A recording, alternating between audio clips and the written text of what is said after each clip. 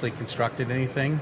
Looks great on paper, but it's completely different in the field. And so here you have someone who does put something on paper that actually has to build what they put on paper, and I think that was the big difference.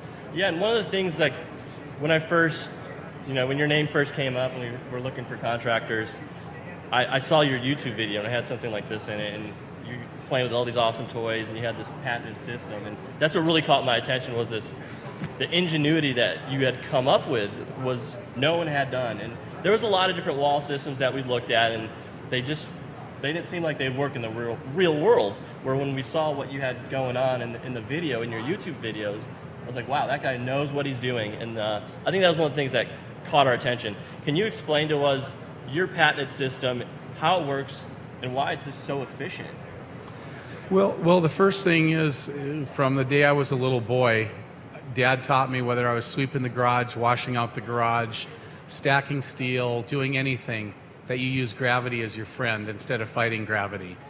So when they came back and said, and I watched how they built a lot of wall at one panel a day, is their difference was, as you take the bollard by hand, they're basically taking and trying to brace up a bollard like this. So you're already fighting. So all your weight's down here on the bottom, but when you pick it up like here and hang it, gravity's already starting to help you. Right. Now, as we wanted to, we came up with the hanging system fairly quick, and then if you use, a Caterpillar machine like you see in the back as well, those machines are pretty heavy duty and they can handle a lot of weight, and they're all engineered by a great American company.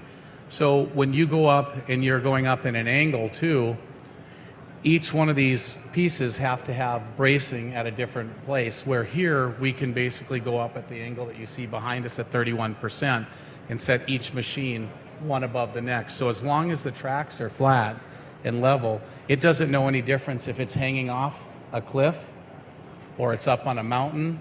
So that was sort of the difference that we wanted to do. And now, since we finished our project and we had some lessons learned on the first one, because I think to be great, you got to welcome the success of the projects, but you also want to look, where can I make improvements? And that's the fun thing about working with We Build the Wall and Fisher and Foreman Mike, is we're not just settling for one project and patting each other on the back. Right. We Build the Wall continues to do due diligence on everything they look at, where the sites that you're going. We're not going to say where they're at, but they will make a difference. And we've now perfected the patent to even go more efficient, where we've added hydraulics, where this piece can turn and move this way hydraulically, so you don't have to do it manually. And so if we would have had that on this project, Brian, we would have shaved probably 2 to 2.5 days, or 20 to 25%. So my thing is, every night I go to bed, my heart goes out to the angel moms. My heart goes out to the people that are affected by illegal immigration. I'm going to, like I think Mary said yesterday, we got to stake our ground and stand up for what we believe in. And sometimes it may cost you a job with the government for speaking out. Maybe it doesn't. But my point is, I'm an American first and a contractor second, and I'll never stop until this border is secured. And we do.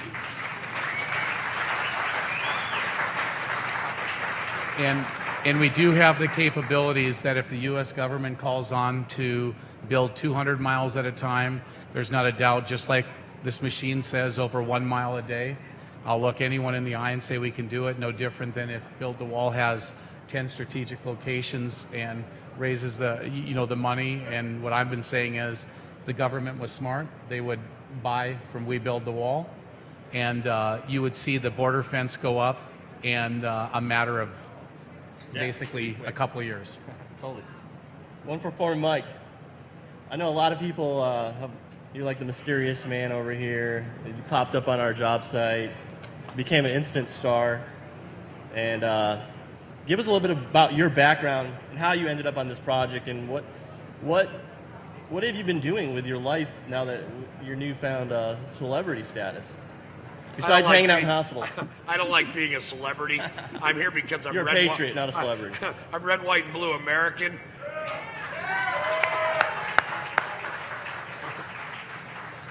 I started making cardboard boxes in a factory when I was 9 years old on Friday and Saturday and Sunday with my father.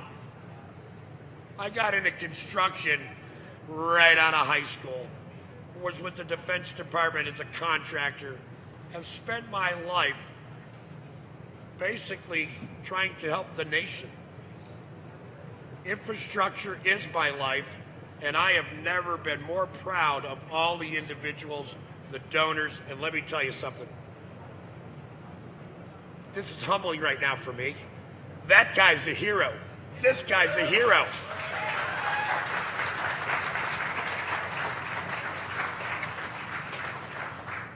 This isn't about me. This is about us. I'm fortunate enough to be sitting with bright individuals surrounded by fantastic people that know we have a major problem in the country. But let's talk about the wall. This man, his people, his associates, they deserve to have the contract for the border along with rebuild the wall because you guys are the bosses. Mike, what were some of the challenges, untold stories when you're out here? Because you've been out here from day one when the security team flushed the cartel guys off U.S. soil who were armed, and of course no one knows that. There were armed cartel members, armed cartel scouts right up on this hill in the United States, 4 of them. The security team flushed them back into Mexico before we started construction. And there's a lot of stories like that which the media's not telling you. Mike knows a lot of these stories, so just tell us anything that's interesting that you know that nobody else knows. Well, this wasn't interesting at all. It was absolutely hair-raising. When I met Tommy Fisher the night before we started, it was Tommy, myself, Hans, and John, the lead mechanics. This place was an absolute tragedy. They pushed us and confronted us every single day and every single night. And I want to tell you the names of the individuals that protected us. I can't for security purposes. They were absolutely fantastic. We're catching Syrians, we're catching Cubans, Guatemalans, Hondurans. They're just coming in from the Congo across the United States border with Mexico. This has to stop. They're not coming here to kiss your sister. They're coming here to do damage. They're coming here to steal your money. It's got to stop. You people, the American patriots, are the ones that are leading this charge. This is the firing of the first shot. Don't kid yourselves.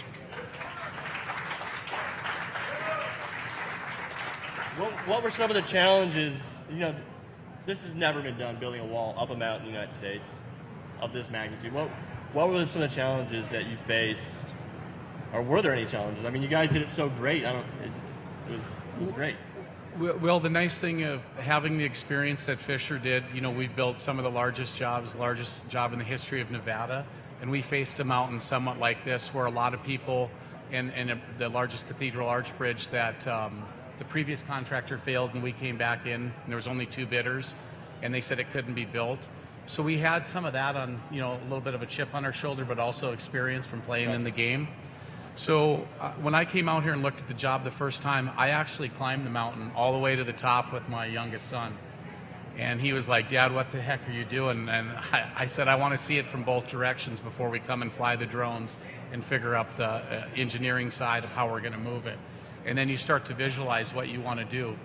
But when we knew that I had aces that could run the equipment and get up on the side of the mountain, be safe and efficient, and we knew that our patent could actually hang those bollards on the side of the mountain, it was just a matter of time doing the engineering, which we turned around in about 8 days, if you remember. Yeah. Ordering the steel, and we had one of the largest steel companies in America jump through their hoops there that normally, and got us the steel bollards and all weathering steel bollards.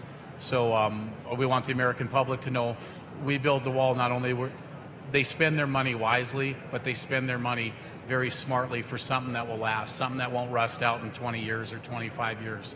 Long after me and you are gone, Brian and Foreman Mike, hopefully your kids and grandkids will be able to come out here and say, "Grandpa, and that they did it, and they said it's still here." But as we looked at that, we knew, and Foreman Mike will tell you too, I got on the excavator and went up, And my first thing is I wanted to find out, was the rock, I knew it was hard, but could we get in there and rip it without drill and shooting? And we have that capability as well, but we had to be proactive. So I know what you guys are asking me to do is get this done over Memorial Day weekend. We wanted to give a present to the United States of America to show what private business could do when they come together with smart people. And so that's some of the stuff that we were doing and looking. Once I knew that we could come through and rip through some of the rock, then we set our plan in motion, and like you guys have said, we moved in like a military and an invasion, or we call it our mini D-Day, and moved in and got the job done for you. Okay. In detail, can you explain why this wall is far superior than what's being built anywhere in the United States? Well, first and foremost, let's just start with the steel before we get in the foundation again. On the regular design for border, the steel is 3/16 inch thick. We went to 1/4 inch to give an extra 32nd of an inch, on the steel. And that itself, if it was just regular carbon steel rusting, would add another 10 or 12 years. Okay. But it also is a little more stability too. But then the other thing is just the alloy of the steel using the all weathering. And the big thing is even if you're in an arid climate or you're in a humid climate, if you get moisture mixed with a little bit with the steel, what will happen is rust will form. What you see right now on the bollards, that's the original rust that will form, and it basically will stay that way for 75 years. Okay. And so that's a little bit better. Then the other thing is in some of the design too, as you see going up the hill, we kept the bollards in 8-foot sections. The government doesn't want more than a 1-foot gap between the fence on the top, and their reasoning is if your bollards were a little smaller, you'd be under the 18-foot requirement. So what we did, and we built the wall, is we spent a little more money on steel, so as you go up in an angle, instead of the steel being buried 2 feet in the ground in some places, it's 8 feet in the ground. Instead of having 2-foot pieces, they're all 8-foot pieces. So when you tie them all together, the fence is much stronger. And then, of course, the foundation is roughly what the government has, a 6-foot deep foundation. Nice. Well, and on the video that's on the screen now, this is Mike, what's going on in this video right here? Well, I wish I could see it, but I can, but I can tell you for a fact. Yeah. Tommy's gang, he's frontline fisher. I witnessed it. We tested the mountain before the personnel even arrived. And to be in a severe weather climate, I don't think anybody understands the videos you haven't seen yet. We'd be up there with 70, 80 mile an hour wind. Side of the mountain, you couldn't see the dozers 20 yards away from you. And to place 1.3 million pounds of steel, 339 panels, fight with city and state and local governments, overcome a mountain, get all the concrete placed, over 600 truckloads. In 17 days is a goddamn miracle. Okay.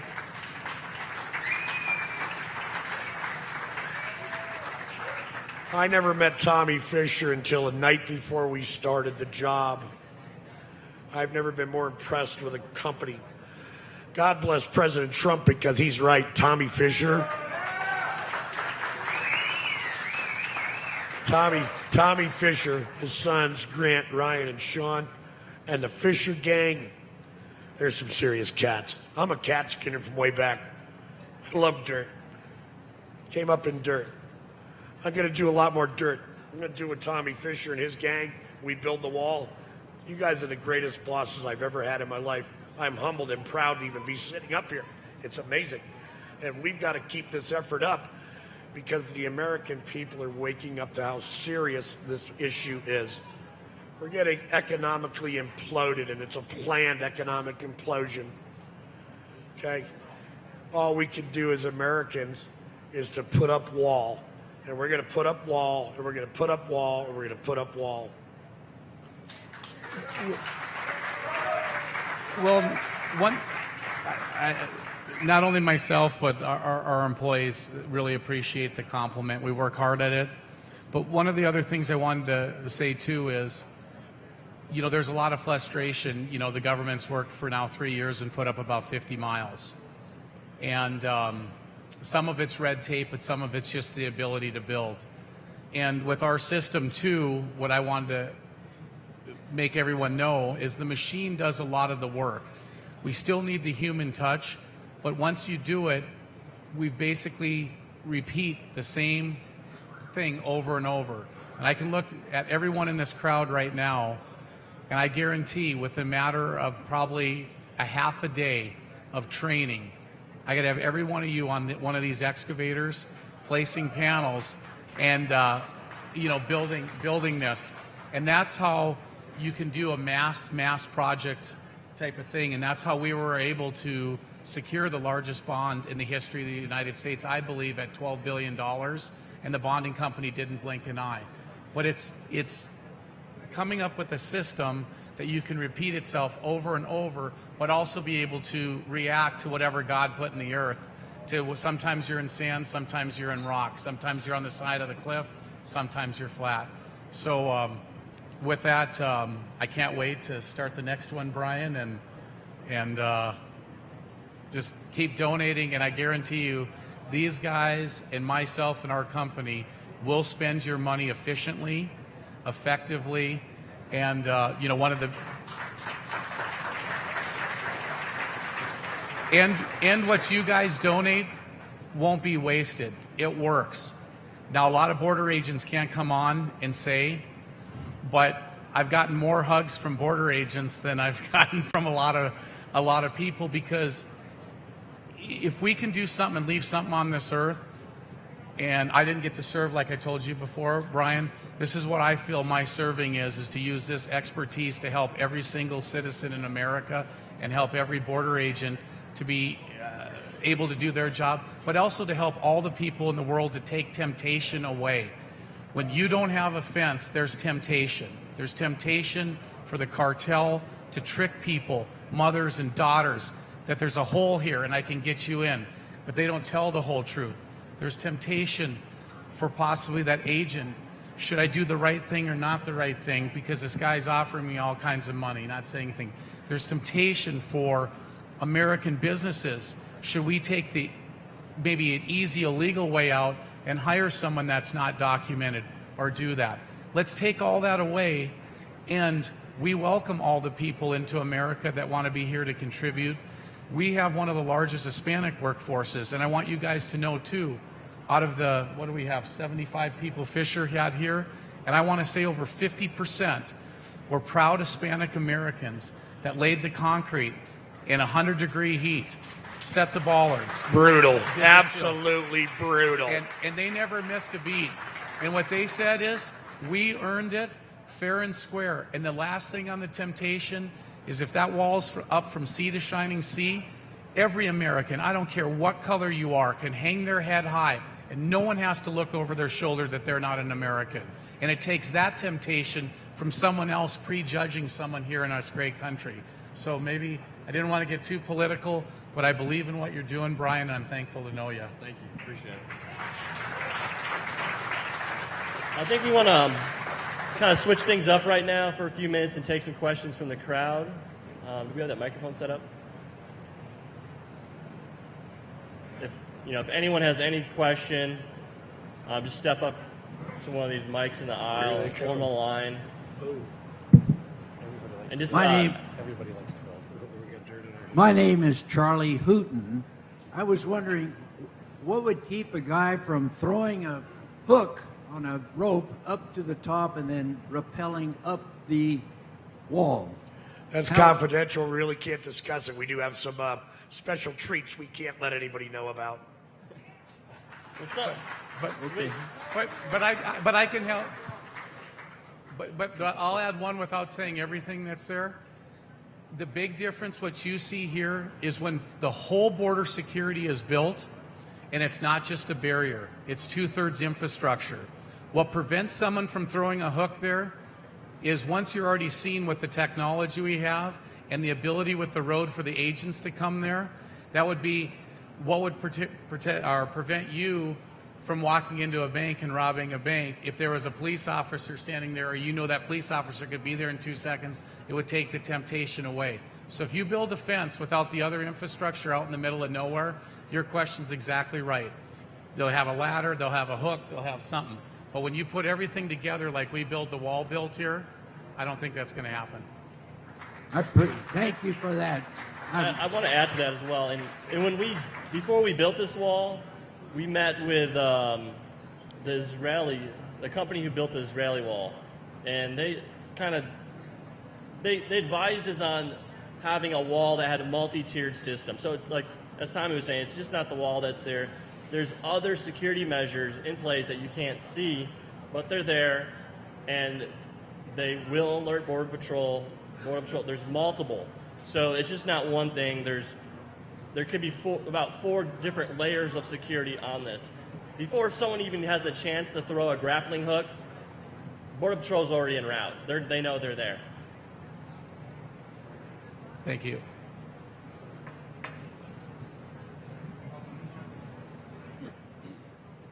Yes, sir. My name is John Dara. I'm a 25-year veteran of the United States Border Patrol. I can't hear you. Speak up, please. I said my name is John Dara. I'm a 25-year veteran of the United States Border Patrol. God bless you. I worked here in El Paso for 20 years. Spent another 5 years in Fabens. I can tell you, gentlemen, I'm very thankful for what you've done here. The country should be very thankful for what you've done here. This wall is the best opportunity that this country has in order to thwart illegal immigration. And I'm talking about mass illegal immigration. The left doesn't want to consider what this wall actually does. The left doesn't want to admit the impact that this wall has on illegal immigration, on alien smuggling, on human trafficking. They want to talk about babies filling diapers and how the Border Patrol doesn't respond appropriately. I'm telling you, ladies and gentlemen, we have people that truly suffer as a result of illegal immigration in this country. We have victims of human trafficking, children that are abused by pedophiles, who we have to separate when we apprehend them and put them in another area. We don't just apprehend people in small groups, we apprehend hordes of people. People speak of cages. These aren't cages. They're an area to separate those who would harm others from children, from women, and from honest and decent people. Many honest and decent people want to come into this country. We understand that as agents. We do the absolute best we can to accommodate this situation. But I'm telling you that I'm very proud of what you've done here, and I'm very thankful. And what you've done here will enable this country to safely impose proper immigration restrictions and benefits. It'll force those who would come here illegally to go through the POEs and do it appropriately and justly. Thank you. Thank you very much.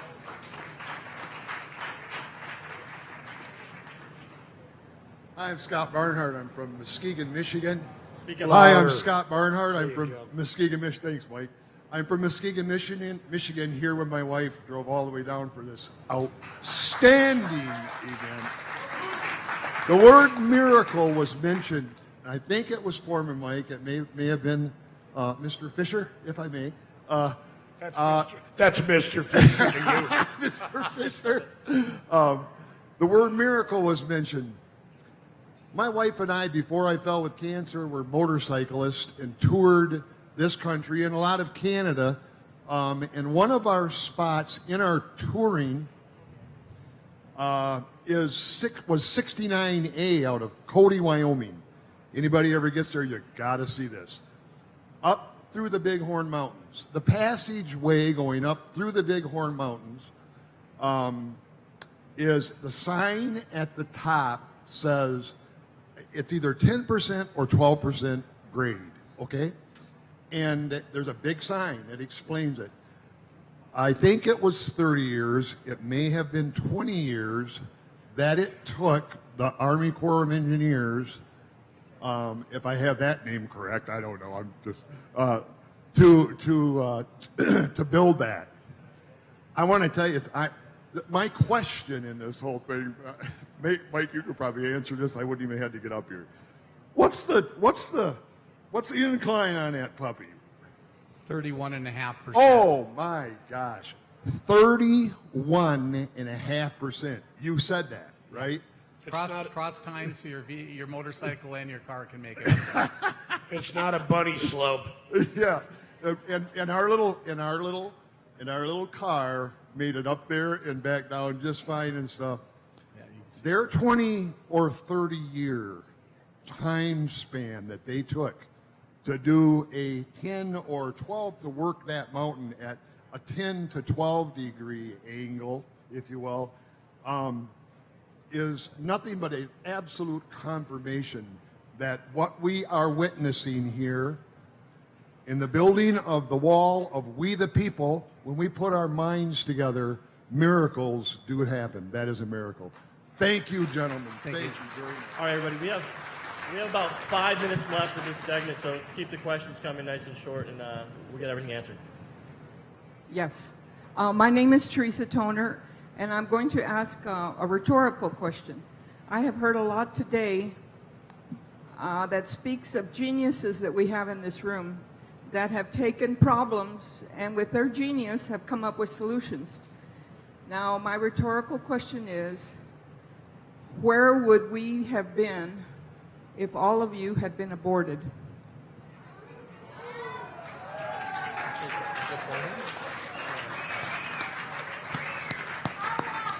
I'm not sure.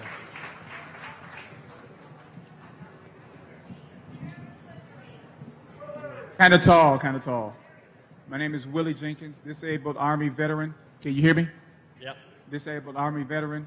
The question is, inception, start, how long was that process for the planning, designing, planning phase? From the time we found Tommy Fisher and actually hired him, was it 5 to 6 weeks 5 to 6 weeks from from hiring, the time it's finished. From hiring to finish, 5 weeks. Yeah. This. Didn't know where the project was. Oh, They wow. said come out. Got on Southwest Airlines. I call it my jets in the sky. Oh, wow. Now, First class in the exit row, and came out here and put the design together. And that's the fun part of the Fisher Industries team. We have a lot of smart people. It's not just Tommy Fisher. It's 1,500 people with hundreds of thousands of years of experience and all working together. And it was really fun. okay, so to use a military acronym, it says, so you always shoot, move, and communicate. Yeah. No, and then one last thing I said, well, coming from the standpoint of from the security aspect, I'm a disabled Army veteran, as I said, who owns Freedom Janitorial, and we are a federal contractor also.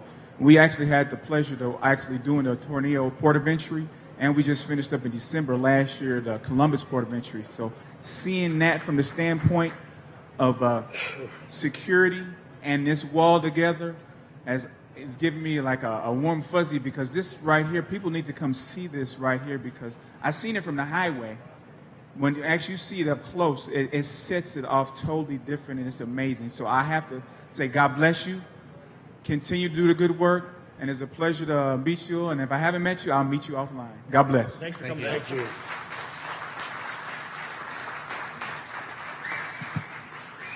Hello, everyone. My name is Jonathan Pollard. I'll go as JP the Alchemist on Instagram as well. I wanted to express my sincere gratitude for the work you guys are doing here. Free speech is currently under attack, and securing our borders could not be more important. I can speak to the oppression put on certain voices on the conservative side in big tech. I've got about a decade of experience just doing high technology sales, and honestly, for the last 4 years of my life, it's been pretty oppressive from that, from that aspect. That said, This is such a huge part of the solution. I think this goes in, this meshes, people can't ignore this forever. The media can, do their whole echo chamber thing as long as they want. But I think people are starting to get fed up enough. And, the faith that our president has in God has renewed my faith that, and it filled a big hole that was missing in my heart. And I hope that I can express that word to a lot of people that need to hear it, because there's a lot of pain and suffering going on when what you're hearing doesn't match with reality. And I just wanted to let other people know that there's a voice of hope. And you guys are doing a great job. Thank you so much for your service, everyone. Have a good day. Thank you. All right, thank you. This is the last question. We're going to have to make it quick because we're about to break. My name is Ray Rivera. It's not really a question. I just wanted to thank you for the great job you're doing here. And I would like to ask you a favor. Can you build one like this around California? Just around LA and San Francisco. Hey, one thing that I'll leave with, because football season's starting, and so all that, what we built here with the whole security system is like having the best defensive line in the NFL. So even though I'm a Cardinal fan and we're probably on the bottom here, but the Steeler fans, the Steel Curtain, or the purple people eaters of the Minnesota Vikings back in the day, is if you take the battle right to the line here, we are proactive with this system. Think about how much easier it is for the safeties and the linebackers and everything else that have to do their job in inner America. If everything stops right here at the point of attack, the people that are in America don't have to go through checkpoints left and right. The good Hispanic Americans that get stopped every day and all that. Border Patrol can do their job with less people because they're right here at the front lines. Way less paperwork, way that. It's like fixing a hole in the boat. If you just say the hole in the boats are okay, but we're just going to hire more people to scoop the water out, Brian, down in your neck of the woods. But that's the main thing. So I think with your guys' help and donating here, let's fix the problem right at the point of attack, and you'll see how fast it helps the immigration problems here in America. Yeah, one more thing. It's very important to donate. We raised over $2 million off $5 denominations of donations. So if you think you can't make an impact, you definitely can. Stay home. Don't go out and eat one night. Save that money. Donate to We Build the Wall. We're going to be building more walls. So thank you all. Hey, Brian. Got to say one thing. The Symposium at the Wall. Sponsored by We Build the Wall. Numbers USA. Citizens of the American Republic. Black Americans for a Better Future. Angel Families. Citizens United. And Human Events. We'll return to the Symposium at the Wall after this short break.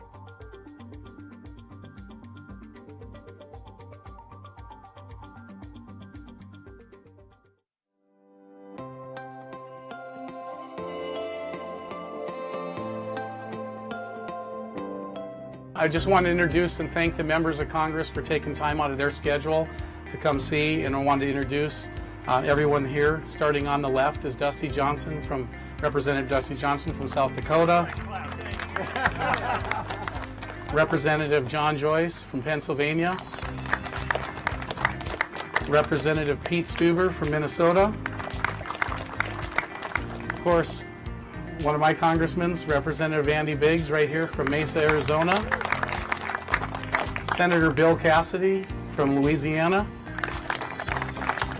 Senator Kevin Kramer from another part of my home state, North Dakota. Chris Kobach from Kansas.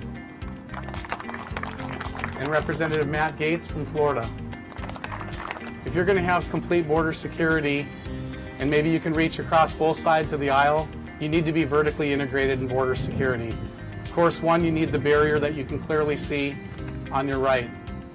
Two, though, for the agents to do their job more effectively and efficiently, we build it at the same time. We can cost effectively build the road that you're sitting on right now. When we say we guarantee you a mile a day, yes, the patent is one of the reasons, but it's the vertical integration. So where we're at is we'd be working 3 crews. So one crew would do 2,000 feet, one crew, next crew 2 would do 2,000 feet, crew 3 would do 2,000 feet. So it's a little over a mile. every square inch of concrete is vibrated, and you know you got a good seal against the foundation, so the foundation will last the test of time. DHS went to DOD and asked them, we need to secure 218 miles of fence, and we need it now. And within 2 weeks, we presented DHS a bonded offer for $3.285 billion, guaranteed to secure that 218 miles in 1 year. But this is not just fence and a dirt road. We're offering the all-weathering steel, 75-year lifespan. We're offering the paved roadways, the electrical package, the technology, the tools that are necessary to really encapsulate a true security system, as well as a 5-year complete construction warranty. So we're quicker, better quality, safer. The Fisher advantage. There's no other company that fabricates all the fence panels and then can haul them in-house, and then basically can crush all the aggregates on site, and then has a patent that can guarantee 1 mile a day. That's Fisher.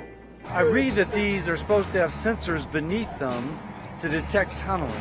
What happens is the sensors are on a fiber optic line on both sides of the fence, and we can detect tunnels up to 25, 30 feet deep. Again, it's proactive approach instead of reactive. The sensors let you know before someone even comes close to the fence. We have time that it downloads to DHS and the Border Patrol. We have a high-speed road that you could be 2 miles away, and if someone's thinking about cutting the fence, the agent can show right up.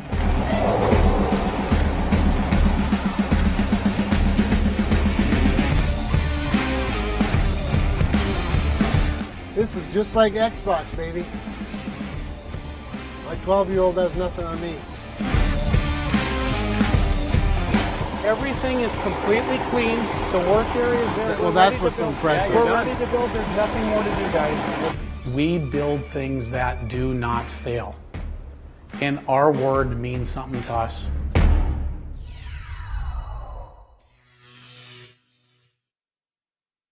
This is a show of hands question, and hold them up for a moment so people can see.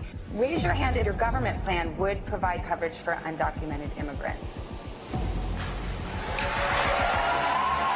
The drug cartels are controlling who crosses the border. They make a lot of money smuggling drugs. They make a lot of money smuggling people. Right. She voted twice against bills that would have provided more resources for these migrants in these facilities, and then she goes down to the facility and say they're not getting the right resources. The cartel and crime gangs across Latin America and beyond are focused on getting people and drugs to the United States.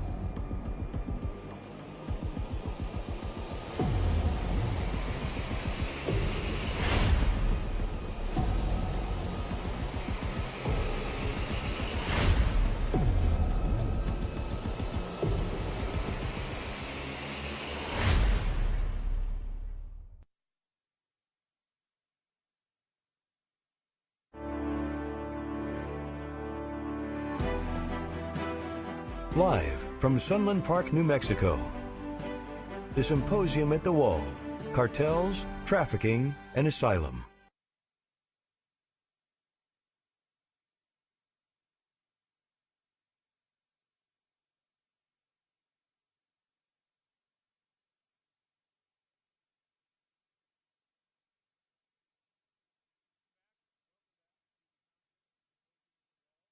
My name is Chris Kobach, and before we begin our next panel, I want to say a heartfelt thank you to the El Paso County Republican Party Chairman Adolfo Tejas and Executive Director Bob Pena, and all of their volunteers. Their volunteers have been absolutely essential to helping make this event go smoothly here at the Wall, and we want to say our heartfelt thanks. This next panel is one that I've been excited to be a part of and hear from the members of. It's from two people who have really helped define the immigration debate in Congress. And for those of you like me who've been following this topic for many, many years, you know who these two gentlemen are sitting beside me. One has already been on a panel, and that's, of course, Tom Tancredo, who's on our advisory board. Tom represented... Yeah, Tom was a member of Congress, elected in 1998, served for 10 years, and represented the district's suburban Denver, Colorado. And another familiar face for those of you who follow the immigration issue in Congress, Congressman Louis Gohmert from Tyler, Texas.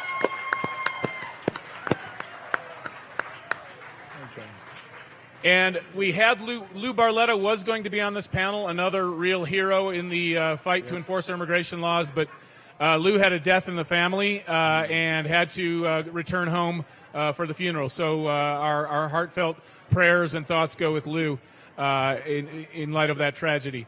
Now, though, we're going to have nonetheless an exciting panel talking about Congress. And I want to let the two congressmen each give us some opening thoughts on what's going on in Congress. Why has Congress failed so many times to do what needs to be done, and why is Congress failing right now? So without further ado, let's start with Tom Tancredo and his thoughts. You bet. Well, thank you. Thanks, Chris. Good to see my friend Louis here, I'll tell you. I was elected in 1998, and I was naive enough to think that there would be members of my party with whom I could commiserate on the issue of immigration, because I came in with that as a problem that I thought needed to be solved. And I will tell you today that I thought then, and I'm certainly even more sure today, it is perhaps the most serious domestic policy issue with which we can deal, because it touches every aspect of our lives. It is the illegal immigration, especially, or legal, of people who do not want to be Americans, who won't assimilate. It affects everything. The massive immigration affects our schools, it affects our hospitals, it affects our prison system. You can go on and on and on. And of course, then there's that other side of it. If you come into this country without a desire to assimilate, without a desire really to be an American, and when you are told by the people bringing you especially, and by politicians, that you shouldn't participate in the American experience because there's nothing of value here, what's to assimilate to, right? And so we push this idea of separatism. It is a dangerous thing for our republic. Hence, I thought to myself, knowing this, there's got to be other people there in the Congress who agree with me, and I will, make friends with them, and they'll help me out because I'm a freshman and I have no idea what to do except talk about it. Well, I was disabused of that idea pretty quickly when I found out, as Louis knows, there's this thing every Wednesday, at least it was, Wednesday morning, and the Republicans would meet in one place and plot and scheme against the Democrats. And the Democrats would meet over here and plot and scheme about the Republicans. And if you had 5 minutes or whatever is left over, members of the caucus could come up and say, here's my thing I'm trying to do. I need your help, all right? Well, every time I'd go up and I'd say to the caucus chair, I'd like to have 5 minutes at the end, if I could, just to talk about what he said. I said, immigration. No, we haven't got time. This went on and on and on. Finally, one day, the caucus chair was gone, and so the assistant, vice whatever, caucus chair person, I went up to, and she goes, oh, yeah, okay. So we wheel in this old VCR. I had a tape that I wanted to show. That's all I wanted to do. It was a 4-minute tape. It had no sound. It was just a night vision camera on the top of a building at Oregon Pipe Cactus National Park in Arizona. But by the way, which now has a sign out in front saying, danger, danger to come into this park.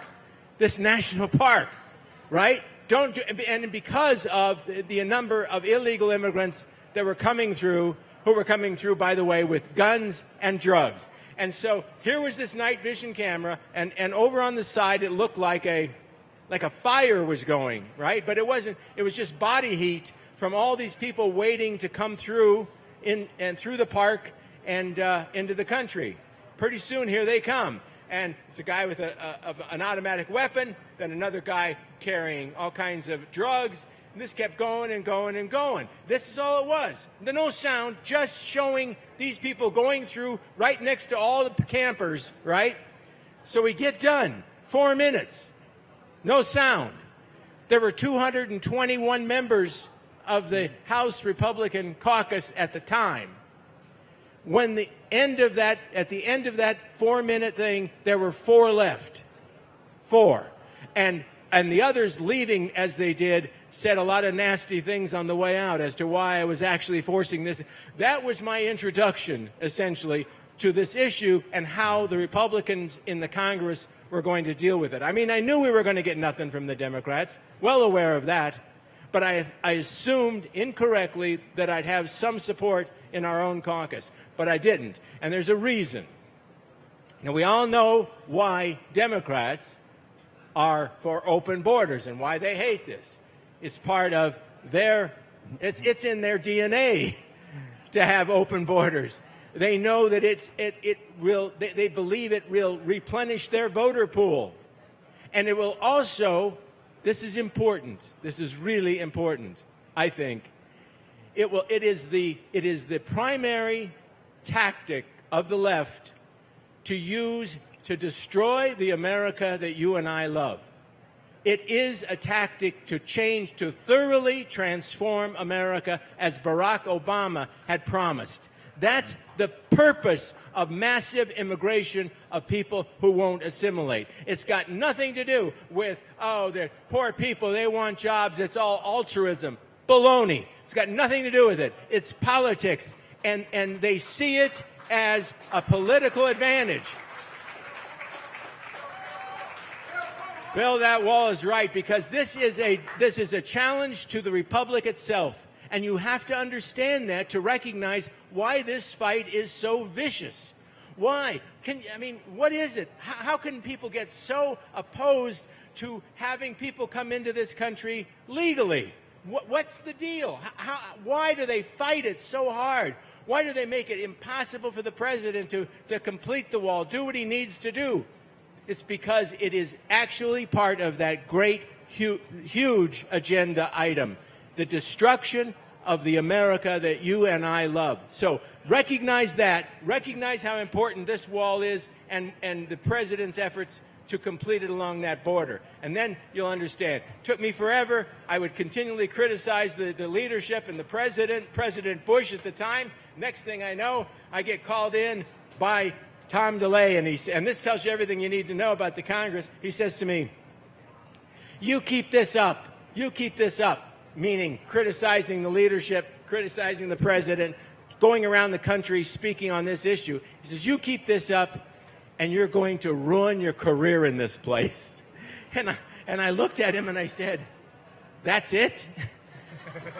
That's it? I'm going to ruin my career in this place? I said, I don't know how to break this to you, Tom. I don't want a career in this place. I don't even like this place. So, anyway, I had to wait a while. I had to wait a few years in that environment. I kept trying because I knew pretty soon Louis Gohmert was going to be there to help, and thank God he did come. So thanks a lot. That's it. Thank you.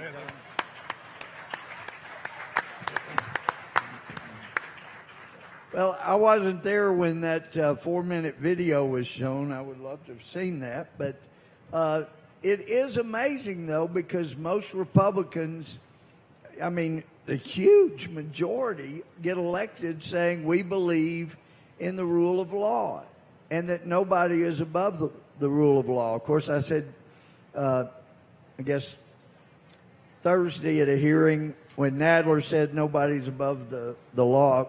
Well, that is supposed to be the case, but you certainly think you're above the rules here. But that's no other matter. It amazes me, though, how many people will talk about border security and the rule of law to get elected, and then they get to Washington. And I hear people all the time, and I'm sure some of you wonder, what the heck's going on? We believed them when they said they were going to get there, help build the wall, get border security under control, and then they get there and they don't. And the truth is, as soon as you get elected, you are overwhelmed with party propaganda saying and this is the line that was the most heard line when I went through 3 days of orientation. The best thing you can do for your country, wait for it, is get reelected. And the first time they said it, I thought, well, I don't know. And then it started making me mad the more they said it, because sometimes you have to take a stand for your country because it's right, not because it's going to get you reelected. And the two, I think the two most heard words going through orientation and then on into the year is team player. You've got to be a team player. And I was surprised when I met Roger Ailes. Sean Hannity, I just love the guy. And Sean had told me one time, hey, Louis, when you ever meet Roger, you need to thank him because he's the first guy to have a network that felt it was okay to come on and have a Southern accent. And so when I met Roger Ailes, I said, hey, Sean tells me I need to thank you for having people on with a Southern accent. He said, yeah, I see you, and you do fine. But I got to say, I really wish you guys would work better together. And I said, I do too. And he said, I don't think you're getting what I'm saying here. I would like for you to all run the same play. And I said, I would too. But when my quarterback calls a play to run to the wrong end zone, I'm not blocking for him, and I'm probably going to try to tackle him before he gets there. And poor Roger just kind of shook his head like this guy just doesn't get it. But I'm amazed. I never would have dreamed, especially after 9/11, when the country came together. Look, I was in the Army.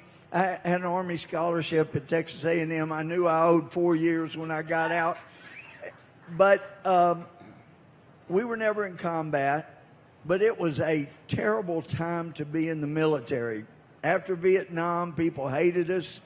We were often ordered not to wear uniforms off post. It just wasn't a good time, wasn't a fun time to be in the military. And I wasn't sure. I grieved for my country that, you know, people did not appreciate what we have here, and it includes military willing to lay down their life for others. Like Jesus said, that's the greatest love. And first responders, you know, they just belittled police, cut them no slack. And then 9/11 occurred, and we saw out of that act of evil patriotism. There were no hyphenated Americans on 9/12. We were all just Americans. And we came together and we appreciated the military. We appreciated the heroes, first responders. And then we had a president named President Obama. And somehow he took that presidency, and he did. I have to say, he fundamentally transformed America. Because when he got elected, when Rick Warren asked him and McCain, what do you believe marriage is? They had polled it every which way, and they figured out he could not get elected president if he said he believed in same-sex marriage, so he had to lie about it. 8 years later, you couldn't get elected president if you said you believe what Moses and Jesus said about me. That's a fundamental transformation. But even worse, he had turned people against those who were protecting us. I couldn't believe it. But it kind of reminds me, all this talk about going after ICE and the Border Patrol. I thought about the little story about a little boy that went up to his teacher and said, I don't want to scare you, but my daddy is really big and he's really strong. And when he saw my grades on this report card, he said, son, if these grades don't improve, somebody is going to get a spanking. And I don't want to scare you. But anyway, I thought about that because, you know, we're blaming the wrong people for the problem. It's not ICE. It's not the Border Patrol. It's people in Congress that are not willing to stand up for what they said they would do. So just in my remaining little time, let me, opening statement, let me just tell you, we had a speaker named John Boehner, and he listened to the moneyed interests who said we need an amnesty, we need a big flood, ongoing flood of people that we can pay next to nothing to, and for heaven's sake, no wall, just let the wall, the border stay porous. And so, like so many, they would say the right things. We believe in border security, rule of law, and then they would get elected, and here came the team player rhetoric and all that. And they say, oh, yeah, we'll get to what you promised, but right now, you know, we need to do this little amnesty deal or we're going to lose our majority. And it just wasn't true. And then he personally named the person he wanted to succeed him as speaker, and that was Paul Ryan. And Paul is a nice guy, but he was listening to the same people that John Boehner was. And let me say this about Tom DeLay. After he was wrongfully indicted, he came before our conference and he said, you know, I've been feeling really bad. After I became the whip and majority leader, you know, I forgot why I was here, because I felt like, okay, in my job, I got to make sure we get 218 votes on everything we do, whatever it is. And he said, I fussed at some of you guys for doing and taking the same stands I used to before I got in leadership. And he said, I want to apologize to you guys. You were doing the right thing. I shouldn't have been pressuring you to get to 218. We should have been standing on principle. But that's where we need to be. But Paul continued to stop bills that would have funded the wall, and we were going, why is this happening? And didn't know until the week before Christmas, after we had lost the majority. There was a meeting in the Oval Office, and the president was saying, look, you've lost the majority, at least get me a bill with some money to build a wall. Help me. We need to help America. And Paul said, I've been telling you for 2 years, we cannot pass a bill that has any money for a wall. We just can't pass it. Fortunately, Mark Meadows happened to be in that meeting, and Mark said, bring it to the floor and let's see. And the president said, what do you got to lose? You already lost the majority. Bring it to the floor. He said, well, I'm telling you, we can't pass it. He brought it to the floor, and we passed it. And then McConnell said, yeah, but we don't have time to get this done before the next Congress. We could have done it. We didn't do it. And for those who have heard lying people in the media or in elected office that say, I hate Hispanics, let me give you a glimpse into my heart. Yes, I am a Christian, and I know you've got to be careful generalizing, but when I look at the Hispanic culture, I see three glaring things: a love of God, a love of family, and a hard work ethic. Those are our people. Those are really our people. But we have got to have the rule of law. Otherwise, we're no better than any country ever in history. We've got to have that. We've got to enforce that across the board. And how many of y'all have heard of the diversity visa lottery? Yeah, okay, y'all. I wanted to know, I was on the immigration subcommittee, where did that come from? Who in the world ever thought it was a good idea to do a lottery for visas? And what we were told is, well, that came through Tip O'Neill back when he was Speaker. Apparently, he and some others were concerned we had too many Hispanics coming into the country, and they wanted some more Irish. Well, I love the Irish, but for heaven's sake, that's a disaster. And we've had it for, 30 years or so? It's time to end that, and it's time to help people recognize we're the most generous country in the world when it comes to visas, over 1 million. Nobody else does that. and I look up here and I see the wall, and I say that stands not for hatred, it stands for a love of following the law. Thank y'all for being supportive.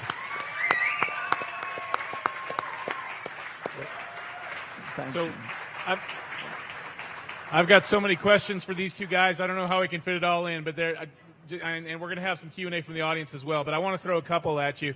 One problem that we see in Congress, as we on the outside looking in, is we see so many things that could be fixed easily, like ending the diversity visa lottery. Why in the world do we give away randomly the most coveted immigration document in the world, a green card? No background checks of any significance.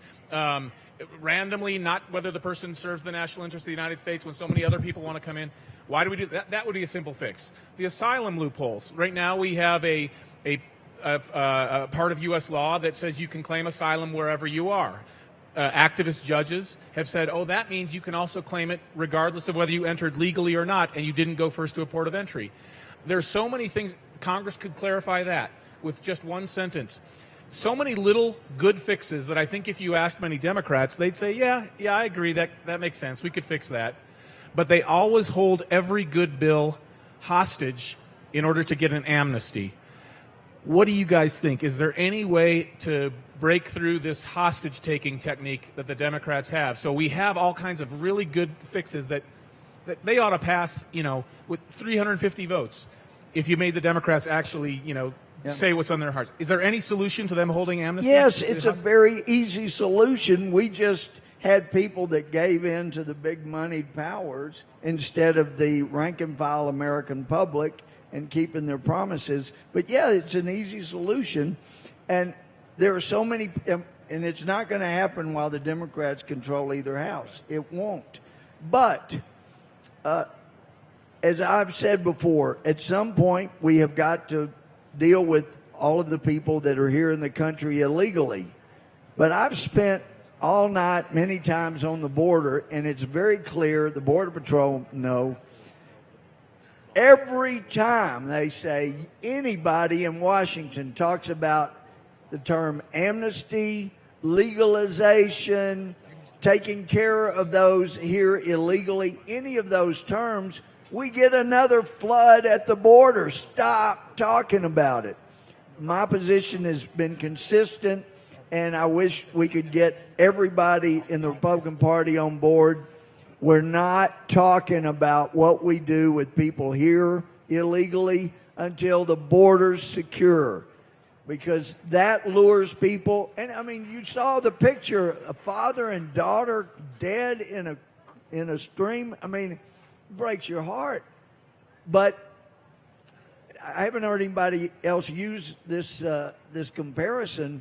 But if you have your personal home and you put in a swimming pool and you don't put a wall or a fence around it and somebody drowns in your pool, you're going to get tagged for a massive verdict, because that's called, and I don't like the term, but it's the legal term, an attractive nuisance. You had an obligation to protect that from people that might get hurt coming and trying to take advantage. And if Congress didn't have the immunity from liability, there'd be a lot of people that got sued for all these damage and hurt, the sexuality, or the sex trafficking, the human trafficking.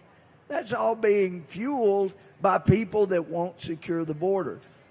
So really, Chris, the number one point, we have got to keep demanding the border be secure, and then we can talk about these other factors and just draw a hard line. No, we're not talking about it. It lures more people in every time we talk about it. Secure the border, and then we'll talk about it. Not till then. And that's the start.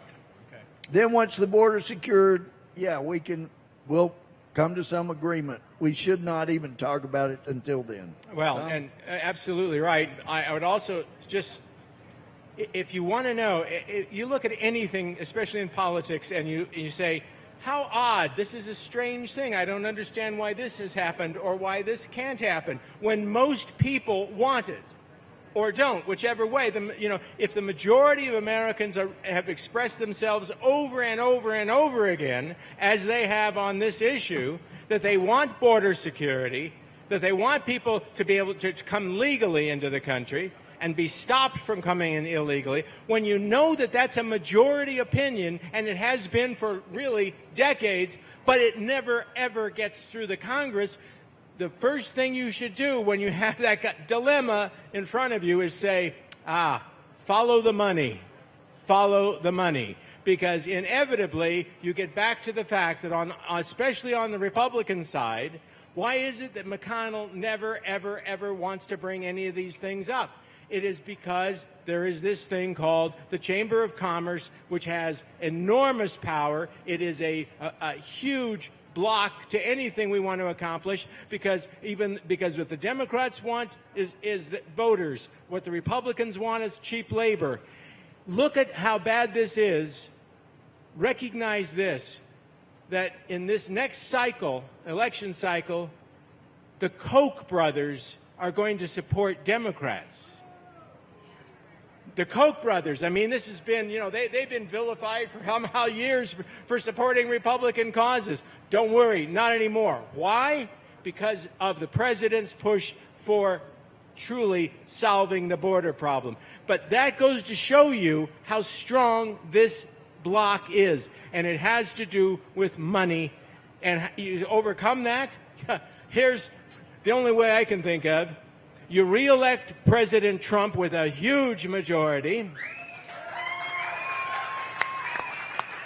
Then you send people to the Senate that will perhaps have new leadership installed. People like, let's say, Chris Kobach. That's right. It's the only way. It's the only way I can think of. Hey, Congressman. First, thanks for coming down here. I really appreciate it. Thank you for all you've done. You gave us some very important information early on about how to deal with the political atmosphere of the leftists, and it was vital for getting this wall built, so thank you. I had two questions for you. One, early on in December, we raised $20 million in 20 days, and Representative Jim Jordan said it impacted the vote in the House that night. I was just curious, because we really haven't known the true story of what was the impact and what was the buzz about. For everyone in the House, what was your take on that GoFundMe? What were you guys thinking? Did it impact anything? Let me tell you, I just told you about the vote we took that at least funded some of the border wall. That we passed it in the House that last week of December. If you hadn't done that, and people had not seen the tremendous outpouring of the American public through their frustration, I would submit, because we didn't keep our promises and we lost the majority, I don't think that passes that week. I don't. I think it made that much difference when people were going, wow, maybe I don't get hurt if I go ahead and vote for this bill. Right. So people noticed, and they're still noticing. And let me just say thank you for what you're doing. I mean, we leave it to the government to get it all done. You know the deal. It's going to, as you talked about, it's going to cost so much more, and it's not going to be nearly done as quickly. So thank you for what you're doing. It does make a difference. Thank you. And I just want to point out, it's not me. It's the American people. I know. Who we had over close to 500,000 donors who raised all that money, $25 million towards building. You lead it, they will come. Thank you. Also, what and I'm not talking about illegal immigrants. What do you think the path going forward is to get funding for President Trump and his border wall? Even is going private an option where, or even allowing the citizens, because there was the bill to buy a brick, build a wall from Representative Jim Jordan and Warren Davidson. Yeah. Do you think that something like that's ever going to come back up? It could and it should come up. As long as Pelosi is Speaker, it will not come up in the House. But we got a chance if we just keep pushing this and we keep showing how important it is to the American public. And I want to remind you guys, this budget bill that passed this week, I didn't vote for it. It's $1 trillion deficit, but not a dime in there for any border security. And people say, well, we just can't do anything when we don't control both houses of Congress. I was not for that super committee sequestration bill. I thought that, in fact, I got up in conference and I said, look, this super committee is never going to reach an agreement on cuts. This isn't going to work. And Boehner got up and said, oh, yes, it is. And he said, because the Democrats don't want the cuts to Medicare. It was going to cut $300 billion to Medicare if they did not get an agreement among the so-called super committee.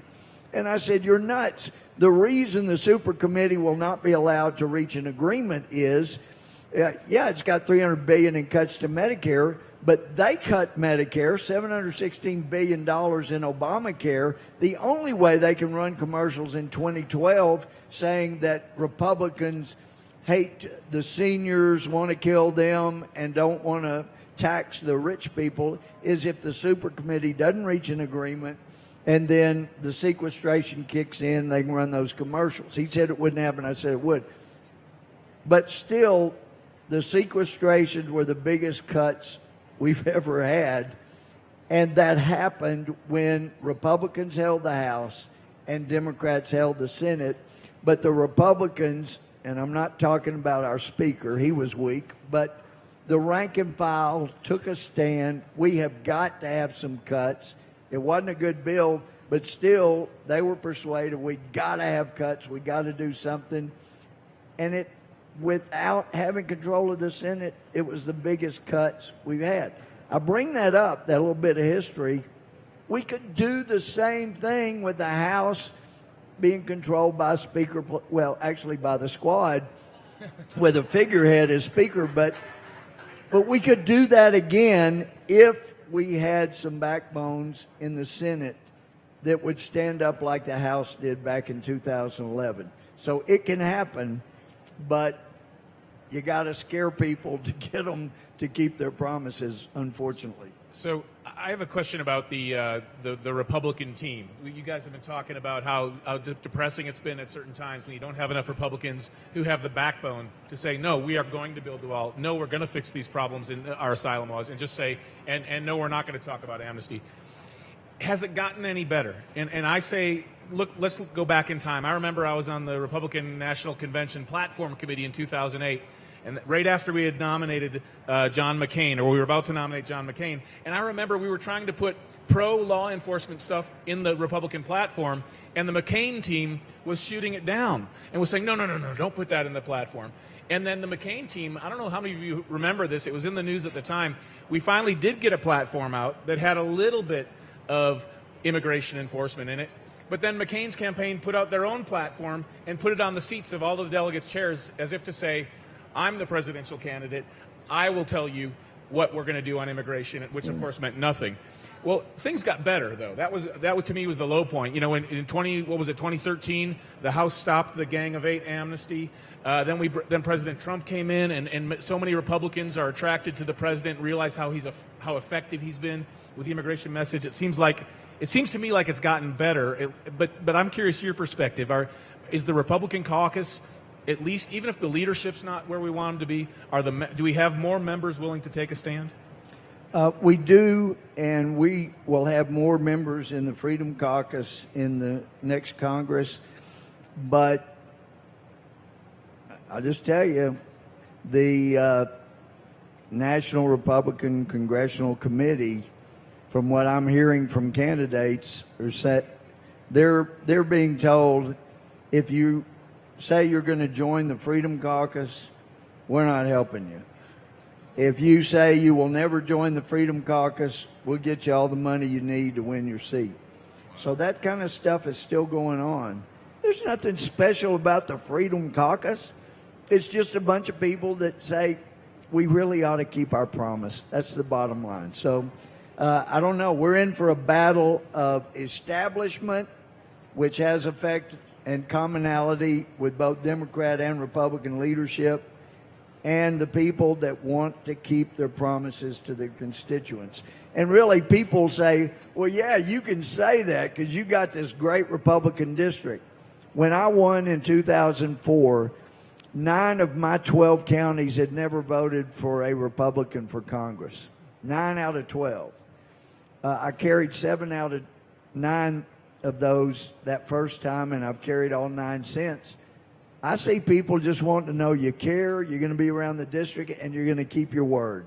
And even though I lost 3 points in the last election because I was running around trying to help other candidates, and so I fell to a scary only 72%.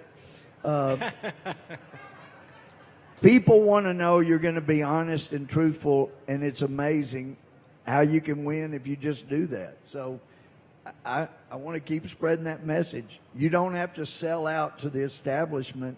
Just keep your word. You'll be fine. Can I just ask Louis? Yeah. Louis, I want to ask you a question because you're as close as anybody I know with the president. You can actually maybe talk to him.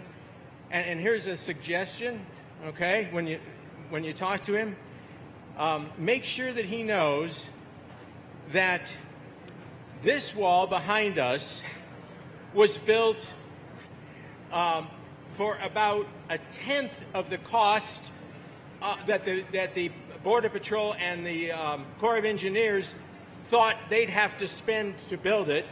It is 10 times better in terms of the strength. Our steel, 75-year lifespan. The government steel, 25-year lifespan. We have sensors that are better than anything that's on the border anywhere. This is according to the Border Patrol. We have as you see, a concrete highway called the Deplorables Highway, right? Only place I've ever been on the border. I mean, the border, you got dirt and gravel highway, but here we've got a concrete highway. We've done it for 10 times less.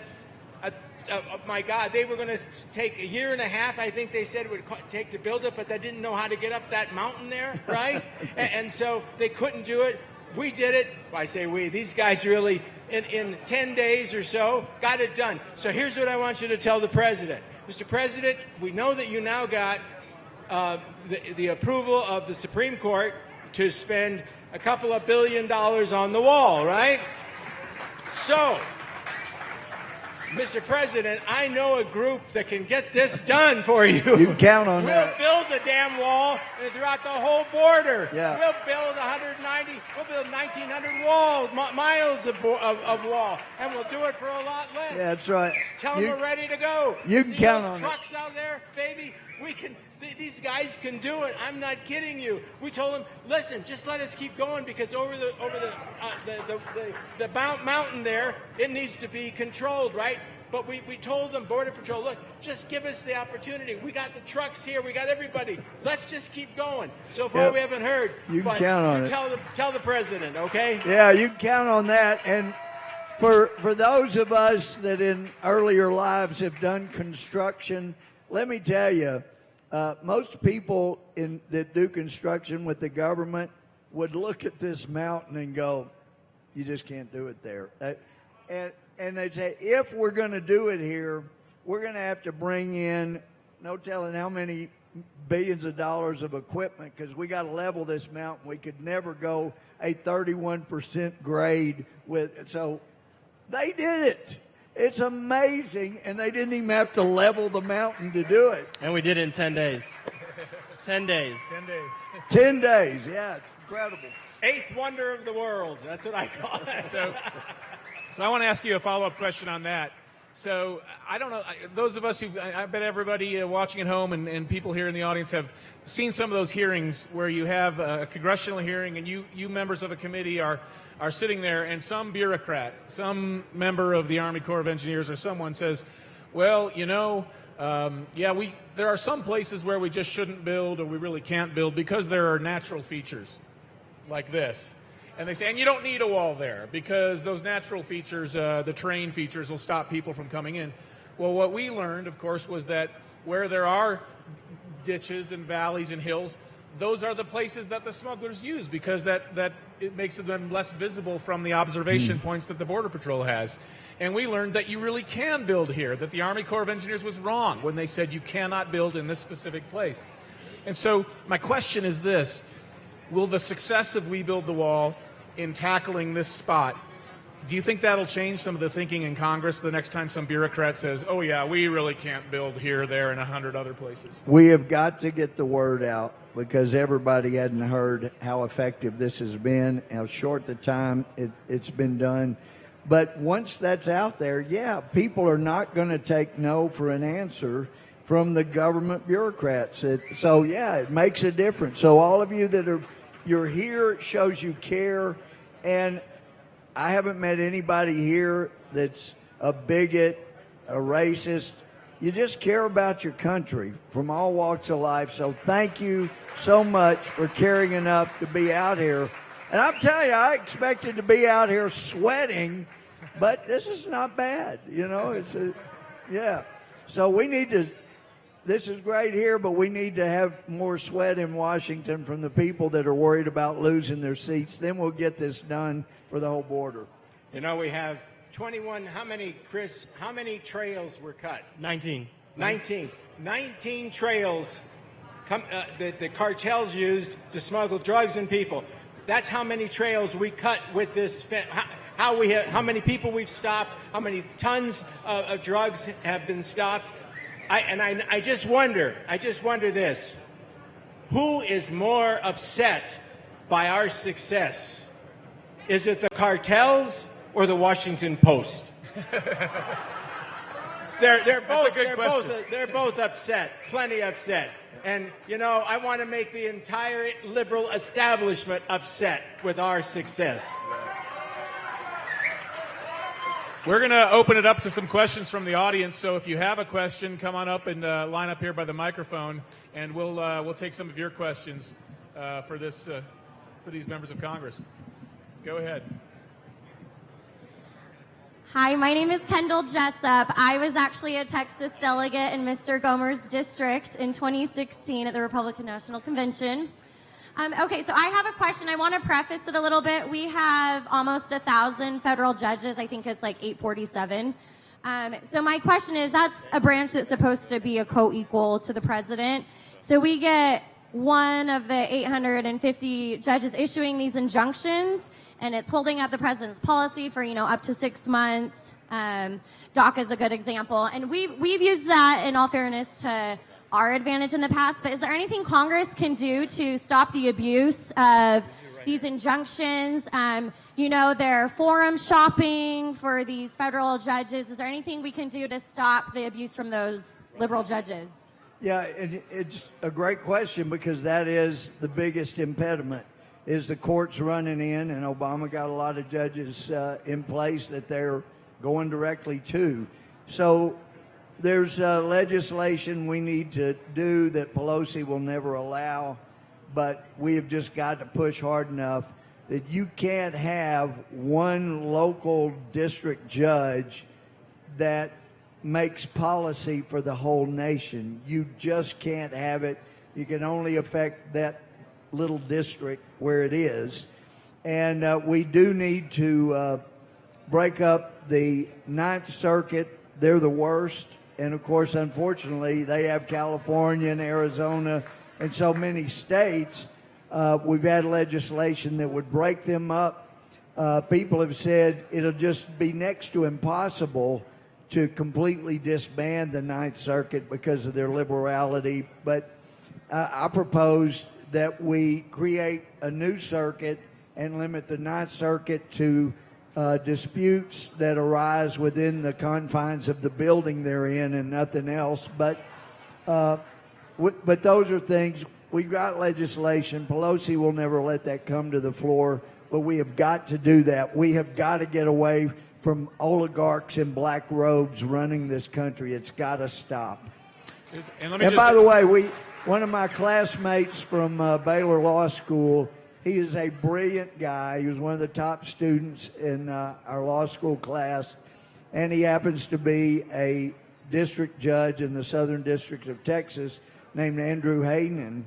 And we need more judges like Andrew. He's brilliant, and he's principled, and he believes in following the Constitution. So that is something that I'm grateful Trump has these judges, the candidates, really vetted well. Frankly, I'll let you in on a little secret.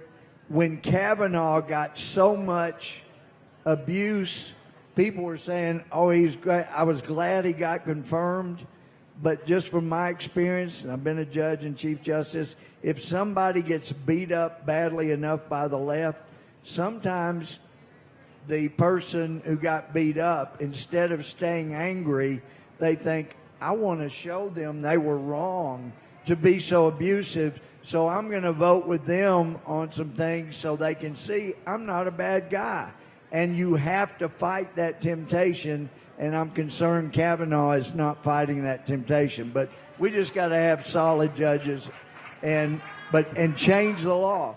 As my constitutional law professor said, there is only one federal court in all of the United States of America that has its root in the U.S. Constitution. That's the Supreme Court.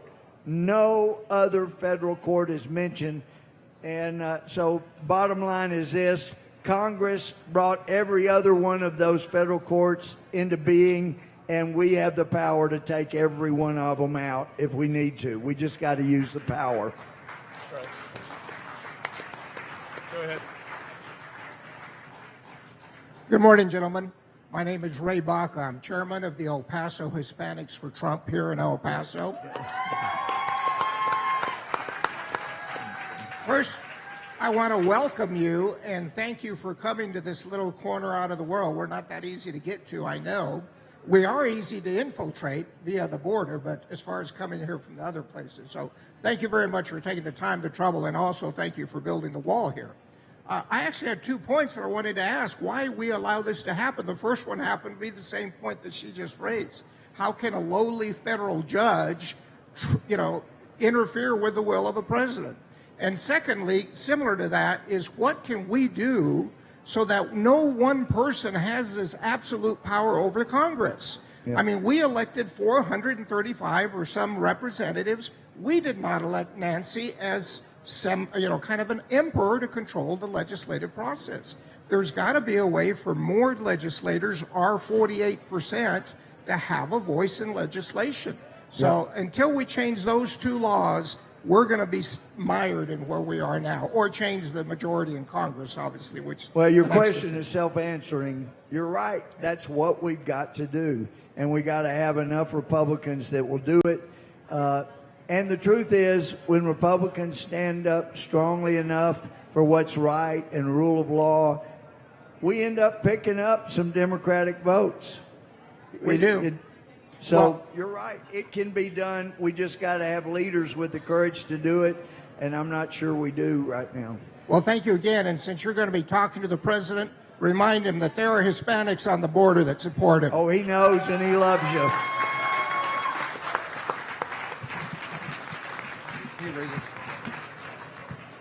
Hello, gentlemen. My name is Jose Cueto. I am a conservative activist. My company, Hispanic Wave Strategies, works to increase support among Hispanics for Republican candidates. And I want to tell you that Hispanic citizens support the wall. Okay? We are a patriotic culture. And as a matter of fact, you may not know this, but Mexican Americans, in proportion to the population in America, have more medals of honor than any other ethnic groups. We're a patriotic bunch. And it's also a fact that illegal immigration negatively impacts the Hispanic community more than any other community. Absolutely. The illegal aliens don't settle in Beverly Hills. They come to our communities here, and they suck all those entry-level jobs that our high school kids are trying to reach. They're gone to illegal immigrants. So my question is regarding the use of the military along the southern border, along our border here. As you know, Governor Michelle Lujan Grisham of New Mexico, one of the worst governors we've ever had, recently removed the National Guard from our borders here. And in contrast to our great governor, Republican Susana Martinez, who fought for 3 years to prevent illegal aliens from having driver's licenses. She did it. And it was Hispanics in New Mexico that voted for it, by the way. My question is regarding the military. What can you as legislators do to increase the military presence on the border to protect us? We've got Fort Bliss, one of the biggest Army bases in the world, 15 minutes from here. And we sent those M1 tanks and those Apache helicopters to Bosnia, Iraq, Afghanistan, Syria to protect them. How about us? What can you do in that area? Thank you. Thank you. Go ahead. Thank you. You want to go first? Go ahead. Well, what we can do is what you're doing and build the movement so people understand how important it is. Yeah, we just got to keep fighting. We're doing it. You're doing it. But it's got to scare candidates, people that are in office that have been hearing this team player stuff, you know. And I'll tell you also, I've been a little surprised. You know, I was in the Army 4 years, never in combat those years, but I thought, gosh, when guys come from prior service in the military, they're going to be the most stand-up guys. And some of them come in and they think they're supposed to salute the Republican leader and do whatever he says. And I recall we got into a really quite vocal and heated exchange between the members that were in line to speak and Speaker John Boehner. And one of our former military, you still see him on TV, he's still in Congress, but he got up and said, "Mr. Speaker, you're our shepherd, we're your sheep, you tell us what we should do." And I said, "Gag me, I can't sit here for that." But anyway, and I got up and I said, "Look, I got two shepherds. One's a heavenly shepherd and the other is 700,000 people in East Texas. You're not either one of them. I'm following my shepherds, not you. And we're not doing what we said. But we just got to keep reminding people, we want to keep reelecting you, but you better start keeping your promises." And we're making progress. We're getting more conversions on this issue of the federal courts not controlling things. And we've even got some kind of weak-backed senators that are saying, you know, we really do need to do something about one district federal judge stopping the entire will of the Congress when it is constitutional. So I think the attention is being drawn to it. Thank you for bringing it yourself. So we are running out of time for this panel. I wanted to give both of our special guests here a chance to maybe offer a concluding thought or two for a minute. Going forward, what do you see in the future? What are your thoughts about the way forward in Congress? How many people here in this room live in El Paso or the surrounding area? Oh, wow. Okay, great. Here's something you can do. I'm not sure to what extent you actually have the power to get this done, but you can try. Right now, you have a member of Congress from this district. Name is Veronica Escobar.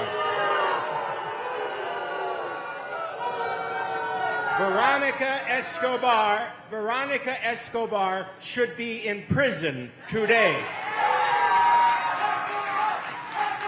She had her staff go down into Mexico, of course, and aid and abet people to come into this country illegally. That is against the law, okay? Aiding and abetting. It's not just, the judge knows, there's an aiding and abetting, general prohibition in the law, but there's a specific part of the immigration law that says you cannot aid and abet people coming into this country. You can't help them to come in, and if you help them while they're here, that's also aiding and abetting. Why in the world, these congressmen, she's not the only one that's doing this. Why isn't anybody going after her? Why hasn't she been indicted? Why doesn't she go spend some time in a jail that's a hell of a lot worse than the detention centers that are down here? Okay? This is, now really and truly, you think about the morale of the people who serve on this border. Think about the Border Patrol that has to look at this. Their job is to, of course, uphold the law, stop people from coming in. And they're looking at Congress people who actually are defying the law, breaking the law themselves. What do you think that does to the morale of the people on this border? It's despicable. Please do something about that, okay? Send her to jail. Well, as I mentioned earlier, I knew I was going to the Army after A&M, and my mother kind of wanted me to be a medical doctor, but I majored in history. I've always had a love for history, and one of the things that scares me so much for the future of our country as it impacts our children, our grandchildren, and with another $1 trillion, our great-great-grandchildren, is if you trace the evolution to the greatest form of government ever devised by man, but I think it was with divine help. Yes. You see that the Greek city-states, particularly Athens, they got into this idea of democracy where everybody will have, you won't elect representatives to voice your position. Everybody has a role in it. They had juries with 501 people in them, and so that allowed mob rule, which is why Socrates ended up being sentenced to death just because they got stirred up among the 501. So the Romans saw that and they said, that pure democracy leads to mob violence. We need to have representative and so they had this first true Republican form of government, little r, and they had elected representatives, and they were the government, and they were carrying out the will, but they got to a point where their leadership, the people they were electing were too weak, and the leadership was just a bunch of weak-kneed people, and it created a leadership vacuum. They did, and believe it or not, an extraordinary job for that day coming up with that Republican form of government that really wasn't improved until our founders did it. But the end of the Roman Republic came when they had a weak legislature. They weren't standing up for what they promised, and so it created a vacuum, and a guy named Julius Caesar took his army across the Rubicon River, and he filled in that vacuum of leadership and the lawlessness and the massive immigration pouring into the Roman Empire. And so he addressed it. Y'all, we're seeing some of those same historic possibilities, and I do not want to leave open the possibility that a dictator will come riding into Washington and say, enough already, get rid of Congress, I will fix all of this, because once that happens, your freedoms will never come back. They didn't in the Roman Empire, and they rode it out to the end as a totalitarian regime. We've got to avoid that. We have got to learn from history, and so that's why I am grateful to every one of you, all of those that helped or encouraged you to come. We got to stand up and make sure the vacuum quits being a vacuum so that we fill it with real stand-up folks that do what they promised in Congress. Thank you very much. So I just want to wrap up and summarize with one thought that I think encapsulates a lot of what we just heard from these fine members of Congress, and that is, at the end of the day, we the people are going to have to hold Congress's feet to the fire. The Gang of Eight amnesty was shut down because hundreds of thousands of Americans made phone calls and said, no, don't do it. And that made Congress turn around. When 500,000 Americans contributed to We Build the Wall, this is sending a message to Congress. When so many contributed to the GoFundMe page that Brian set up in December, that sent a message to Congress, as Congressman Gomer just relayed. When we the people speak up, we actually are heard. And so if we are going to be successful, everyone watching, everyone here in attendance has to speak up in every way you can. Because if we stay silent, then the interest that Tom was talking about, the interest looking for cheap labor and for people to replenish the voter pool, are going to want open borders, and they're going to win. So we, the people, have to speak out, and only then can we secure our border. Thank you. The Symposium at the Wall, sponsored by We Build the Wall, Numbers USA, Citizens of the American Republic, Black Americans for a Better Future, Angel Families, Citizens United, and Human Events. We'll return to the Symposium at the Wall after this short break.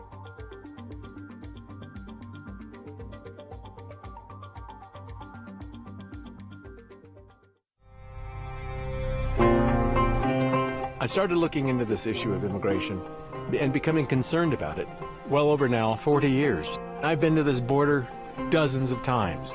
I have looked at the problem from every angle, and I think to myself, if this isn't the time to do it, then it never will be. So it's time for American people to get together and help us build this wall.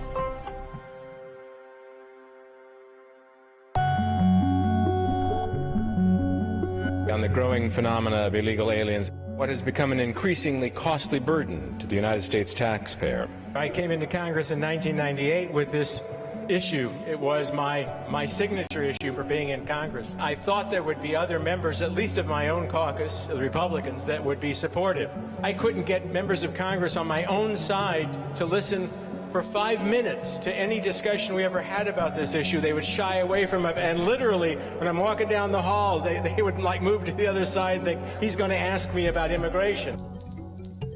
I have tried everything I can think of to bring to the attention of the American public, including running for the Republican nomination for president. But I ran for one reason, and that was to force this issue to be discussed by the other guys on that stage. Most people in America want secure borders.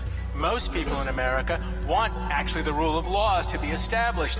And you say, well, how is it that for all these years we've never gotten that, even when most Americans really do want it? An old adage in politics, follow the money. We are heading from Cincinnati to Detroit, Michigan. Why we're going to Cincinnati or Detroit? Every state's a border state. Every state is affected by massive illegal immigration. But nothing I have done gives you the sense of satisfaction as we progress to that actual turning the first shovel of dirt. There are two problems in Congress trying to deal with this issue. One's the Democrat Party that sees massive immigration, both legal and illegal, as a source of voters. The other problem is the Republican Party, which looks at immigration, both legal and illegal, as a source of money.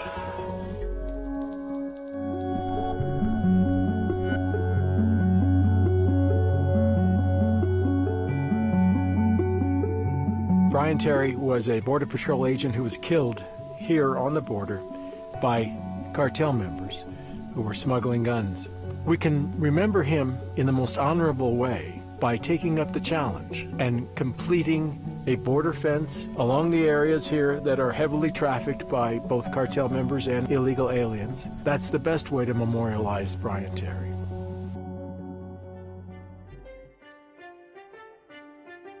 Borders are important. Border walls are important. Some sort of barrier. The people that are coming into this country, you've got to know who they are, why they're coming, for what purpose, how long they're going to be here. That's called immigration.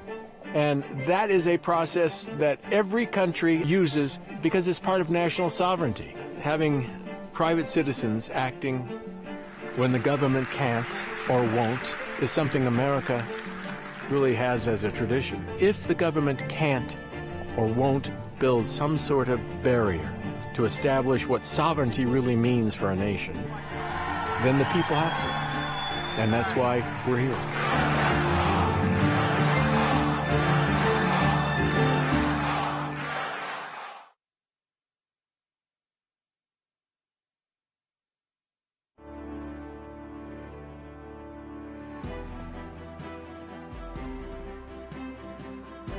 We return to the Symposium at the Wall, Cartels, Trafficking, and Asylum. Good morning. Good morning. Welcome back.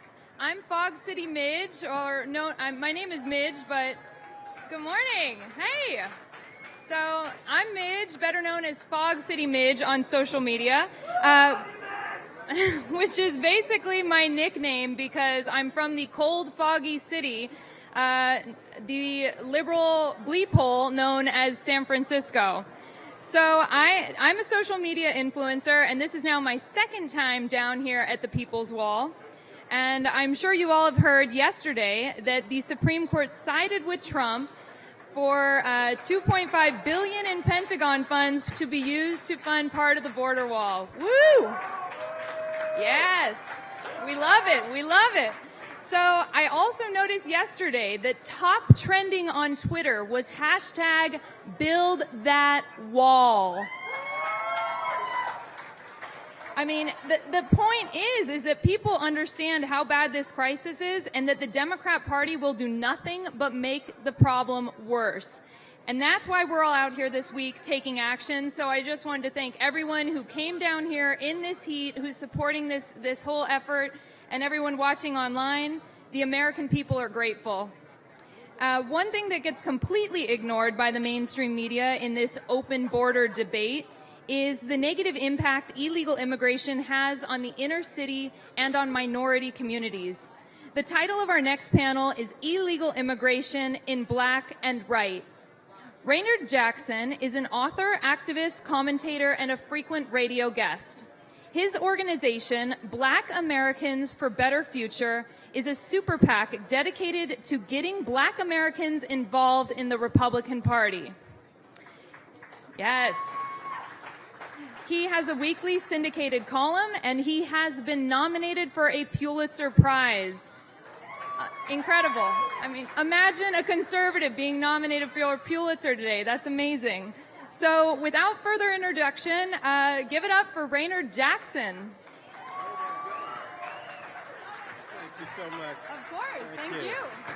Thank you, Midgie, for that introduction. Please sit down. Thanks for that standing ovation. Make yourselves at home.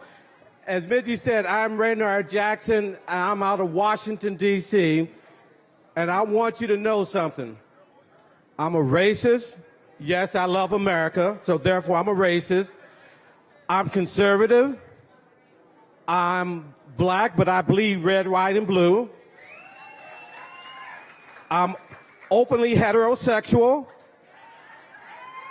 And I'm a Christian, so if you want me to leave, just let me know.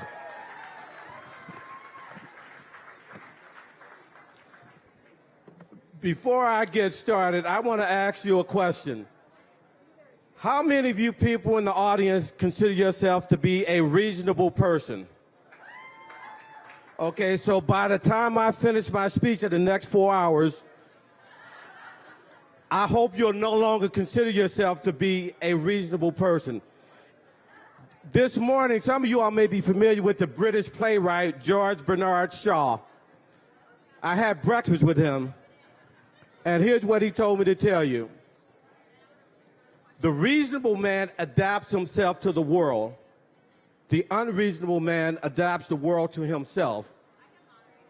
Therefore, all progress is dependent upon the unreasonable man. Anybody that's made a difference in America and in the world was unreasonable. You have Brian, he's somewhere, he was unreasonable enough to think he could build this wall up here. Steve Bannon was unreasonable enough to invite me to speak. You all in the audience are unreasonable enough to sit and listen to me for the next 7 hours. All progress is dependent upon the unreasonable person. So let's talk about that for a minute. The title of my remarks is Illegal Immigration in Black and Right. R-I-T-E, Black and Right. Do you realize the reason I support the wall, the reason I am against amnesty for those in the country illegally, do you realize that 85% of black folks don't want amnesty? 85% of black folks want a total reduction and even legal immigration. I remember I used to do Rush Limbaugh's TV show in the 90s. And Rush would always tell me, Raynard, there's a growing move of conservatism in the black community. I said, Rush, you're full of crap. Blacks have always been conservative. But the liberal media is not going to give us a voice. And unfortunately, conservatives have got to do a better job in providing a platform like this for people like me to address audience like yours. Do you realize that the biggest group who will be negatively impacted by illegal immigration is the black community, and nobody in Washington, D.C. is talking about it? Do you realize how many black families have had family members killed in car accidents by those in the country illegally, and nobody's even talking about it? I guarantee you, most folks don't even know the name of one black family who've been negatively impacted by this. We're the allies of this whole movement here. And so this whole notion that blacks are not conservative, blacks will not vote Republican, give us a reason to.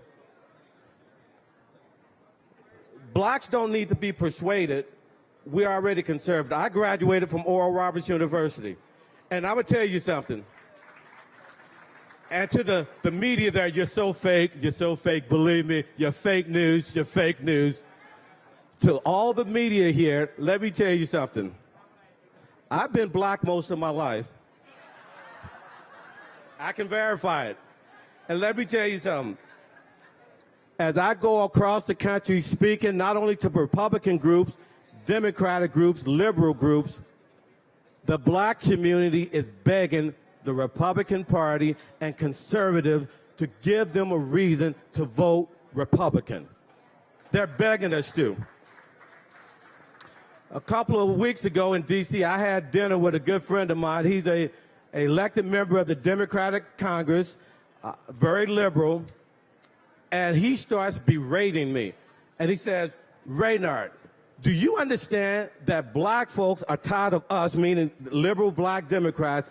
He said they're tired of us and what we're pushing up here in D.C., amnesty for illegals, this whole radical transgender movement, homosexuality, the persecution of religious organizations. He said, why don't you all give them a reason to vote for you guys?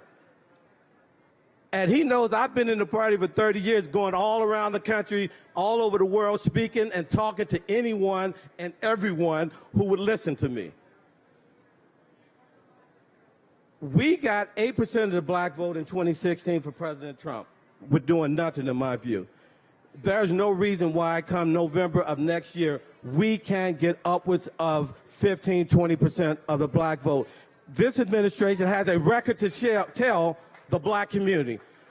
He has done more for historically black colleges and universities than 8 years of Obama. And we're not even talking about it. And so I remember last September, I got a call from Congressman Ron DeSantis in Florida. He was running for governor. He called me and asked me to be his senior advisor. After that phone call, we were doing 2% of the black community in Florida. We ended up getting 17% of the black vote. That was his margin of victory. So we are here to form relationships with everyone in this room, especially on this issue of illegal immigration and building this wall back there. And if building this wall is racist, Lord, let us get more racists in America. And we need to stop, as conservatives, stop running from liberals when they call you racist. Stand up and fight back. And stop caving into these little charts. White folks on our side are so petrified at the very thought of being called a racist. So if I call you a potato, are you going to get offended even though you know you're not a potato? Really? So again, the reasonable person adapts himself to the world. We believe we can't make a change. Listen, the Army Corps of Engineers told Brian, you can't build that wall. Well, unless I need eyeglasses, I see a wall. The unreasonable person adapts the world to himself. Brian said, we can build this wall. He didn't go along to get along. He didn't believe the status quo. He said, we can build the wall, and the proof's in the pudding here. So when are we, as conservatives, going to do the same thing? Stop listening to the liberal media saying blacks won't vote Republican, blacks won't support conservative. Stop listening to your enemies telling you what you need to do. Do you really think Michael Jordan ever listened to Magic Johnson on how to beat the Lakers? He would be a fool to listen to him, just like we would be a fool to listen to liberals. So one of the things Oral Roberts told me when I was in school there, I worked for him for 4 years. He said, go into every man's world and meet them at the point of their need. If we believe in conservatism, if we believe we can build more miles of this wall, if we truly believe in our message, when will we take it to the marketplace of ideas within the black community and rip this liberal dogma from within the black community, because black folks ain't trying to buy that. And we don't need to be persuaded because we're already conservative. We don't need to be convinced because we know liberalism has been devastating to the black community. We only need to be invited to be a part of the team. When will you invite us to be part of the team? Thank you so much.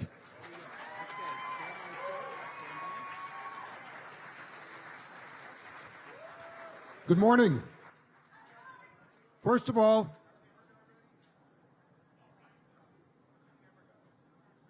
good morning. First of all, I want to thank some people for being here. You know, I want to thank Brian Kolfage, I want to thank Steve Bannon, and I want to thank all the individuals that were involved in organizing and pulling this thing together, and there's a bunch of them.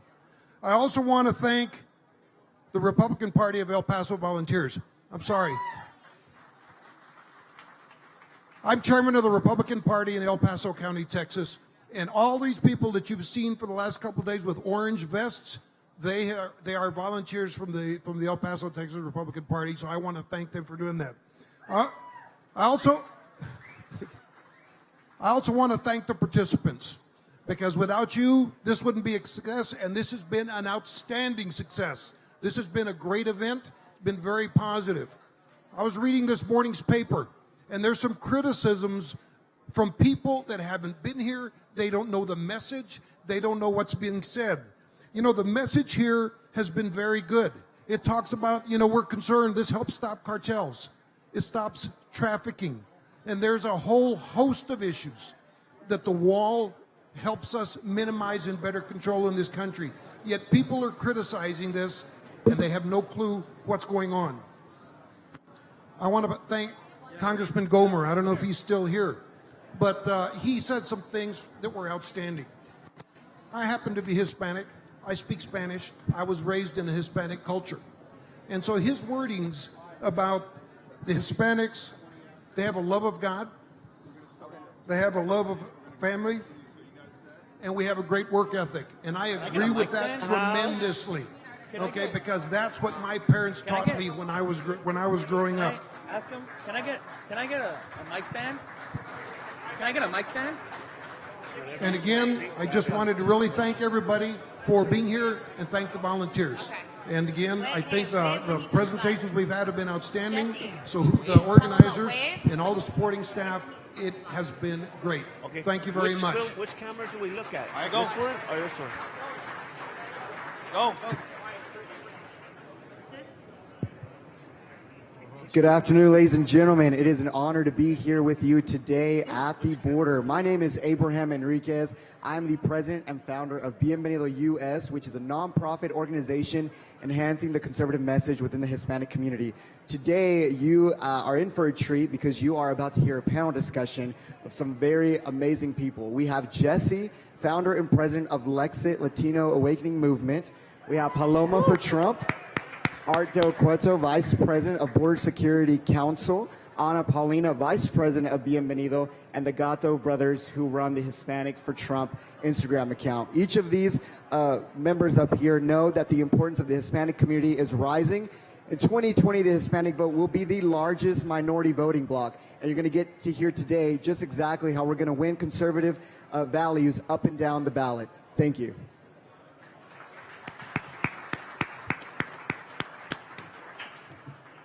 Hi, everyone. My name is Ana Paulina. I'm the former Director of Hispanic Engagement with Turning Point USA. The reason, thank you. The reason that we started this organization is because we realized the importance moving forward, especially in 2020 and from now on, with the United States and the Hispanic vote. And that for a very long time, establishment politicians, not to talk smack on the GOP because I love what they're doing right now, but they had forgotten about the conservative Hispanic base. So a lot of people don't realize that conservative Hispanics, we're one in one. That is what we inherently are. So what ended up happening over a period of about 9 months is I located these individuals on social media, and we all connected and joined together to really spearhead this movement that hadn't been done before ever in U.S. history. Where I started and where I got involved in all this, and if you guys could settle down in the back real quick because this is really important. I started working with a nonprofit called Veterans for Child Rescue that dealt with human trafficking of children at the U.S.-Mexico border.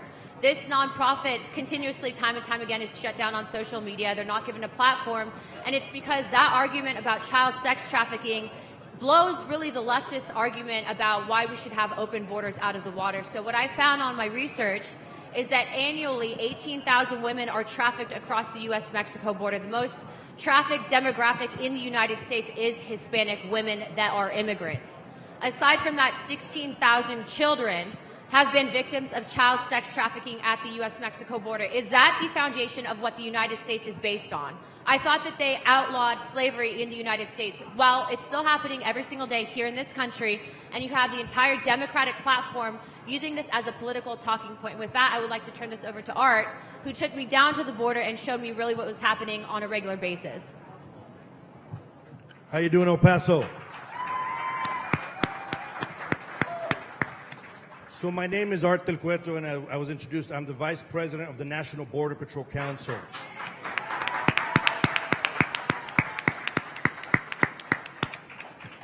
I think it's very important that you guys are here and you listen to what actually is happening out on the southern border, because to be honest, I don't think there's a lot of media that is covering the reality of what truly is going on.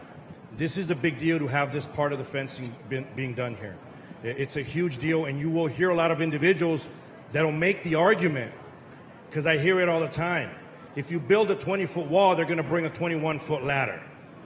That doesn't mean you give up. This is the United States of America, and we're not going to wave the white flag because we never have.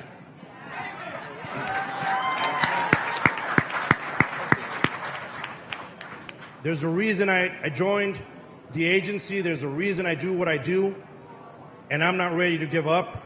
I care about this country.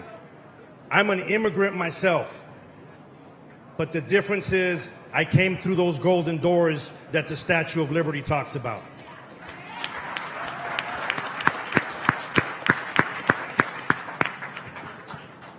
There's a lot of things that are still going on. Obviously, the child trafficking, those stories are very, very much real. You hear a lot of individuals that are attacking the Border Patrol saying that they're separating children. The reality is these individuals are separating themselves. They're turning over their kids to drug smuggling organizations. They're turning over their kids to cartels that are human smuggling. They give their kid over. I work in Tucson, Arizona, near the Tohono O'odham Reservation. And we constantly see kids still being put in the trunks of vehicles, being driven across the desert in 110-degree weather. That's 110 degrees outside. Can you imagine how hot it is inside the trunks of these cars? And people argue all the time that we're separating these kids. Well, I constantly see a lot of individuals that complain and say, you know, when you hear somebody leaves a dog in a hot car, they complain and they say that individual shouldn't be allowed to own a dog. Well, then why should these individuals be allowed to get back with their children when they've given up those kids to drug smuggling organizations and putting them in trunks of cars?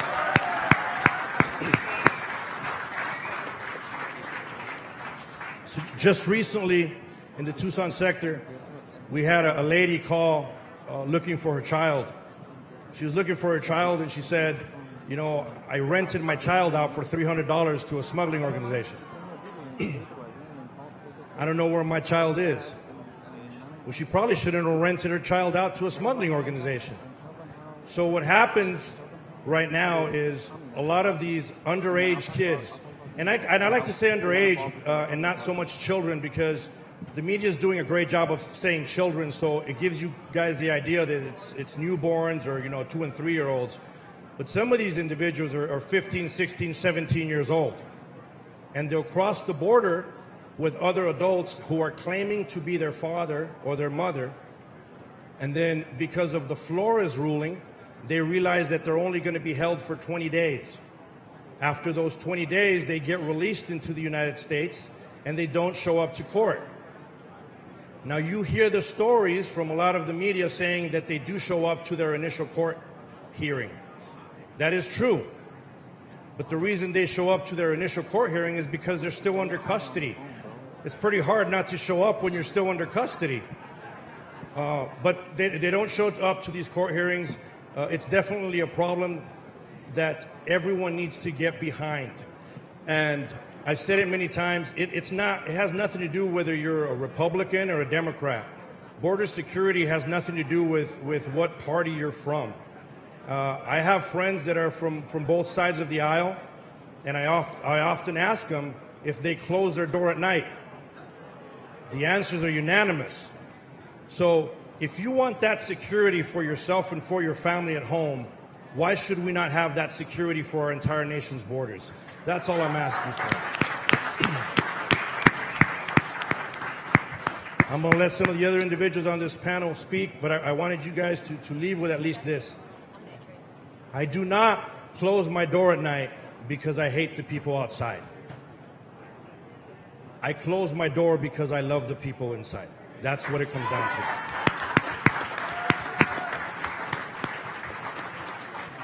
Now, some of you guys will notice we have 2 individuals on this panel wearing Lexit hats, and they're very special because Lexit stands for the Latino exit from the Democratic Party. What's so important... How's it going, What's so everybody? important about this panel now is, on a regular basis, what do you hear? If you agree with enforcing our nation's laws and borders, that you are called racist. There is a constant branding of being white and racist if you are enforcing this policy. But do we look white and racist to you? No. We are all Hispanics from all different demographics, all walks of life. So with that intro, I just wanted to introduce you to Paloma for Trump and Jesse. Jesse is the founder of Lexit. How's everybody doing? Yeah, I'm the founder of Lexit, the Latino exit from the Democrat Party. And yeah, we're just tired of the fake media and the Democrats just trying to manipulate Latinos for the votes, basically. We're telling Latinos to vote your godly moral values because most Latinos are mostly either Catholic or Christian. We align more with conservatism. So that's what we're trying to tell our people. Like, look at all of us up here. Look at this panel. Like me, I'm an ex-gang member from LA. All of us right here, we blow the fake left-wing fake media narrative away. You know what I mean? They try to say that, like she said, that we're the Republicans are only racist or whites or whatever. No, that ain't the case. There's all kinds. There's thousands of us in Lexit, Bienvenidos, and RNHA, and we support the president. We want the wall because the most ones affected by illegals is minorities. They're the one. They're taking our jobs. They're moving in our communities, but they don't want to talk about none of that stuff. The one thing about Jesse, if I could bring it to your attention, is the reason why he's in a wheelchair is he's actually shot during a drive-by shooting. Jesse also had the special privilege of going to the White House recently, and because he posed in a MAGA hat, he was made fun of by a commentator on the news and called a cripple, and actually even called a white guy. The point is that there's this double standard, and he's absolutely right that the most impacted communities are the minority community. I can tell you that everyone on this panel probably at one point in time has had someone directly affected by violence and or drugs because of what is taking place at the border. Art deals with it on a regular basis. I've had family members in and out of prison because of the drug. And mind you, people that come here illegally operate on a cash society. That means they don't have access to law enforcement, they don't have access to our banking systems, and because that makes them a #1 target for organized crime, i.e. the cartels and the gangs. Paloma, do you want to take it over from here? Hi, everybody. My name is Paloma. I go as Paloma for Trump. I'm now very proud to be a part of Lexit. Thank you so much for having me. Thank you to Jesse and David, co-founders of Lexit. So I was born in Mexico, but I live in Tijuana, Mexico, but I'm a U.S. citizen. I came to America when I was 10 years old. My mother and I came to America legally. And for years, I've seen what's going on at the southern border. I've lived in Tijuana for 11 years, and I've seen the destruction of America every day moving north. It just keeps moving north. It started in California, and 10 years ago, I realized something has to be done, because if nothing gets done, we're going to turn into a third world country. I have so much love, so much respect for America, and seeing it from the other side, I literally prayed that someday someone would stand up and do something, until 2015, when President Trump came along, and he was the answer to my prayers as a Mexican living in Mexico. So I'm a firsthand witness of the border crisis in Tijuana. I'm a firsthand witness of the abuse that is happening with the asylum laws, with running across the border, with disrespecting everything America is about. There is no more law and order until now that we have someone like President Trump pushing the American people to stand up and fight back for the future of America. One other thing is, yesterday, me and Anna, we were talking to a local person, a local Latino who lived his whole life in El Paso, and he was telling us that before the wall, that there used to be constantly illegals running across constantly, but now since the wall, that stopped. Like right here where the wall's at right here, before he said it was constant flow, constantly of illegals, but now the wall, it stopped basically, and he lived here his whole life, and he was telling me and Anna, and see, they don't complain about the wall, they don't want it because it does work. That's what they don't want.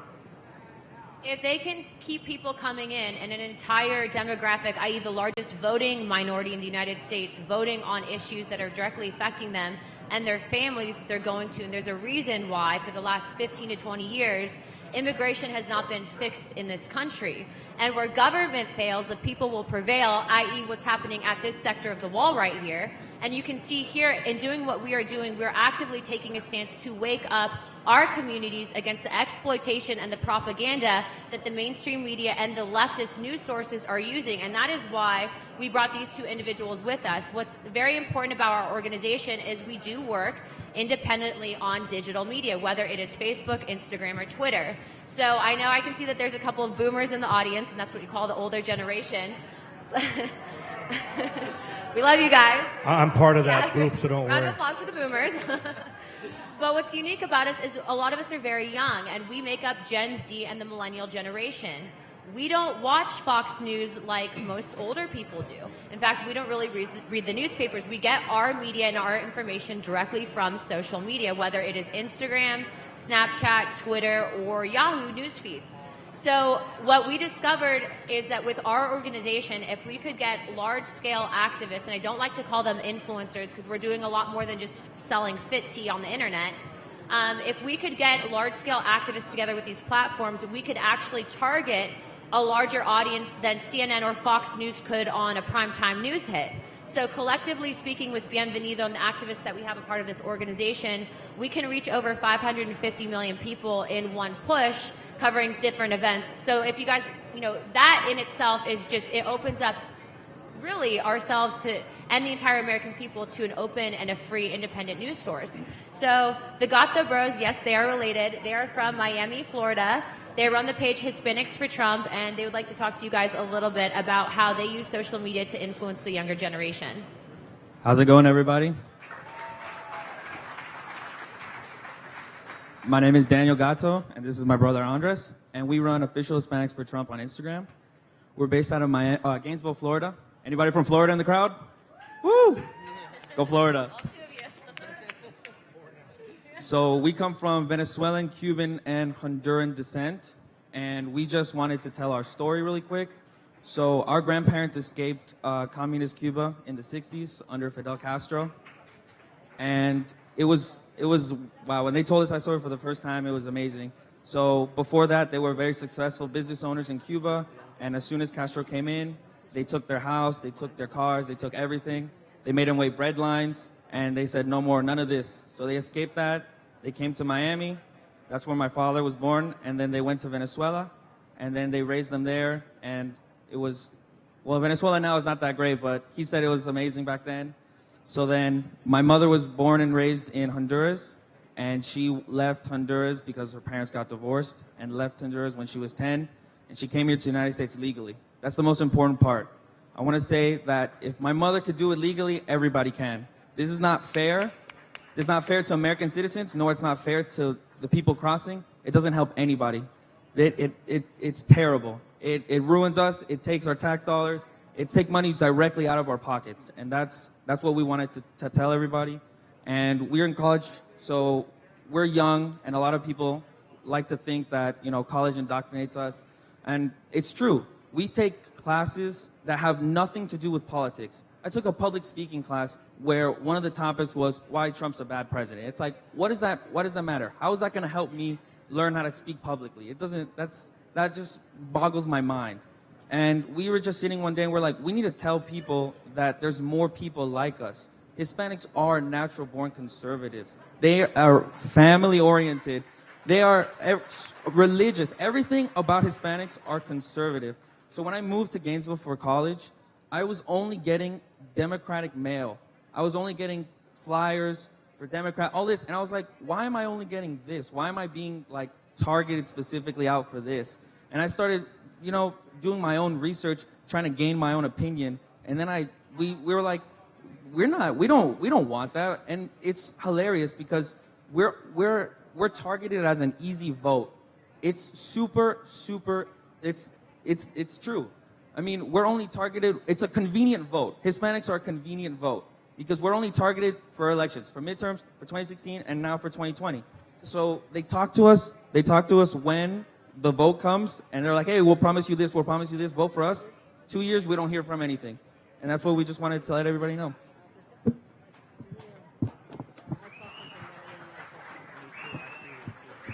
How's it going, El Paso? So this is actually our first time here, and I gotta say, it's pretty hot. Hotter than Florida, for sure. Amen to that. But yeah, we gotta, so like my brother said, we run Official Spanish for Trump on Instagram, and yeah, we just communicate. We communicate to the community in a different way that people think. So we'll get DMs, which is direct messages, and then we'll respond to people, and then we'll influence. Well, like Anna said, we're a little bit more than influencers. We're more like activists. We actually come to events like this, and we talk to people like yourselves, and we try to spread the word out to everybody. So, yeah. It's also funny how when we let everybody know, because we were kind of like closeted conservatives, we were at one point scared to tell everybody that It's harder to come out now as a conservative than if you were to come out as gay, honestly, as a younger person. And that's sad because what we deal with, I mean, we're called race traitors, you name it. We've been called it on the internet. We've had our information doxxed because of what we're doing. Yeah, but, of course. yeah, if you can. I just posted a picture yesterday here at the wall, and they were saying, "Oh, go to the other side. Like you belong over there. You're a traitor." All this stuff, and I'm like, "Why? Like I don't." To who? Yeah. I don't understand. And it comes even from our family. I could guarantee you, everybody on this panel right here has been, you know, talked back or basically disowned by the family. So we used to have family reunions every year, and I don't go to Thanksgiving. We don't get invited to Christmas anymore. Like that's over. And like it comes from our own, and we get messages all the time, good and bad, but it's mostly from Hispanics. So we get Hispanic messages on our Instagram saying how, oh, you're a traitor, you're this, you're that. How can you support a racist? I'm like, tell me, bro. Tell me the facts. Tell me what Trump has said to make me not be a supporter of him. And then, once I get the facts, then I won't support him. But as of right now, he has been the most pro-Hispanic president ever in the history of presidents. And it's like... Hold on. It's kind of ridiculous how they even try to call us racist, and they even to call Candace Owens racist, call Ben Shapiro a Nazi. The left is just ridiculous, and all they do is play Ilhan out there. Omar is not a racist, right? Yeah. She's not a racist, but we're racist because we support legal immigration. Yeah, or Hillary Clinton saying that all blacks look alike. Well, let's just make her know the Pledge of Allegiance. I've been getting called a Nazi recently a lot by a lot of big publications in Mexico and America. And let me tell you something. We started a movement in Tijuana called Make Tijuana Great Again. We started wearing our hats, and we had thousands of people that joined the movement because we wanted these people out of our country and to do it legally. We did not want an invasion. If you guys saw it in the news, what you guys saw in the news was nothing. We had thousands of people come out in Tijuana wearing hats saying, make Tijuana great again, and we want things done legally. One more thing. What they're trying to do to the left, they're trying to make Latinos and blacks hate whites. You notice that? They're being racist against whites, I see. That's what they're trying to do. They could say anything about a white person or anything and nobody says nothing. But it's just sickly to me how all they do is play identity politics and like they're trying to get minorities to hate whites. So I constantly get it from a lot of individuals, just so you know. When I'm not doing this, obviously I'm a representative of the National Council, but when I'm not here, I'm wearing a uniform and I'm out there.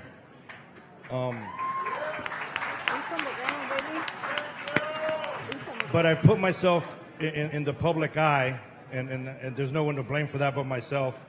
But I've had my home recently attacked several times. In addition, they found out where my mom lived, and they went down there and they sprayed "Your son's the KKK" across her front yard. So I hear it constantly, and obviously we get death threats all the time. That's why one of the ways I counteract against a lot of these individuals is, and here's my shameless plug, is I have a podcast. It's a great podcast, by the way. That was picked up by our iHeartRadio, and it's called The Green Line. I love doing it that way because I was born on the border. I grew up on the border. I live on the border. I work on the border. No one's going to tell me how it is on the border. So I do this podcast so I can tell everyone else the realities of what's going on. And I can tell you not enough people are talking about it. Not enough people are showing you what is happening. And it's just sick. I'm sick and tired of the agents that I represent continuously being called Nazis, because I see these guys bring stuff from their own homes. I see them bring toys for the individuals that we arrest. I see them act in a very caring way. And it really bothers me that sometimes the actions of a select few within our agency, people start painting everyone else with that broad brush, and it just simply ain't true. We're just individuals that, regardless of race, we care about this country, which it's not a perfect country, but it's the best country in the entire world.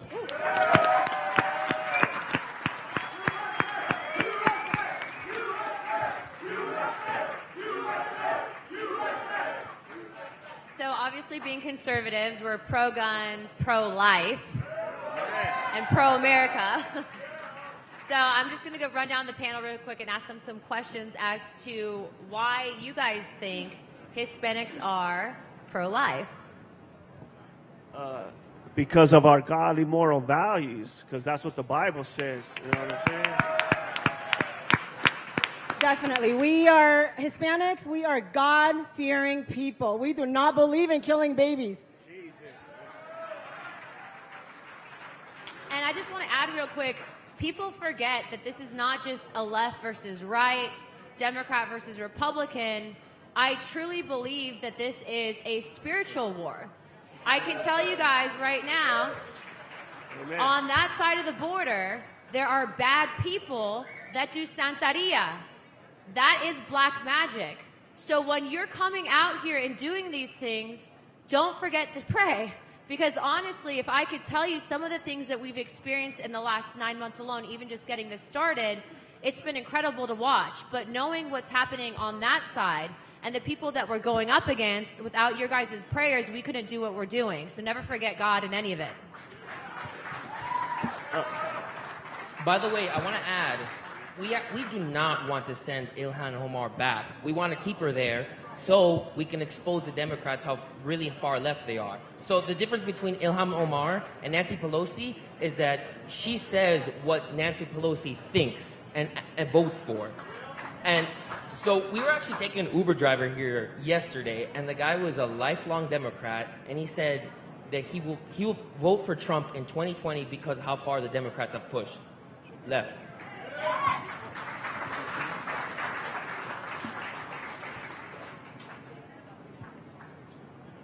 So aside from that, I know I kind of touched on faith a little bit, but one of the aspects of what we do at Bienvenido is we launched a faith assembly because we realized that with conservative Hispanics and really what was happening politically, that the church's voices were being stifled. So we recently launched a faith assembly division where 1,500 pastors across Texas, Hispanic pastors, met in Houston, Texas, to join together to bring conservative values as a talking point back into the churches. What we were finding is that the churches are being really held under the thumb of the 501c3 standard. So why is it that they can just give information, but they can't talk on what's happening politically? You're telling me that as a church, you can give information on how to give or how to have an abortion or where to go for one, but you can't talk about why morally you should not be encouraging that to take place. Part of the reason why we're all up here is we're aware of the human trafficking aspect. We value life. What is happening at the border is not a partisan issue. I don't care if these people are illegal, they should not be being trafficked. And it is our moral obligation as Americans to stand up against what is taking place. And if I could just have Art kind of fill you guys in on a story, I actually had the opportunity to go down to the border with Art. And it was for a documentary that unfortunately didn't go through, but he's told me this story. And I want to tell you guys this story because what happened is we find in politics, and this is really going to help you guys to really go out there and change hearts and minds as well, but people connect more based on stories, not just statistics. So I can give them the stats on the number of children being trafficked, the 1/3 of children that are not biologically related that they proved by Border Patrol, separating people. But this story really struck a chord with me, and I think it's going to stick with you guys. And if there's anything I want you guys to remember, it's this story so you guys can go out and tell people why we need legal immigration and why it protects people on both sides.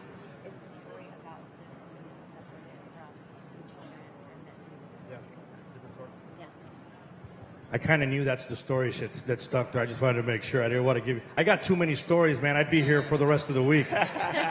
Unfortunately. So. This is what's strange because this started in the early part of my career, but we had constantly have vehicles that come across loaded with individuals, right? So you have vehicles with a bunch of illegal aliens because that's the legal term. Don't let anyone change your mind. It's called illegal alien. Now, it's not a racial term. It has nothing to do with race. It's illegal alien. They try to act like it's only Latinos that are illegal. Yeah. And we had a group that got arrested in a vehicle. They were taken to the station. They were processed. They were there for several hours, and they were going to get put on a bus and sent over to the ICE facility. Well, one of the ladies inside the cell refused to come out of the cell. I went in there and I spoke to her in the Spanish language, and I asked her, what the issue was, and she started crying.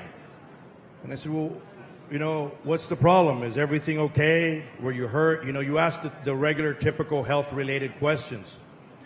At that point, she told me something that still gives me chills, and I've seen a lot of things. I've seen a lot of dead bodies. I've seen a lot of individuals hurt, shot. I've been shot at several times, and this one still is chilling. And she tells me, you caught all the women in one vehicle, but all our children were in a separate vehicle. And we're wondering when that vehicle is going to show up. That lady had been there for at least 8 hours. To this day, I don't know what happened to that vehicle with the children.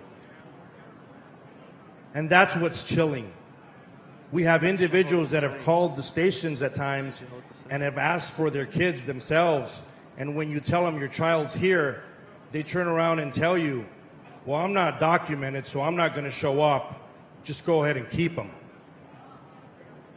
I'm not separating these kids. We're not separating these kids. These people are separating themselves. That's what's happening.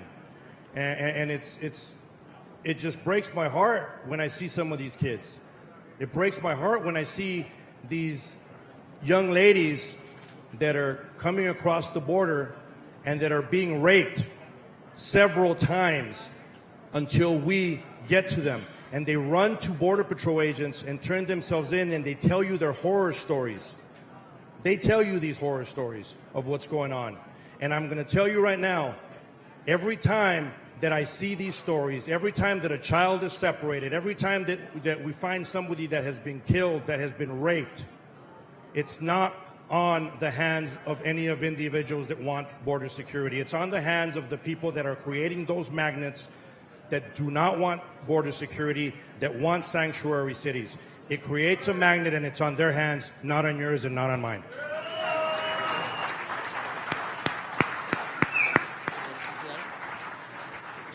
And we just want to blow away that narrative that all Latinos are for open borders, because all of us can tell you right here, we're not.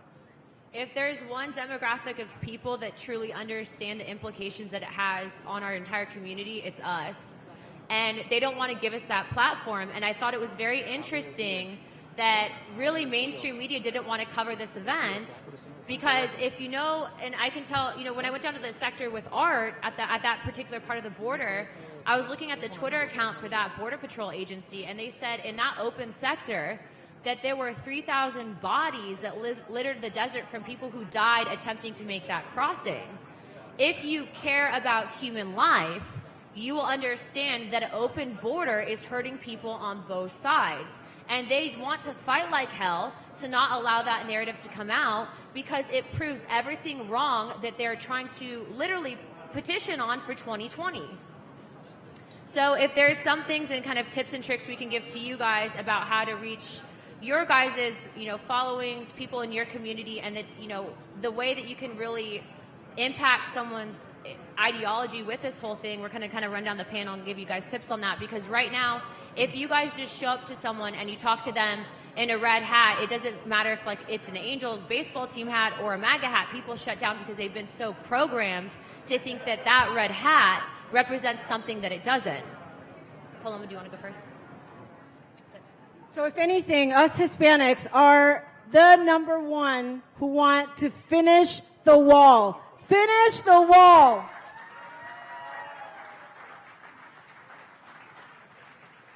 Yeah, and vote your godly values. Start doing your homework. And also, Acosta, Navarro, AOC, they don't speak for Latinos, eh? So make that clear. We speak for the majority of closet conservative Hispanics that do exist, especially in El Paso. And we've met a bunch of them, even just being here, that were like, hey, we can't come out as conservatives, but we think like you guys do, we just need a little bit of help. So everyone needs to work together on that. We just need to be united. I go up to Capitol Hill all the time, and I see some of these individuals that are on the other side of the aisle, and their unification is amazing. You got to give it to them. We need to step up our game and make sure that we are able to reach both sides of that aisle and explain to them the importance of border security. It has nothing to do with political party. I've said it many times before. I'm going to let the rest of the folks speak, but I always say this before I end because to me it's very important, and I'm sorry if I offended. Actually, I'm not sorry. I'd like to thank my Lord and Savior Jesus Christ for giving me the opportunity to be here. Amen. Amen.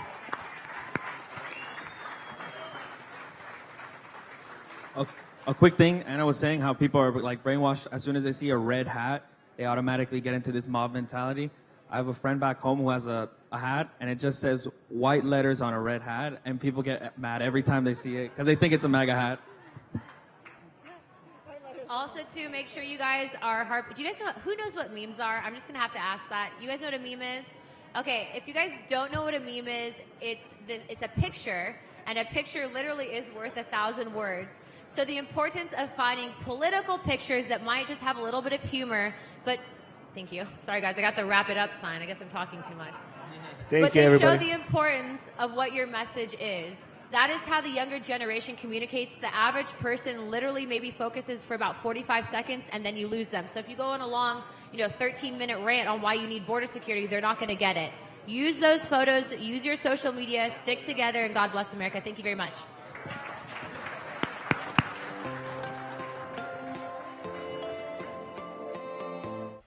The Symposium at the Wall, sponsored by We Build the Wall, Numbers USA, Citizens of the American Republic, Black Americans for a Better Future, Angel Families, Citizens United, and Human Events. We'll return to the Symposium at the Wall after this short break.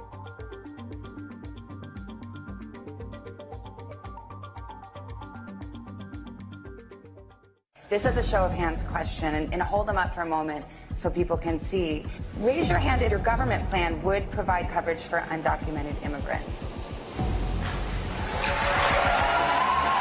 The drug cartels are controlling who crosses the border. They make a lot of money smuggling drugs. They make a lot of money smuggling people. Right. She voted twice against bills that would have provided more resources for these migrants in these facilities, and then she goes down to the facility and say they're not getting the right resources. The cartel and crime gangs across Latin America and beyond are focused on getting people and drugs to the United States.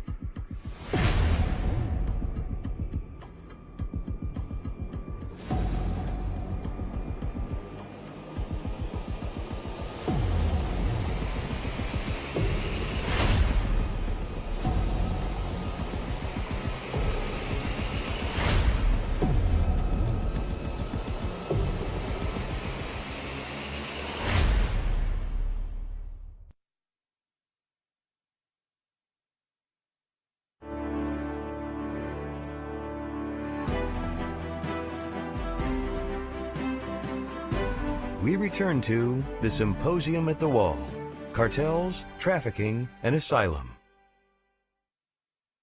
How you doing, everybody? My name is Rogan O'Handley. I run the Instagram account DC Drano. I'm a former Hollywood attorney, was working in the belly of the beast, and after President Trump was elected, I decided to take action and fight back against fake news and in support of him. I'm going to be introducing a guy named John Catsimatidis.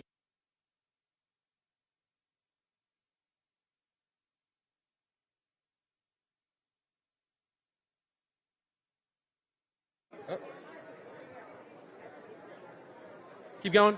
Oh, it's back on. John Catsimatidis Jr. is a principal at the Red Apple Group. That's a conglomerate that owns and operates assets in the energy, real estate, finance, insurance, and supermarket industries. In addition to his involvement in the operations of portfolio companies, he also leads the investment team that looks at both public and private companies. He's a graduate of New York University's Stern School of Business, where he received his bachelor's with a concentration in finance and management.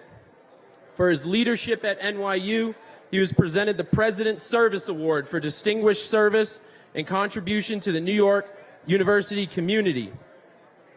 One of the best things about this guy, though, is his family is a family of immigrants. They came over from Greece. Both his grandfathers came over with really not much. One of them was a busboy and the other one was a coal miner. His father came over as well. Nothing in his pocket, and now he has a company that employs over 10,000 people, which truly embodies the American dream. And they have a company called United Refining Company, which does oil and gas in New York, Pennsylvania, and Ohio, and their slogan is "Make America Stronger by Buying American Gasoline." This family is everything it means to be patriots and to be immigrants that are pursuing their version of the American dream. So without further ado, I'd like to introduce John.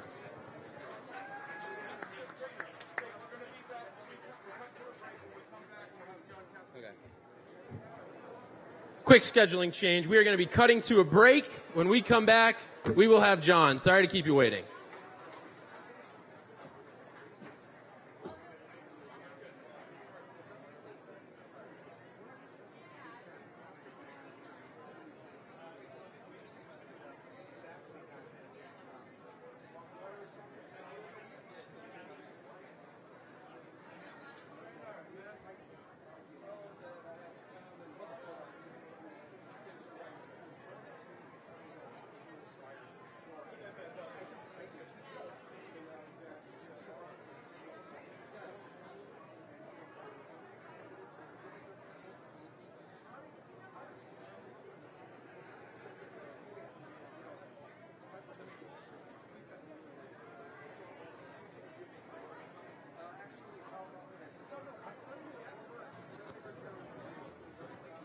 Hey, ladies and gentlemen, we're going to start our program up in about 15 minutes.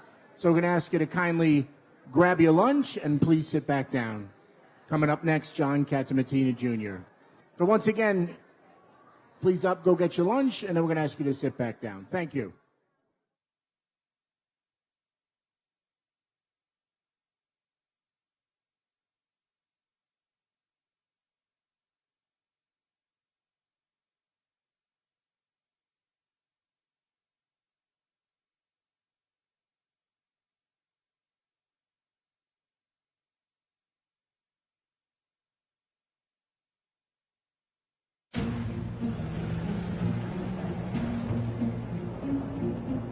Borders now are more secure than they have ever been in history.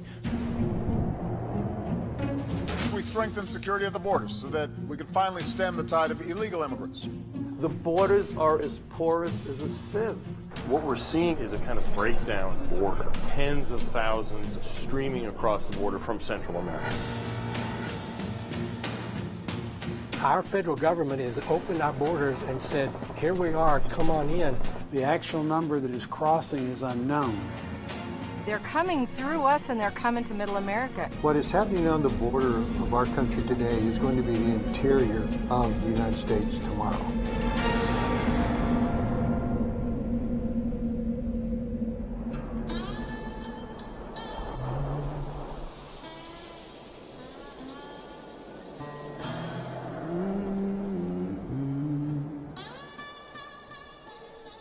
You've seen the news recently. There's chaos right now on our border with Mexico, especially in the Rio Grande Valley, the very southern tip of Texas. Tens of thousands of unaccompanied children and families traveling from Central American countries illegally crossing the border and surrendering themselves to our Border Patrol. They're held in overcrowded detention centers and then transported nationwide by our government, free of charge, to be reunited with relatives, many of whom are also illegal immigrants. Washington calls it a humanitarian crisis, but that's only a small part of what's going on, and most politicians refuse to tell us the whole story. That's where we come in. I'm Nick Searcy. The roles I play in movies and on television are fictional: drama, mystery, action, suspense. But no script I've ever read comes close to the brutal reality of what's going on at our border with Mexico right now.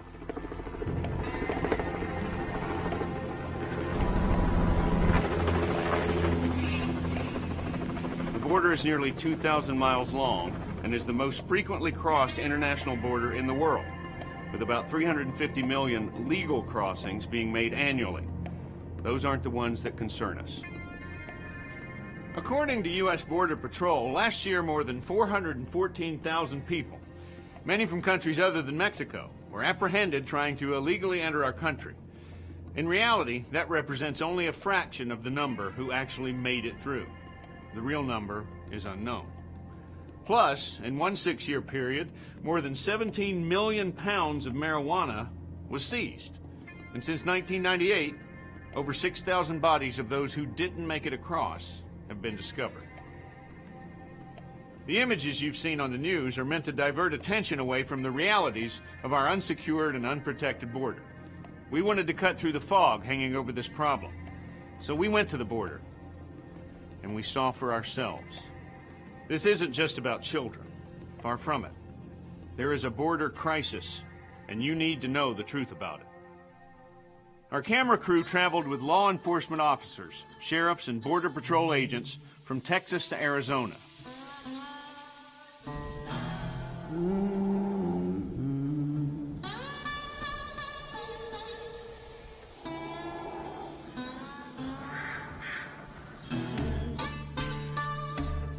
These are the people you need to hear from. These are the guys in the trenches, the guys on the front line, the guys who deal with the problems every day and know how to solve them.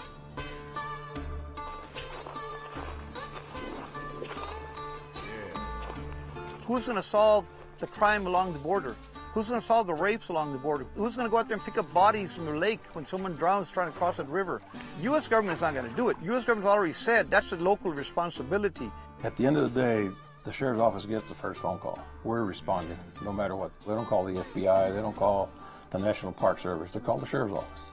I am proud to be a law enforcement officer and have served my country and my county for 30 years. I have worked among great men and women who have done the same thing and had a real servant's heart to protect people in this country.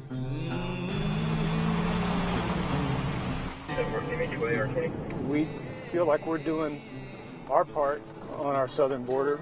We have limited resources and limited personnel, but we're not going to put up any excuses. We're going to get out here and we're going to do what it is that we do. One driver, one possible IA in the passenger seat. As soon as we pulled him over, he popped up in the back seat. It looked like he wanted to run. Where's he claim he's from? We take our laws and the rights of our citizens very, very serious.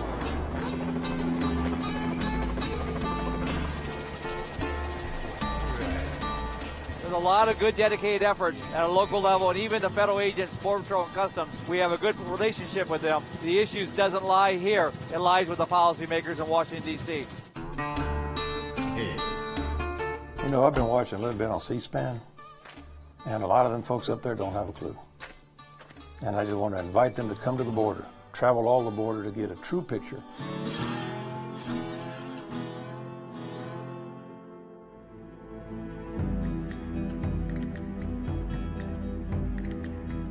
People were getting kidnapped, taken back to Mexico.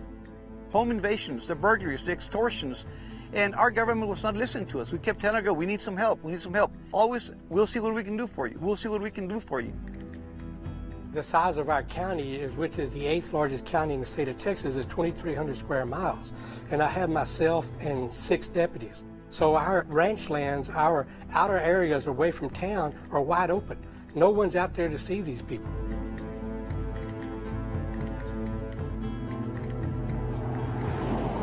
One of my deputies has a vehicle stopped that has what we call one-on-one, a U.S. citizen driver and an illegal alien in the vehicle that he's probably smuggling into the United States. All these county sheriff's departments are underfunded, they're undergunned. They are expected to help control illegal aliens across the border. That is not supposed to be their job. They're supposed to be taking care of civil disputes, et cetera, et cetera. Instead, they are having to do the federal government's job that Washington, D.C. refuses to deal with. Washington has created a wide-open border by refusing to enforce existing laws and by creating magnets that draw more illegal immigrants. Sheriffs and Border Patrol agents often have vast territories to cover. No one has anywhere near enough manpower to patrol it all. And the fence? The physical barrier into our country? In most places, it is little more than a joke. Some fences that are put up couldn't even keep a cow out. Other parts of the fence where it looks nice to the public, there's no one there watching it. We have a fence here that was put in, I want to say 7-8 years ago, and it runs the length of about 2.8 miles or something like that. So people just walk around it. It turns into a barbed wire field fence, 5 foot tall. Border Patrol agents are stationed few and far between, often concentrated in bigger cities, hampered by a lack of resources and demoralized by directives from the administration that force them to break our laws, violate their oaths, and even prevent them from defending themselves when attacked. Instead of using resources to secure our border, Washington prefers to spend taxpayer money on a wide range of wasteful projects.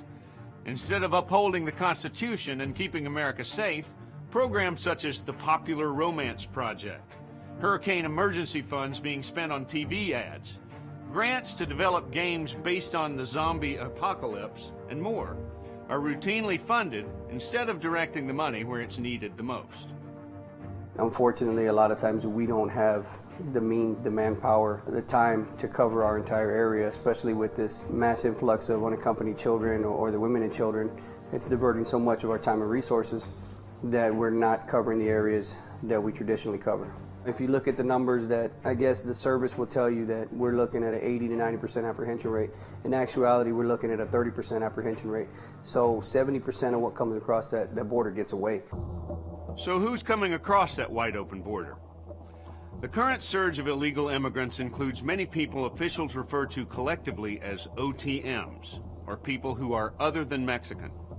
For those OTMs from Central American countries like Guatemala, El Salvador, and Honduras, it can be a 1,700-mile journey to the U.S. border. A dangerous journey that can include a long train ride on what is called the Beast. Then miles of walking through desert tundra, where they may face predators, both human and animal, where poisonous snakes and spiders are more plentiful than cactus. Sexual abuse, other physical abuse, and even death are real possibilities.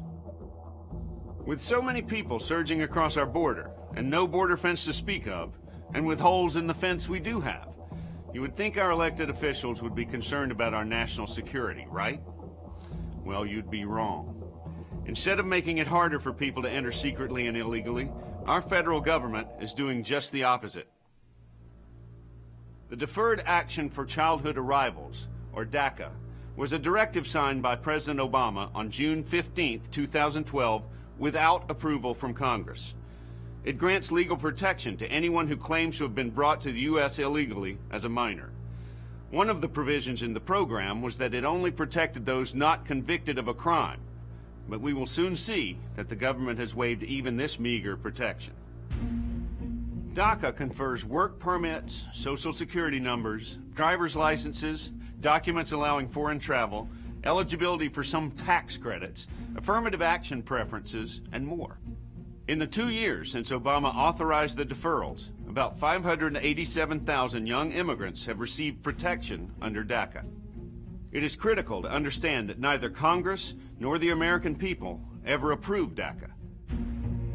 Since 2001, there was an attempt at an amnesty every single year. Congress has turned down the amnesty in one way or another every single year. President Obama has then said, well, since Congress won't do it, I will do it. The Constitution says Congress makes immigration law. This is, frankly, one of the most breathtaking power grabs by an executive, I think, that many people have seen in this century, to just say, Congress didn't do what I wanted. In fact, they turned me down, therefore I'll do it on my own. Constitutional scholars from across the political and ideological spectrum agree that DACA has brought us to a constitutional tipping point and a separation of powers crisis. Even the U.S. Supreme Court unanimously ruled against President Obama's executive overreach. Unfortunately, none of this has slowed his unconstitutional actions. Yet another example of this lawlessness is the administration's effort to twist a 2008 anti-human trafficking law in order to allow the hundreds of thousands of children and teenagers who entered the U.S. illegally to jump the line and stay in America.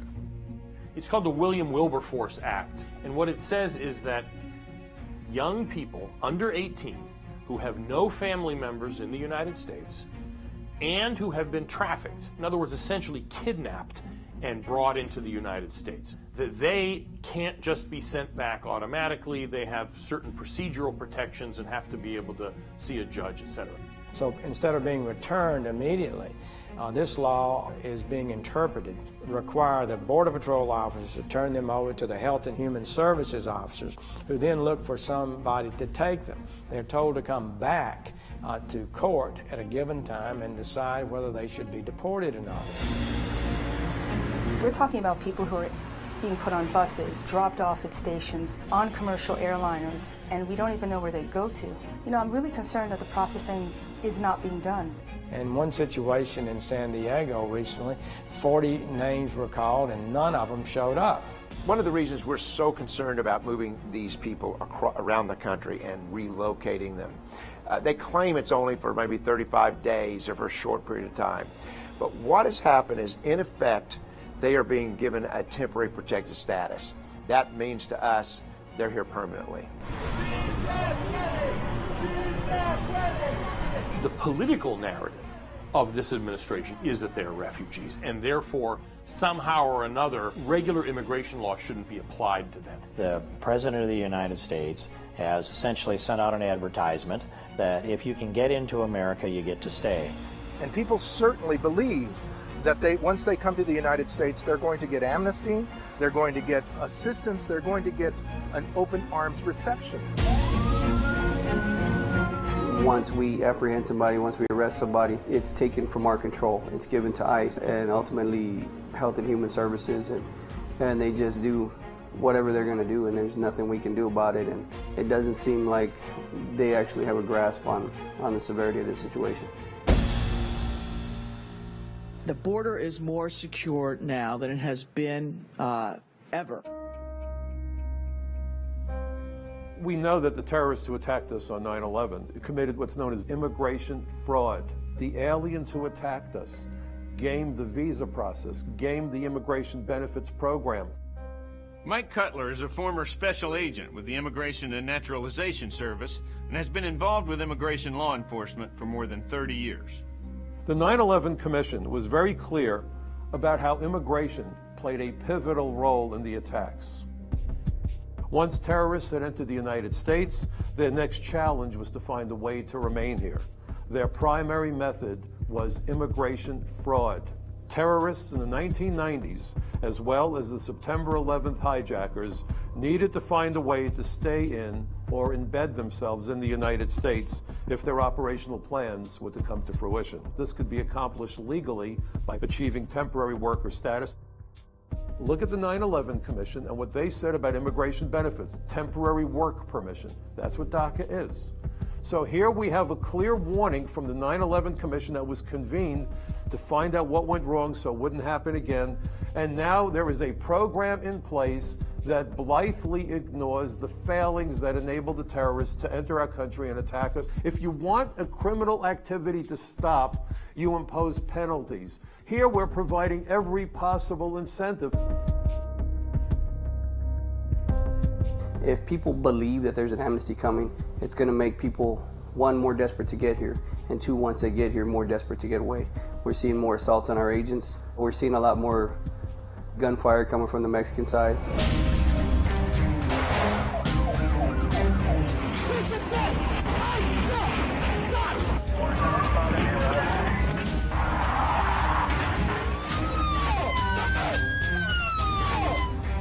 One fact that the politicians and news media aren't telling the American people is that illegal immigrants from more than 75 countries have also been identified, including Syria, Albania, Yemen, China, Egypt, Pakistan, Somalia. Even people from nations currently suffering from the world's largest Ebola outbreak have been apprehended attempting to sneak across the wide-open U.S. border. We're talking about people coming in who are under duress. They've traveled 1,700 miles. They're malnourished. They're dehydrated. They've been in conditions that breed infection. They're bringing over contagious diseases, which can affect everybody that they come in contact with. A large percentage of what is coming across is unknown. They're not all from Central America. They don't all speak Spanish. We don't know who they are, and we don't know where they're going. As of July 20th, 2014, 1,443 individuals from China were caught sneaking across the border. You have individuals that have been caught with tattoos on their shoulders and their back who are known to be soldiers for the Cartels, the Guatemalan Special Forces, military special forces. You have individuals here that have ties to Egypt, Egyptian government, or Egyptian cartels. They're coming into the country.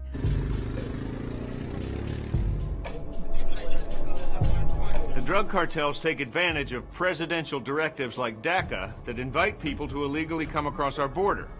The cartels are controlling who comes over the border and where they come across. There's nothing saying that these people coming across couldn't walk across the bridge, and it would probably be easier for them. They wouldn't have to go through the mess they go through. On top of that, it's not illegal to present yourself for asylum at a bridge as opposed to entering illegally into the country. These guys don't have a choice. The cartels tell them, you're going to cross here, you're going to cross this river, and this is just where you're going to do it, knowing that it's going to tie up the Border Patrol, so we can't cover these areas where they're bringing drugs across simultaneously. These cartels are very complex, they're very deadly, they're very dangerous. We know that. They live on the border, they have a product, and they'll do anything they can to get that product through. And once you get across that fence, it's wide open.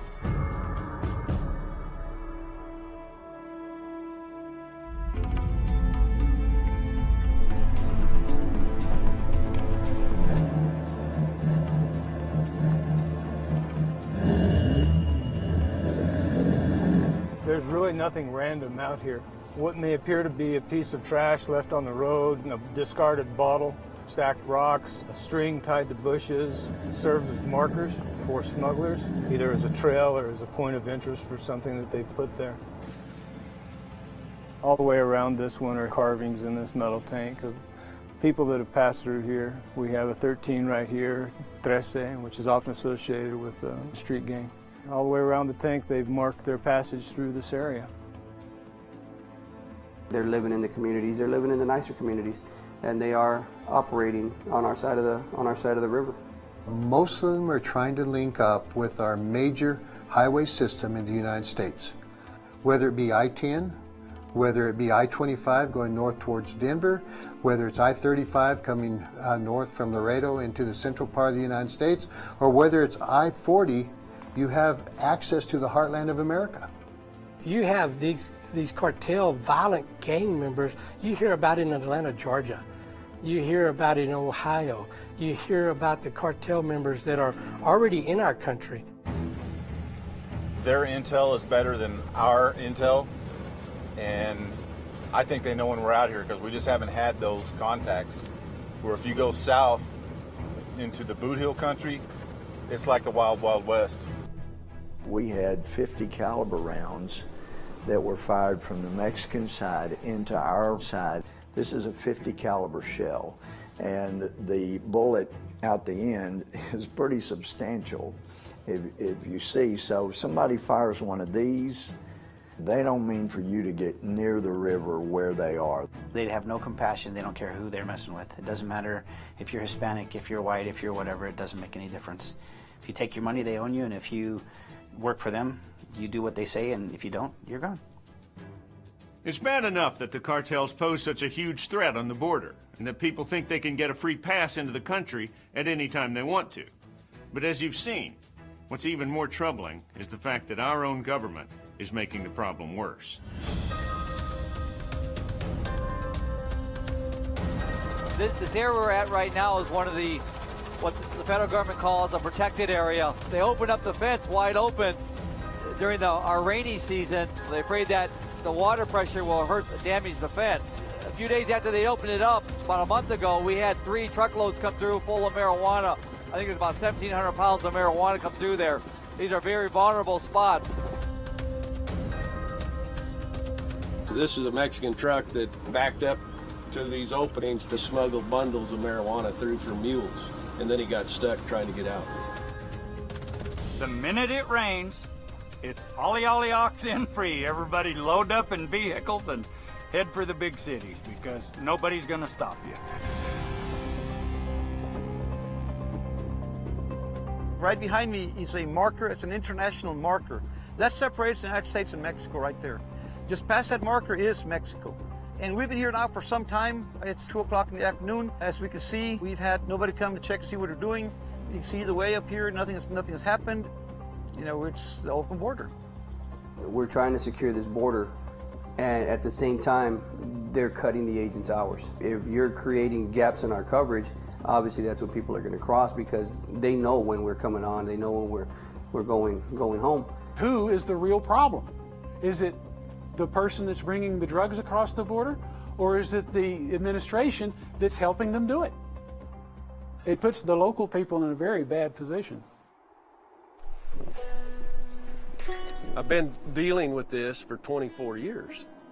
Because of lack of border security, 50% of my time on this ranch is spent fixing things or checking to make sure everything is okay. As far as you can see, we're looking at Mexico. We don't have anything delineating our border between the two countries. People can bring anything, any numbers of people carrying anything they want across right here. There's absolutely no barrier at all. Our border's on fire, and Washington is just sending us gasoline.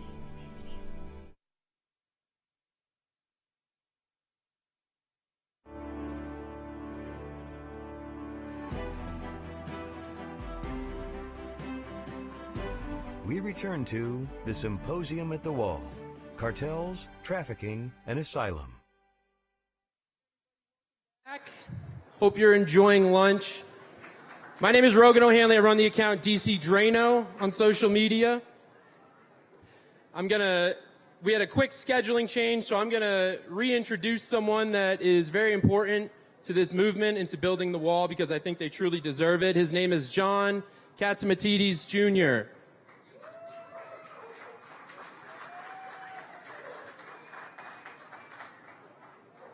John is a principal at the Red Apple Group, which is a conglomerate that owns and operates assets in the energy, real estate, finance, insurance, and supermarket sectors. In addition to his involvement in the operation of portfolio companies, which is tough stuff. I remember I was a corporate lawyer and worked on that stuff. That's no joke. He also leads the investment team, which looks at both public and private opportunities. He's a graduate of New York University's Stern School of Business, a very good business school, where he received his degree with concentrations in finance and management. For his leadership at NYU, he was presented the President's Service Award for distinguished service and contribution to the New York University community. But one of the best things about this guy is his family's story. Both his grandfathers, one of them was a busboy, one of them worked in the coal mines. They immigrated over from Greece with barely anything in their pocket, including his father, who is the perfect example of building and living the American dream. He came over with nothing, and now he has a company with over 10,000 employees. A true asset to this country. They have a company called United Refining Company, which is in New York, Pennsylvania, and Ohio, and their slogan for their oil and gas is "Make America Stronger by Buying American Gasoline."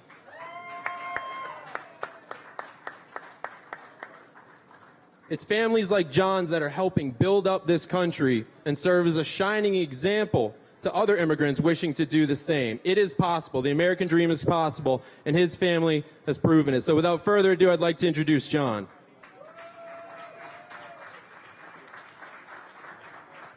Hi, everybody. Thanks for having me here. Glad to be here.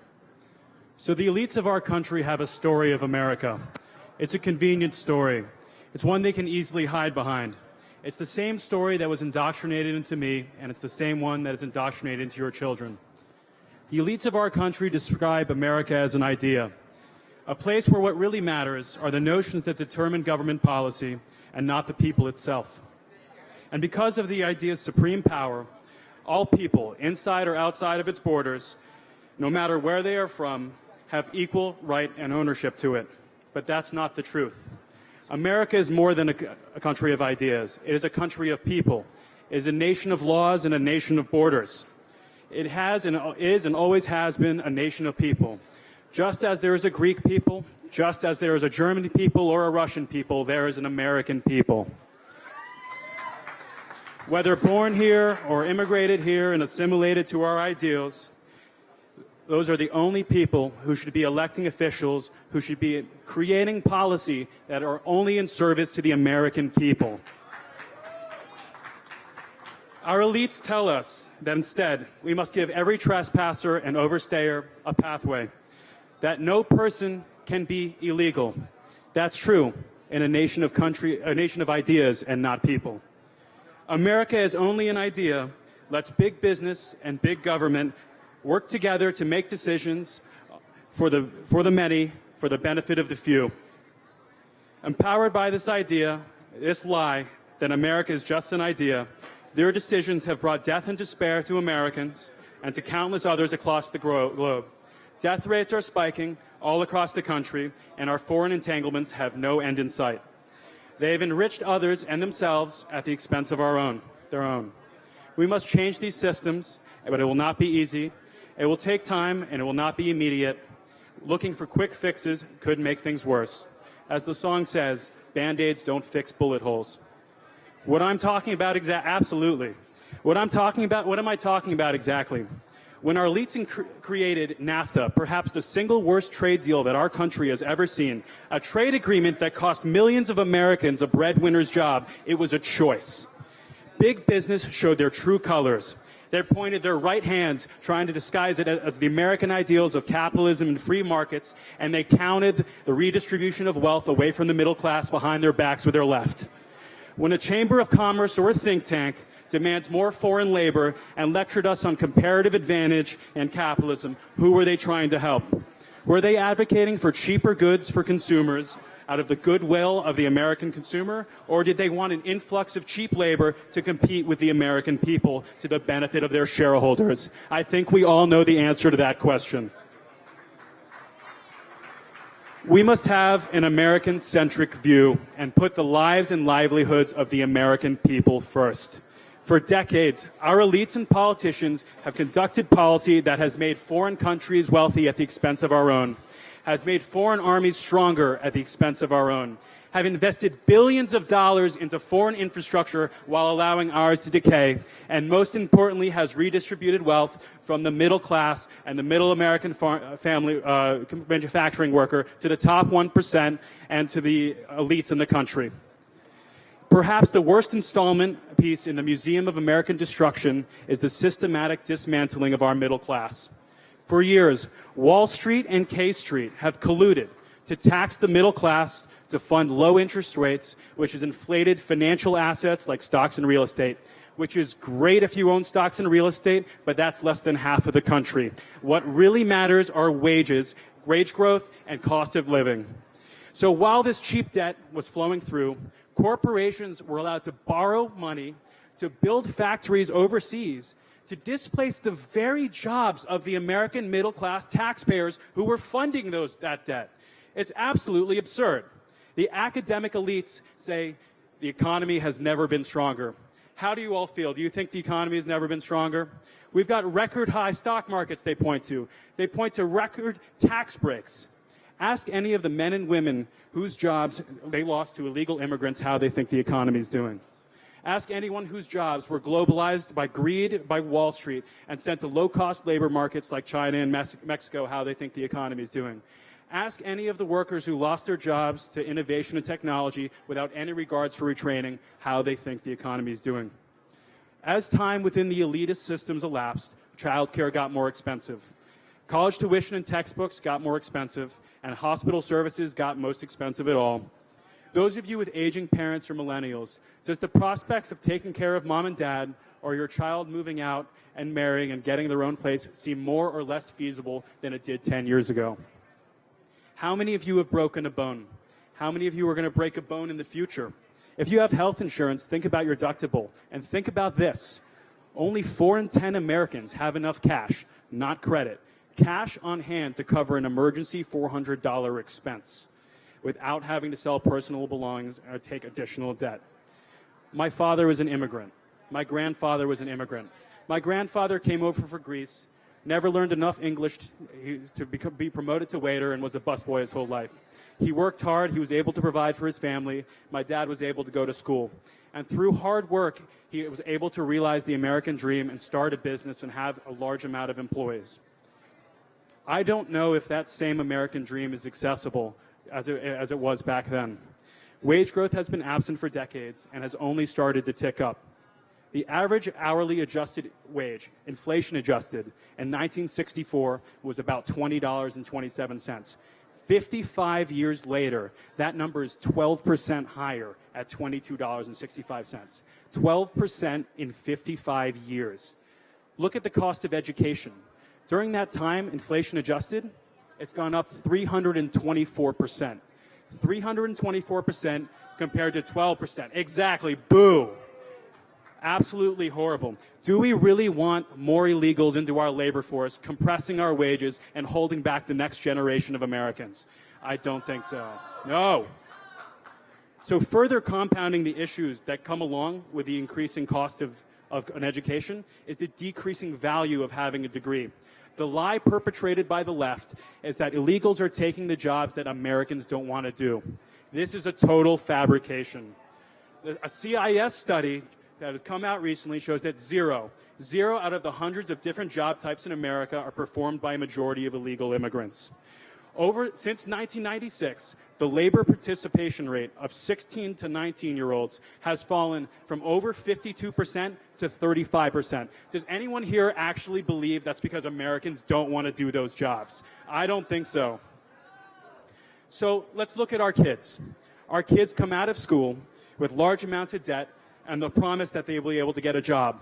Hopefully the whole reason why they went to school in the first place.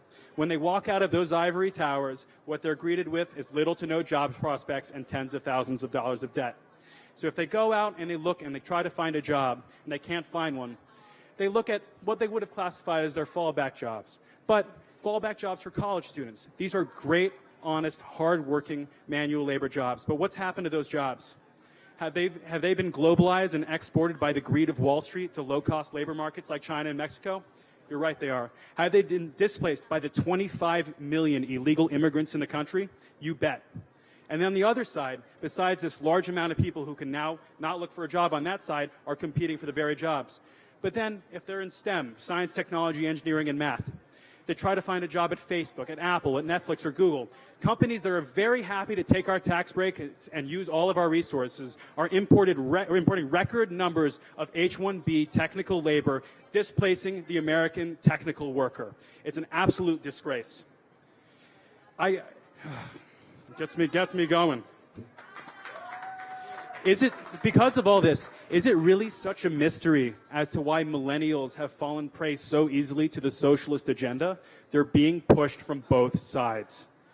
Silicon Valley is the same.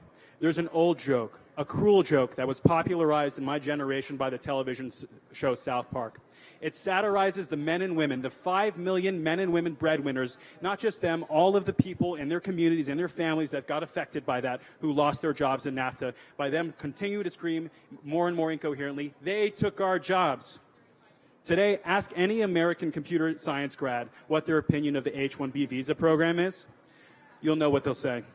Amazon, Google, and all of big tech are importing record technical labor. The struggles of our agricultural farmer workers, manufacturing workers, and construction workers were ignored then. The struggles of our STEM students are being ignored now. The people allegedly responsible for taking care of our workers in pain, the kinds of workers who lost their jobs to NAFTA, got injured on the job, and just needed a little help to get through the pain. The people supposedly trying to take care of them, the pharmaceutical industry and the FDA created prescription opioids that addicted and killed millions. Let this sink in for a second. For every 1% increase in the unemployment rate in a county, there is a 3.3% increase in drug overdose deaths. I could only imagine how many beautiful Americans would be alive today had the leftists and the elites not put illegals before Americans and profits before people.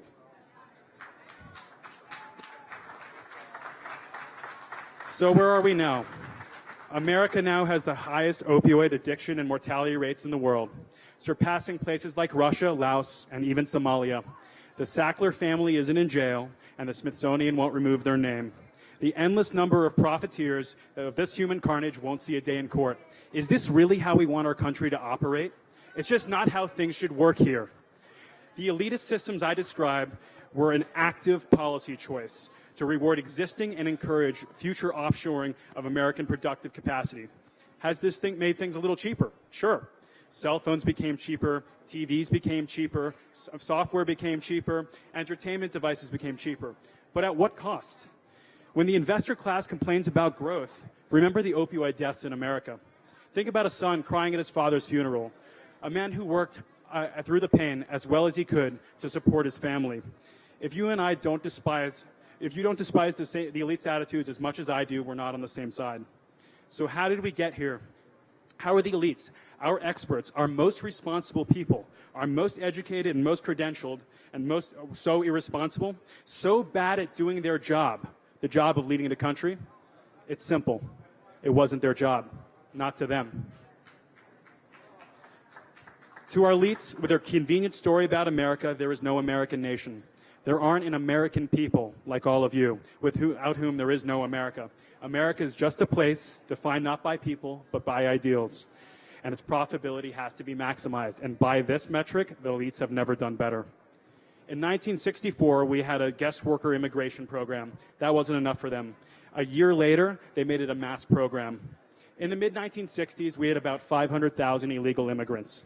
We currently have about 25 million, and our elites claim it's only around 12. They would be our 7th largest state if we gave them their own. What do some of them do when they're here? Some steal cars, some drive drunk, others deal drugs, others murder, and the millions of other law-abiding ones displace American worker from the labor markets and bring down all the opportunities for the rest of us. Between the low wages and murder, you think someone would have stood up earlier. By the way, 25 million is 8 times the amount that Ronald Reagan amnestied 30 years ago. Our border is so porous that illegals from Africa and South Asia are pouring through. Why bother with a visa if you could just walk through? Why bother? California used to be Republican. We'll never win it again. I can't imagine what's going to happen if we give 25 million illegal immigrants citizenship and the right to vote. Do we want to do that, folks? No. But our elites aren't bothered by these problems. These are all the problems of the people. And according to them, America is not a nation defined by its people. It's a nation of ideas. To them, America is just another place to shop. America is a motel or a bus stop. America doesn't have citizens. The elite's responsibility is to the consumer. The elites believe that America's military doesn't exist to protect its borders. Why would they want to stop other consumers from coming in? No. They want them deployed for the benefit of the security interests of the shopping mall's owners. So who has benefited from all of this? As we've said, it's Wall Street and K Street. Exactly. Boo. The financialization of our markets and the masses of foreign workers and newly minted voters nicely dovetailed for the low interest rates, crushing savers and rewarding speculators, while taxing the middle class to fund social programs for illegals, padding the workforce even more. More exploitable illegal labor, all subsidies for the upper class. When Reagan said, if we lose freedom here, there is no place to escape to. This is the last stand on earth, he was right. There is no other place in the world with the kind of love of country and kin that we share here. From our enemies, and I do mean enemies in China, who surveil and jail their population because they're against their Communist Party, to our friends over in Europe, which has basically become a borderless cultural hotel, there is no place else for freedom to go. So where do we go from here? What is the organizing principle which serves our country, around which we can all rally? What can we believe in at this point? We must start from a standpoint of nationalism, and the solutions will become clear. When we approach all policy, we must come from a mindset of America first, with policies in service to America, a nation defined by its people. Those advocating for unchecked illegal immigration and underinvestment in our own people, are they themselves complicit in the active destruction of America? Short-term profit-seeking behavior and the hollowing out of our middle class will only continue to fractionalize and polarize our country. Our only prejudice is against evil. Our only discrimination is against those who seek to change and destroy who we are, rather than contribute to it and strengthen it. America is more than idea. It is made up of an American people who share an identity, a patriotism, and a love of country. The first Federalist paper by John Quincy Adams famously proclaimed that America should not go abroad in pursuit of monsters to destroy, and we should be the well-wisher of freedom everywhere in the world. I only wish our enemies had the same opinion as us, and other countries had the same opinion as us. We must remain ever vigilant. We must protect our people. We must protect our borders. We mustn't forget who we are, and our politicians that we elect mustn't forget who they were elected to serve. And as the great Merle Haggard sang, there are things to be done all over the world, but let's rebuild America first. Thank you. The Symposium at the Wall, sponsored by We Build the Wall, Numbers USA, Citizens of the American Republic, Black Americans for a Better Future, Angel Families, Citizens United, and Human Events. We'll return to the Symposium at the Wall after this short break.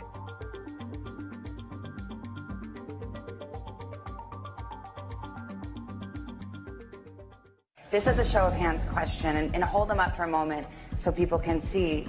Raise your hand if your government plan would provide coverage for undocumented immigrants.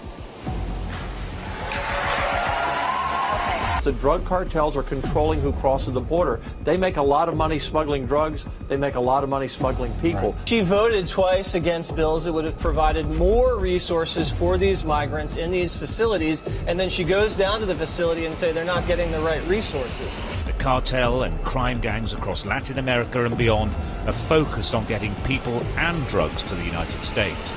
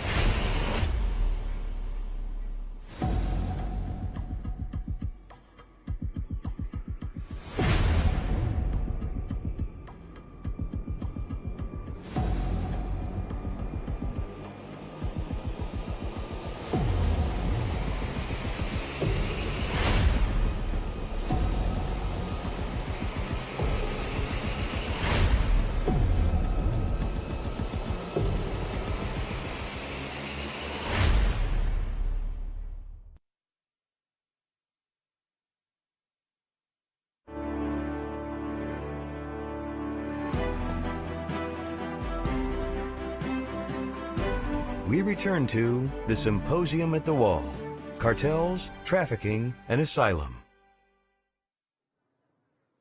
Hello, everyone. Our next speaker is someone I'm sure you all know. She has single-handedly done more for the Black community than any organization or president. She comes up on a regular basis against a lot of attack and still stays true to her message. I had the privilege of getting to work with her for a little bit, and she has been single-handedly a source of inspiration not only to myself but to many Americans. Without further ado, I would like to introduce you all to Candace Owens.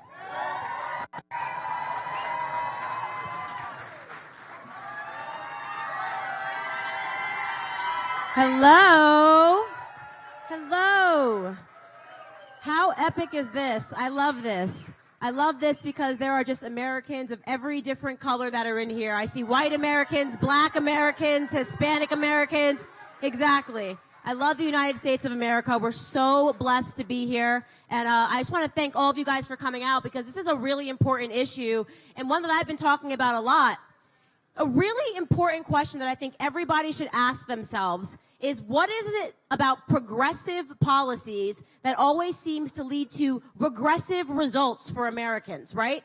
They claim that they're the party of progress. They claim that they're the party that are bringing things forward, and yet it always sends people back, especially minority Americans. We're hit first and foremost and the hardest by progressive policies. How many people in this audience are Hispanic? Look, oh my goodness, wow. Can someone do a camera pan? How many are just minorities? Raise your hand in the audience, right? Isn't that funny?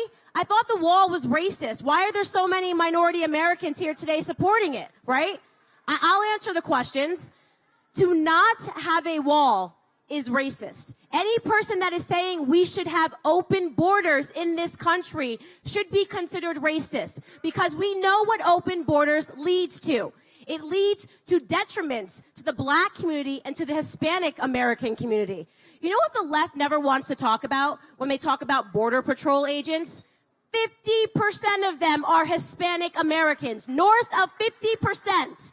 Hardworking Hispanic Americans. So when the left says, let's abolish ICE, let's abolish Border Patrol, what they're saying is let's abolish jobs for hardworking Hispanic Americans who follow the rules and who respect this country in favor of the legal criminals that cross this border and have no respect for the process of legislation that we have built in this country. What is the second thing that they're saying when they argue for open borders? Back in 2008, under Barack Obama, there was a report that was commissioned. It was the United States Commission of Civil Rights that actually did this report. They wanted to explore illegal immigration and wanted to verify whether or not it was disproportionately hurting Black Americans.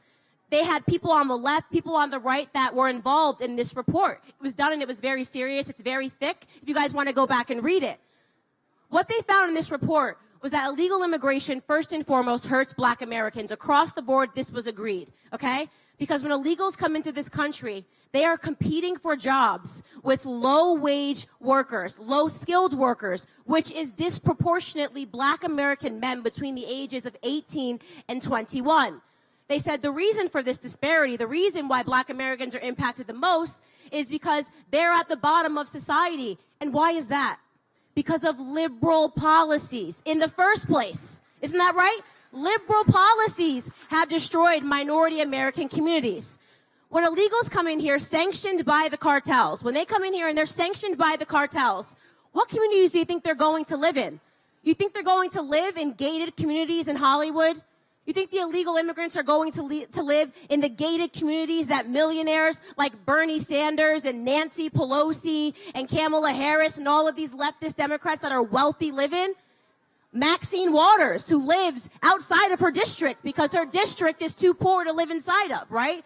She lives in a $6 million home outside of her district. Where are those illegals going to live? In minority communities. So when they say open the borders, it's okay, we'll deal with the crime and the sex trafficking and the drugs later, they're talking about bringing drugs and crime and sex trafficking directly into minority communities. You cannot forget that. I had watched that clip circulating on the internet, you know, Now This, that leftist rag that puts out propaganda for the left of AOC, right? Drawn to tears. She's a really good actress. You don't think she's a good actress? On the brink of tears, she was watching a woman testify about her child, her child very sadly at 19 months lost its life after it left the ICE detention centers because it had a lung infection. And AOC was brought to tears listening to this story about how she feels that our agents and that our government should have been responsible for the health of her child because she was leaving her country. You know what I didn't see of all the people that they called to testify?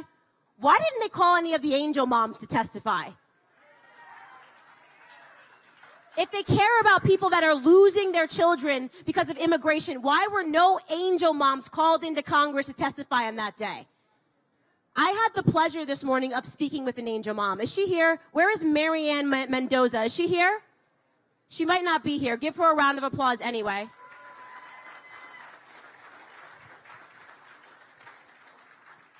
And she told me the story of her son, Brandon Mendoza. And I'll tell you, it's the first Candace Owens episode show that I was brought to tears listening to her and wondering why it is that our Congress members who claim to care so much about the lives of people never seem to care about American lives. Brandon Mendoza, she told me the story of her son, ever since he was 13 years old, wanted to be a police officer. And I wanted her to take me through that. I wanted her to take me through his childhood because that matters. Hearing the spirit of what it takes when a little kid determines that he wants to defend and he wants to protect and he wants to be a law enforcement agent. These are important stories to tell because the left is making it seem like they're all monsters, right? They're dehumanizing our Leos in this country. They're dehumanizing and making it seem like they're adults that decide, hey, I hate Hispanic Americans and I hate Black Americans, so I'm going to become a police officer or I'm going to become a border patrol agent. No, that's not the truth. Her son, at 13 years old, determined that he wanted to be a police officer because he loved his community so much. And he would go door to door. He learned the names of all of the people that he was protecting. And they loved him. He was protecting a Hispanic community. This is Arizona. It was in Arizona that he was protecting people. You guys know what these communities are like when you're close to the border, 60 miles north of the border. These are largely Hispanic communities. You can't be a racist police officer or a racist border patrol agent. You actually have to be people that care so much about people of other colors that you're willing to give your life every single day on the line.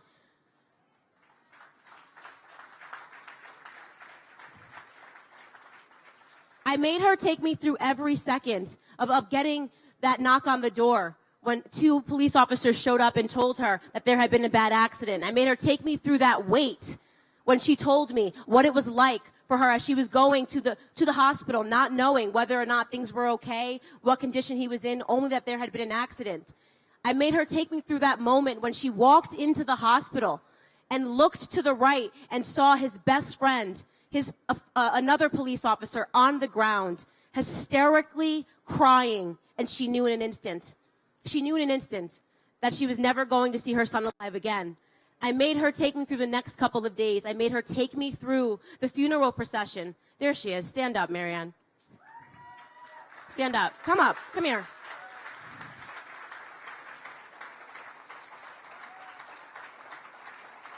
Stand up. Stand up.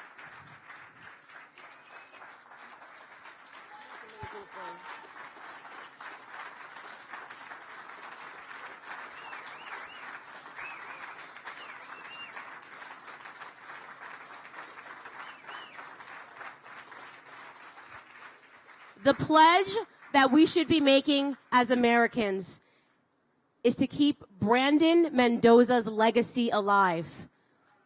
The lives of all of the Americans who have lost their lives to illegal aliens, the accidents which should have never happened. The moment that brought me to tears is when she described her other sons coming home. Do you mind if I share this? I mean, I guess we did it on a podcast. In her kitchen, and her sons realizing they were never going to see their brother again. Just imagine that moment for your kids, realizing they were never going to see their brother again. And they just hugged each other, and they cried, and they held on that embrace for a very long time, realizing that they were never going to see him ever again. Why doesn't Alexandria Ocasio-Cortez ask about those moments? Why doesn't Rashida Tlaib, these House Democrats who have gone crazy defending people that are not our own, ask about those moments? The suffering that parents like her go through. What is happening in this country is wrong. It's absolutely horrific. We are punishing those people. We are making it pretend that his life never mattered. Worse, what they want to do is in the future, they want to make it seem like that guy was just some racist. These Border Patrol agents deserve what they have coming to them. It's okay to be violent towards police officers. I want you to talk a little bit about your son. Please do. Please do. As she said, Brandon knew at the age of 13 that he wanted to become a police officer. He had spent some time with a police officer in Chicago who talked about the importance of being a modern-day beat cop. And that's what Brandon became. And he was put in charge of an area of South Mesa that had drug dealers and had a lot of homeless people. And there were illegal aliens living in that neighborhood. But Brandon knew these were contributing members of society, and he worked side by side with them. He would check on the elderly in the area. He had their children's phone numbers so that if something was wrong, he could let their children know so that they could come. But he went to the Boys and Girls Club in the area. He mentored the children. He had bought 3 bicycles for 3 grandchildren that were being raised by their grandparents. And it was before he was killed, so the Mesa Police Department ended up getting those bikes to the children. I ended up providing Christmas for those children for the next few years because I knew that's what Brandon would have done. And so many children came up to me after his funeral and said, Mrs. Mendoza, who's going to buy us pizza and who's going to buy us ice cream? Because he would go to the park on his days off and play kickball with these children and talk to them about the importance of staying in school, staying off drugs, and staying out of gangs. And there are a lot of children in that neighborhood who told me they wanted to be police officers. They wanted to be just like my son. So I know he made a difference. And unfortunately, his life was cut short before he could make the full difference that he wanted to in our community. But thank you for helping me keep his memory alive, and thank you all.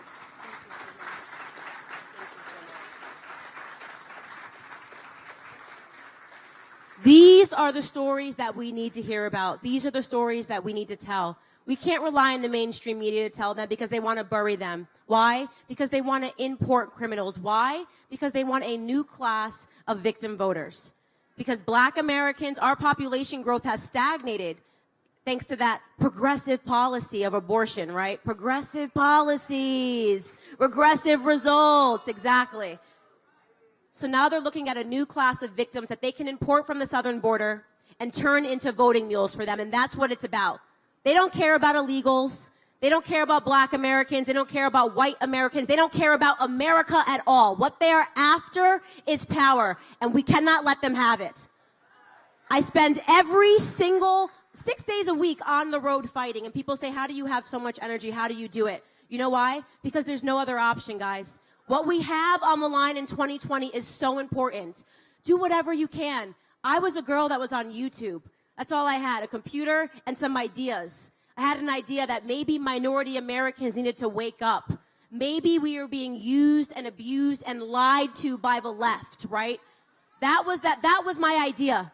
I started on YouTube. I remember a guy in California, one of the first people that ever reached out to me and said, hey, you're going somewhere, kid. And he sent me $500 a month on Patreon. And what that meant to me was that I got to keep going. And look where I am today, right?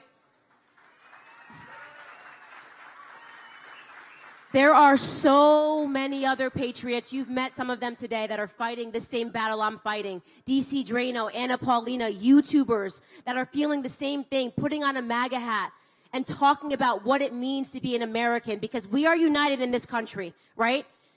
The American flag represents something that transcends race, sex, gender, sexuality. It unites us based on a philosophy.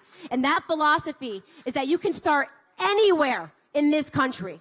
If you are willing to work hard and stay out of trouble, this country will reward you. That is the American dream. The American dream is what is on the line in 2020, and that is what each and every one of us have to make a promise and a pact to protect. Thank you guys so much for having me.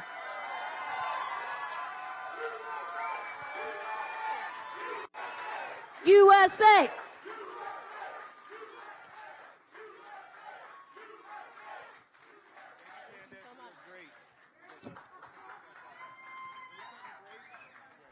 The Symposium at the Wall, sponsored by We Build the Wall, Numbers USA, Citizens of the American Republic, Black Americans for a Better Future, Angel Families, Citizens United, and Human Events.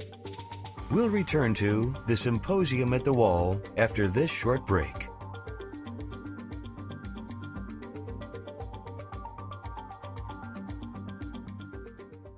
This is a show of hands question, and hold them up for a moment so people can see. Raise your hand if your government plan would provide coverage for undocumented immigrants. The drug cartels are controlling who crosses the border. They make a lot of money smuggling drugs. They make a lot of money smuggling people. Right. She voted twice against bills that would have provided more resources for these migrants in these facilities, and then she goes down to the facility and say they're not getting the right resources. The cartel and crime gangs across Latin America and beyond are focused on getting people and drugs to the United States.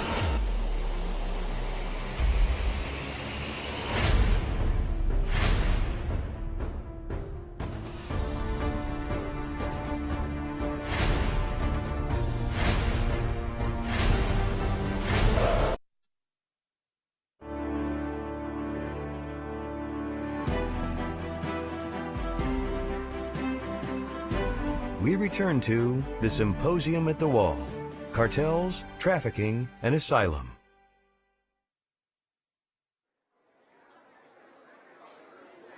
It is my honor, ladies and gentlemen, to introduce to you our next speaker. Our next speaker is Dr. Darren Beattie. Dr. Darren Beattie is a former White House speechwriter and policy development aide to President Trump. While a visiting professor at Duke, he distinguished himself as the only non-tenured academic in the country to have publicly endorsed our candidate Trump. He is now a political consultant and writer. Please help me introduce Dr. Darren Beattie. Testing, testing, thank you. Please be quiet during this speech. I'll assume anyone talking voted for Hillary Clinton. As mentioned in the introduction, I have the distinction of being the only non-tenured full-time academic in the country to have publicly endorsed then candidate Trump. A distinction that I'm actually more proud of is I was the only faculty member at Duke to have correctly predicted the outcome of the election, which actually irritated my colleagues much more. Of course, I can pat myself on the back as an academic, but what I knew was simply what tens of millions of patriotic Americans knew in their bones, which was that Donald Trump was going to win.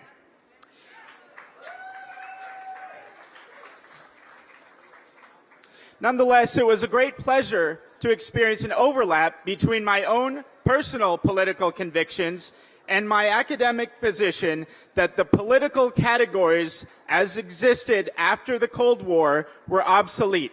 And I interpreted Trump as a necessary and desirable first step toward this political realignment.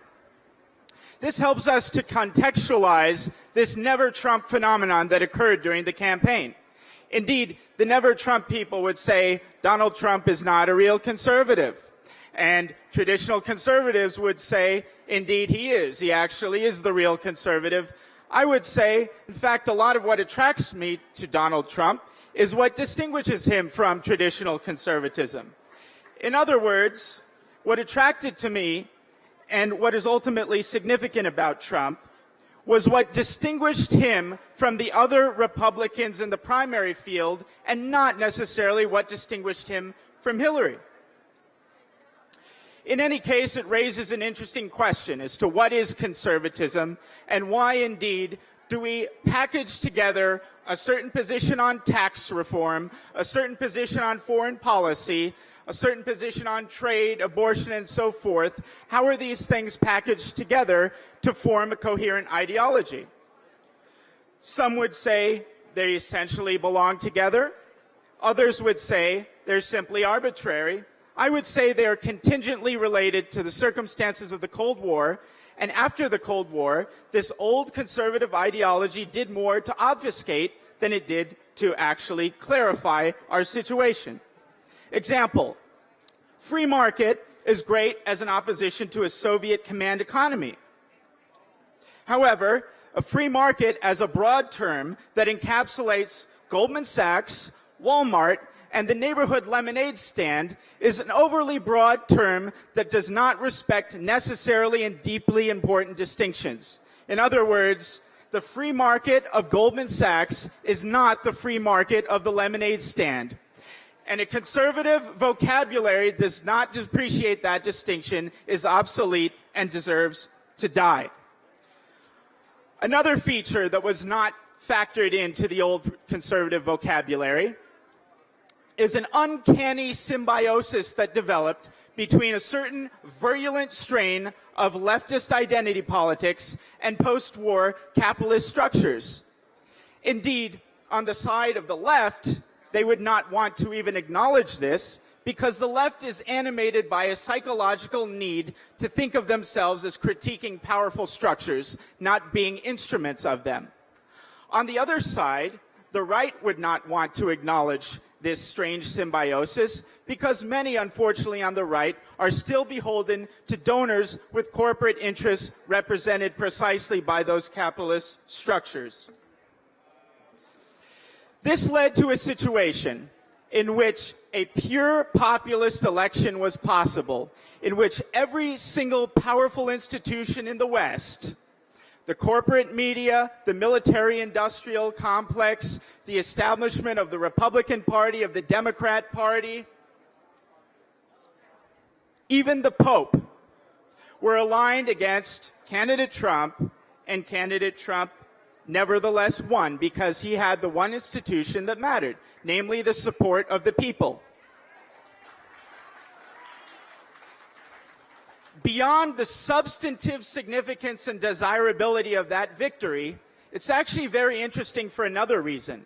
Namely, one consider it a laboratory-made test case, or in other words, a stress test for democracy itself.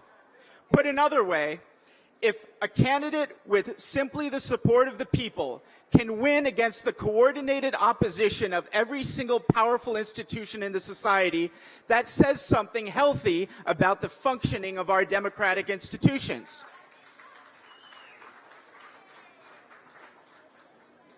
And this stress test was passed. And it's precisely for this reason that the enemies of Trump have focused specifically and virulently on the democratic legitimacy of Trump's victory. Mueller report is only one example. Now, surprise, surprise, it wasn't a happy ending simply after the election. All of these oppositional forces did not die after the election, and as Steve Bannon said, if you think the administrative state is going out without a fight, you're kidding yourself.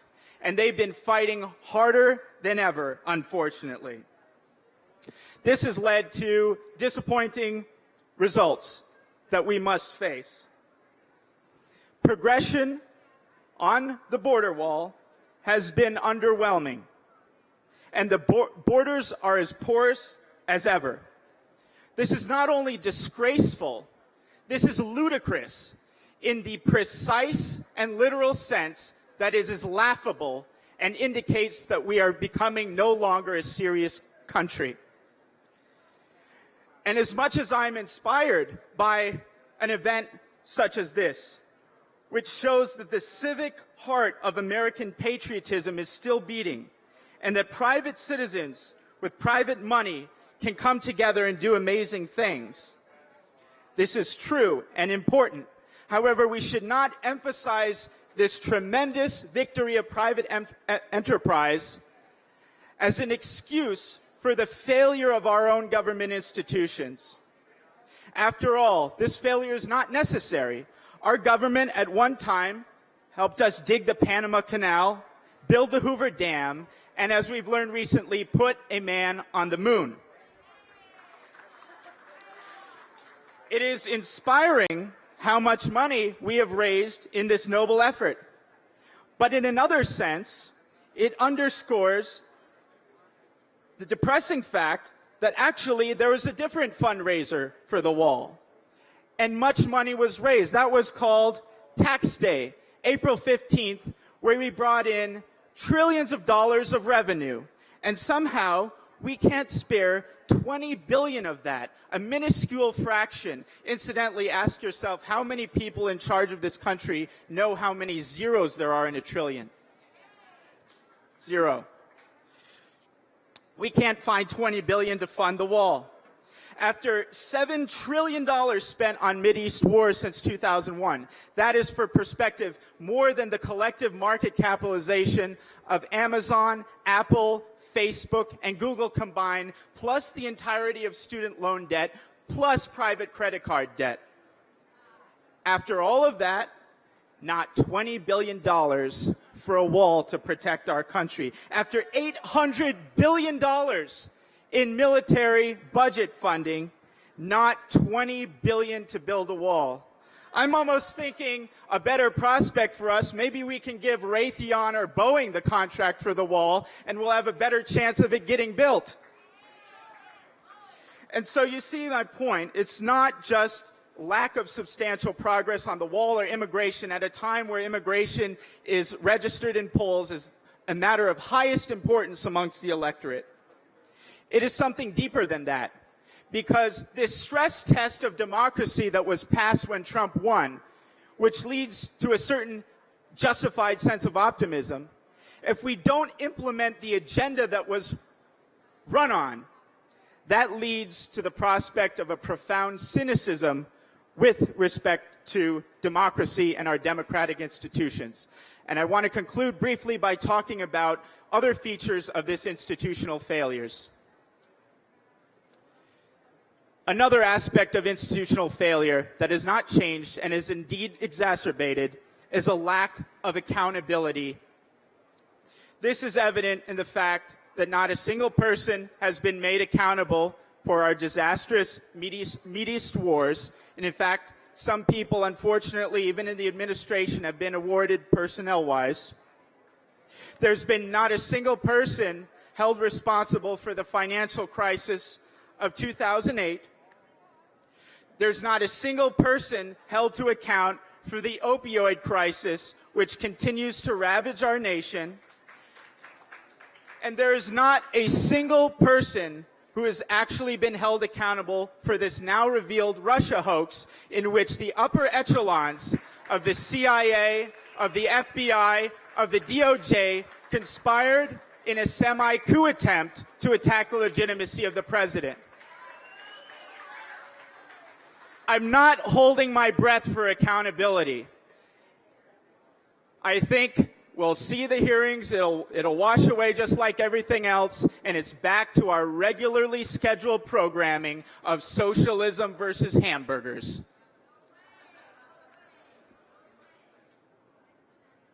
Another aspect of democratic accountability has to do with free speech in the public square. Isn't it interesting that all these people who talk about so-called free movement of goods as free trade, of people who talk about free movement of labor as open borders, are conspicuously silent about the free movement of information on the internet? In fact, they've been vigorously opposed to it and suppressing it.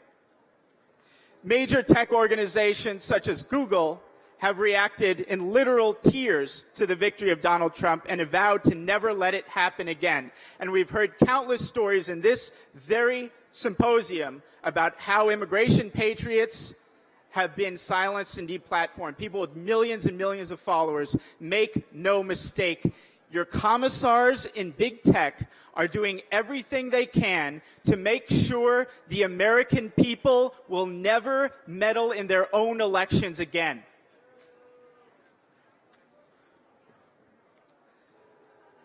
I could go on, but I conclude this portion by simply saying an obvious and lamentable fact that every single institution in the United States is either actively malicious against the American people or a scam. In a healthy system, in fact, these institutions would be very important. In a healthy system, there would be a functional deep state, which in an important way would offer continuity and stability to complement the vicissitudes of democratic populism. In fact, democratic populism is not necessarily so much a corrective to this institutional collapse of the deep state. In some ways, extreme populism is actually a symptom of this institutional failure. And this brings me to my last point, which registers a concept in the title of this talk, which is the tyranny of myopia, and is the last and perhaps most severe consequence of our institutional failures. And that is, due to our lack of a functioning institutional system, we are no longer able to undertake great long-term projects or to address seriously deep structural problems in our system in the long term. In his opening remarks, Chris Kobach said something quite profound. He pointed to the fact that this physical structure of the wall will last longer than every single living sentient being listening to my words right now in the audience.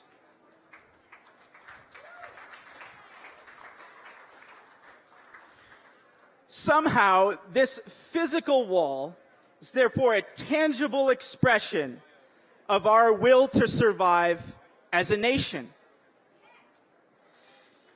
But it also sets us to think of the connection between sovereignty itself and long-term thinking.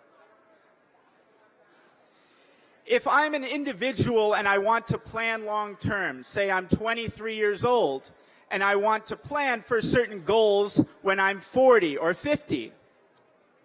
It sounds bizarre and commonsensical, but I have to be aware that I'm indeed the same person that I will be in an essential sense when I'm 40 as I am when I'm 23.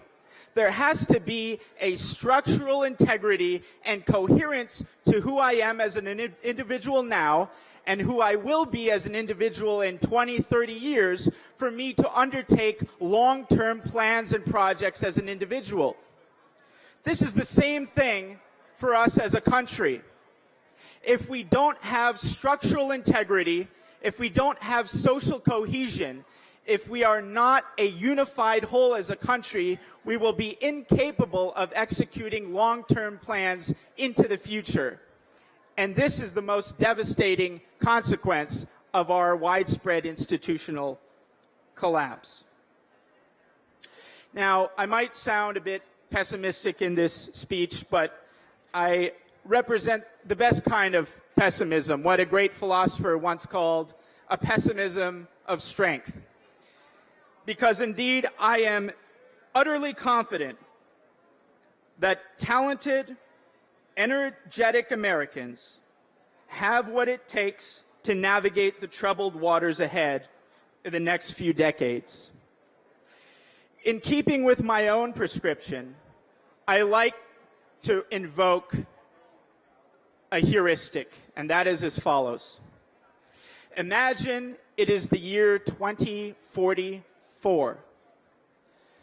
Imagine that America in 2044 is still a real country in a meaningful sense, and it is not a dystopian nightmare. Backwards engineer a plausible scenario leading up to that point. I'm optimistic because I do have such a scenario, which falls beyond the scope of this talk. But I will conclude with this, that whatever scenario you tell yourself leading up to that point in 2044, it must involve us being willing to boldly acknowledge the deep structural bottlenecks to progress and the institutional failure I've described. And it also requires an awareness that winning the argument is always great. Winning elections is always great. But we must always be mindful that as great and as necessary as it is to win the argument and to win the election, it is not to be considered a consolation prize for losing the country. Thank you. Mr. Donald Trump Jr. and his beautiful girlfriend, Kimberly. We're only worried about 2020 right now. We got to win because we want to keep the winning going, right? And thank you guys for being here. Brian, thank you so much for all your sacrifices doing this and showing really what capitalism's all about, right? This is private enterprise at its finest, doing it better, faster, cheaper than anything else. And what you guys are doing is pretty amazing. It started from a grassroots effort, and it's just doing some wonderful things for an important issue. We need a border. We need to be able to protect ourselves, our citizens, from the drug trade. We can't have a system that encourages essentially mass migration, all the negatives that come with that right now. When I hear some of the human stories, the abuses, the suffering that has gone on because of this crisis, it's truly heart-wrenching, and we got to prevent that from happening. And we also actually have to take care of America first. The notion that we can't take care of the homeless problem. How about the veterans issues that I'm sure you've faced in your career since your sacrifice? You know, dealing with those things and the importance of that has to be paramount. And what you finally have now is a president who's willing to fight for Americans. That was his mandate, and that's what he's been doing. He's the first politician, maybe in history, who's taken hell for actually doing all of the things that he said he would do. Our first border wall is built, helping to secure our border against illegal immigration, crime, drugs, and human smuggling. But we can do more with your help. Be part of this growing movement to secure our border. Donate online now at www.webuildthewall.us, because every mile matters.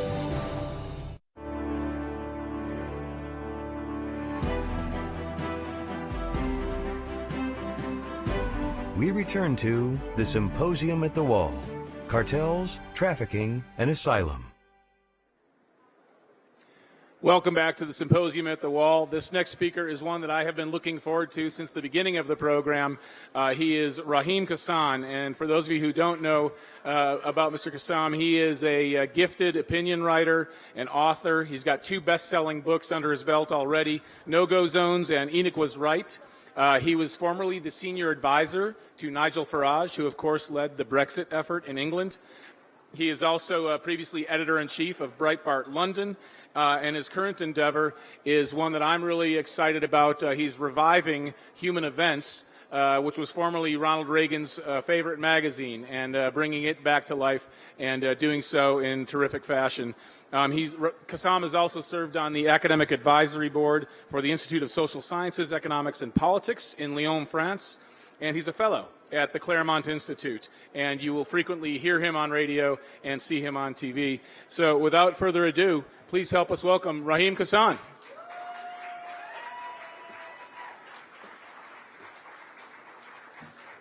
Thank you very much, Chris. And thanks to everybody who's come out today here. Thanks mostly, I think, to the brilliant minds who have organized all of this. I was just at the very top of it over there. You probably saw the truck speeding down.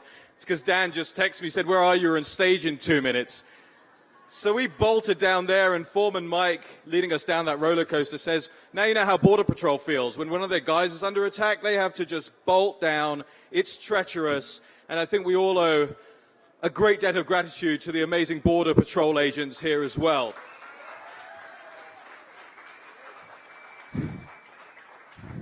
You know, being British, I always wear my blazer and I always wear my pocket square. It's a little hot, so if I pass out here, just know it was for sartorial elegance's sake. Will somebody just make sure that everybody knows that? I want to take you guys back, if I might, to 2015. Who remembers the European migrant crisis of 2015? You saw it all across your televisions. You saw it, of course, in the way that CNN and all of those guys wanted you to see it. The picture of the dead young man, Alan Kurdi, washed up on a Turkish beach. But there are lots of statistics.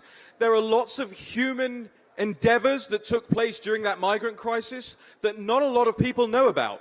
And one of the things that this President Trump, knows about is the people who were standing up for sovereignty and for border control across Europe actually had some great victories in order to curtail the migrant crisis of 2015.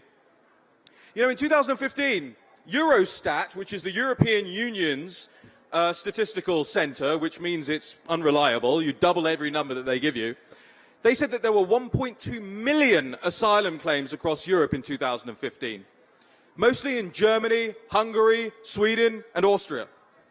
At its peak, the migrant crisis saw one person illegally immigrating into Europe every 12 seconds. But let's get some perspective. In 2014, I'm going to take Hungary as an example. There were 45,000 illegal entries into Hungary. By 2015, there were 391,000 illegal crossings into Hungary. But the Hungarians said, "We're not having it." And over the course of 3 months, the Hungarians built 100 miles of border fencing. And my take on that is, to all the naysayers out there across the United States who say this cannot be done, number one, it's being done right here. You can see it in front of you. And number two, there is historical precedent for this and contemporaneous precedent for this. That's why this president has an approval rating of 50%, whereas the Brobdingnagian Trudeau has an approval rating of 40% and less. Macron in France has an approval rating of 26% and less. Theresa May, our dearly departed Prime Minister, has an approval rating as she left office of 25%. And Merkel has had to sort of semi-resign and unresign, and is she going to come back? And we don't know. The way I speak to people about this is this president is the most popular Western leader right now in the world. In the world! If somebody could fax those numbers over to the Washington Post for me, I would be very, very appreciative. You know, but the situation in Europe is still, as you well know, rather dire. There's been little integration of the people who have come over, especially during the migrant crisis, to the point where they're just sending them into Europe with prepaid debit cards. Here's some cash, go and live separately. There's ghettoization, as I pointed out in my book, No-Go Zones. Violent crime rates are on the rise across Europe. And I'll tell you something. America is actually one of the most generous places in the world when it comes to immigration. I mean, the idea that America is somehow racist or keeps people out for giggles is a nonsense. You have more than 40 million people in the United States born elsewhere in the world. That's 1 in 5 of the world's migrants. But you never hear the media lauding the generosity of spirit that you Americans openly outstretched to the world for the good, integrating legal immigrants who want to come here and be a part of this country, do you? You know, the foreign-born population in the United States will go from 45 million in the next couple of years to about 78 million by 2065. That is a massive ask of people, a massive task in terms of integration, in terms of assimilation. And I'm reminded of perhaps the greatest prime minister the United Kingdom never had, the subject of my second book, Enoch Powell. Enoch Powell gave a speech on April the 20th in 1968, where he talked about the perils of mass migration. Mass migration. He said it was impossible for people on that scale to integrate, to assimilate. Nothing wrong with small-scale legal immigration. But he quoted Virgil from the Aeneid, and this was something that the British establishment fundamentally didn't understand. He said, like the Roman, I seem to see the river Tiber foaming with much blood. Some of you will remember that speech. And the establishments over here and over there said, he's accusing immigrants of bringing rivers of blood into the United Kingdom. He did no such thing. Enoch Powell was warning about the blood, the sweat, and the tears that both the immigrant and the native-born would have to spill in order for mass migration to work successfully. He was saying fundamentally it cannot be done at that scale. But they misquoted him, they misreported on what he said. He was fired from the shadow cabinet, the opposition, and he was made into a political pariah. But there's something that makes me very proud when looking at this president on the stages all across America, and indeed the stages he takes all across the world. I feel like he is channeling Enoch. And Enoch was right. I know it makes people uncomfortable, but Enoch was right. In the 1990s, net migration was neutral. There were as many people coming in as there were people leaving the country. We were experiencing no boom in our populations. We were a neutral country in that regard. By the mid-2000s, we had 600,000 people into the United Kingdom every single year, and only 300,000 people out. That means we're importing the size of a small city in the UK into the UK every year. And as you know, we're quite a small island. The knock-on effects have been incredible. Classroom sizes have increased from 25 to 40, 45 in some classrooms. You know, we have a socialized healthcare service, and I know how most people in this room will feel about it, but let's just take it for what it is. We have a effectively Medicare for all system, and that system is now under immense strain as a result of mass migration. The roads, general infrastructure, welfare, community cohesion, all under the strain of mass unchecked immigration. And for the naysayers out there, and I know the BBC was here earlier, and the BBC, by the way, for those that don't know, that's our CNN, okay? The BBC will say this doesn't happen, everything's fine, there's no ghettoization, it's not taking place. I went to these neighborhoods across Europe. Tell them to go to Sparkhill in Birmingham or Alum Rock, where a sign was graffitied on the wall that says no whites allowed after 9 p.m. Think about that. In England, go to Tower Hamlets, where there has been mass voter fraud that's been taking place in and amongst the Pakistani and Bangladeshi communities. Go to Dewsbury, where there are active Sharia councils. Why? You can do better than that, can't you?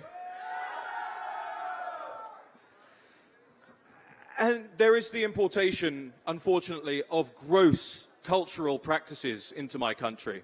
And you can probably tell by my name and my tan that I am not English of stock. But my parents immigrated to the United Kingdom. They wanted to be a part of it. They wanted to live the British dream. And they wanted their children, my brother and I, to integrate and live that dream too. And when I see that there is a case of female genital mutilation every 100 minutes in the United Kingdom, when you hear that in one particular London borough, 1 in 5 child deaths are because of inbreeding. And again, when you hear that there are over 85 Sharia councils all across the United Kingdom, you realize, America, I hope, that this should not be your future. That you must do everything in your power, like everyone in this room is doing, to stop that happening to you as well.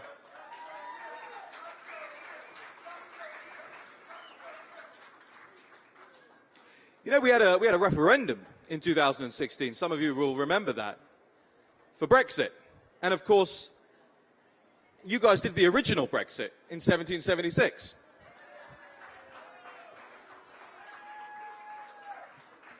But during the Brexit referendum, we were also told this about mass migration that nobody had been told before. We had known it for some time, but no authority had ever said this. And the Bank of England came out and they admitted wage compression is real. For every 10% increase in foreign workers in the United Kingdom, it causes a 2% fall in average pay. And that is something I think a lot of Brits suspected, but didn't quite know, weren't quite sure of. And this very same thing is happening here in the United States too. We also have now the Islamophobia peddlers, the lobby, in our own parliament, much like your squad in your Congress. How do you feel about the squad, by the way? I'm hoping if I get you guys to boo enough, then somebody will clip it and it'll say, the wall people booed the brown guy on stage. That's how they'll spin it. But they're pushing for anti-Islamophobia laws, effectively anti-free speech laws. They say that you cannot criticize Islam. You cannot criticize the Prophet Muhammad. This is what's going on in our parliament to this day. And this outraged lobby is subsidized by us.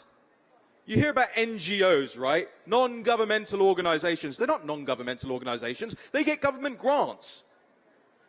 Non-governmental organizations in the United Kingdom, the Race Relations Lobby and all of these guys, in 1900, there were 155 NGOs in total across the United Kingdom. By the year 2009, there were 2,000 NGOs. And I have a question. If they're so good at their jobs, how come we need more of them? And if they're so good at their jobs, how come we keep needing to give them more money? It's a racket, is what it is. And it's a racket at our expense. You know, ladies and gentlemen, I just want to leave you with another Enoch Powell quote, because he is my hero. And if you ever get a chance to read Enoch's writings, to read his poetry, to read his political speeches, I commend it very highly to you. There's a great book called Enoch Was Right that you can get on Amazon. But Enoch said this. He said, to see and not to speak would be the great betrayal. And I am so happy that each of you have your voices, are lending your voices, and are speaking. Thank you, ladies and gentlemen. Thank you.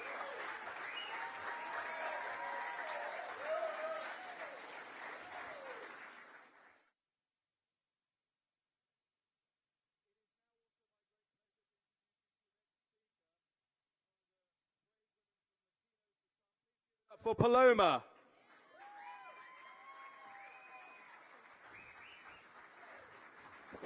Hi, everybody. My name is Paloma. A lot of you know me as Paloma for Trump.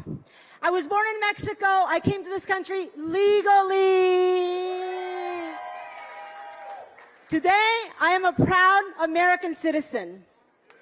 It took my mother and I 10 years to go through the process. We paid our dues. We waited in line the way everybody else should wait in line. No cutting the lines.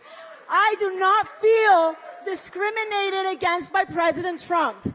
Instead, I agree with him when he says that our countries are not sending their best. Some of them are bringing crime, some of them are bringing drugs, and we need to build a wall. Okay. What he said was absolutely true. It took almost 10 years for us to become American citizens. Why should anybody run across our border and not speak English, not assimilate the culture? I learned the language. I assimilated the culture. Every immigrant that comes to America should do the same. I value, I treasure, and I respect having the privilege of having become an American citizen of the greatest country in the world. I believe in justice, I believe in law and order, and I want things done legally. I love America. I will always use my voice to fight for the truth, to speak for America, to speak for American values, to protect the sovereignty, the values, and the future of the greatest country in the world. God bless all of you, and God bless America. Latinos for Trump. Latinos for Trump.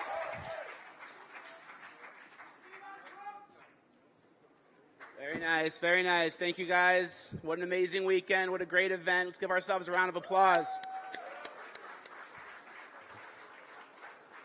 I am honored to introduce our next speaker.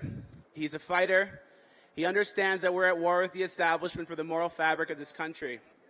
This man's been in the political arena for decades, and no one has a better understanding of the problems we face as a country and how we can organize in a grassroots way to fix them. He's been maligned, slandered, and attacked for his views since he started. But he takes these arrows in stride for us because of his love of this country and his commitment to preserving American prosperity. This movement is bigger than the wall. This movement's bigger than politics. The United States is the last bastion of hope for the West.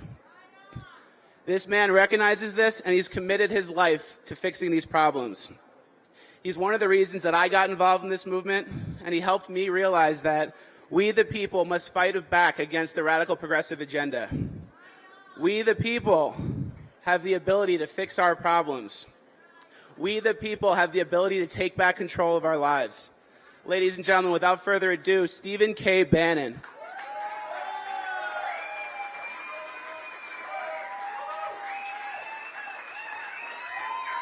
Thank you. Thank you. Come on up. Okay, I want to introduce the leader, our founder, Brian Kolfage.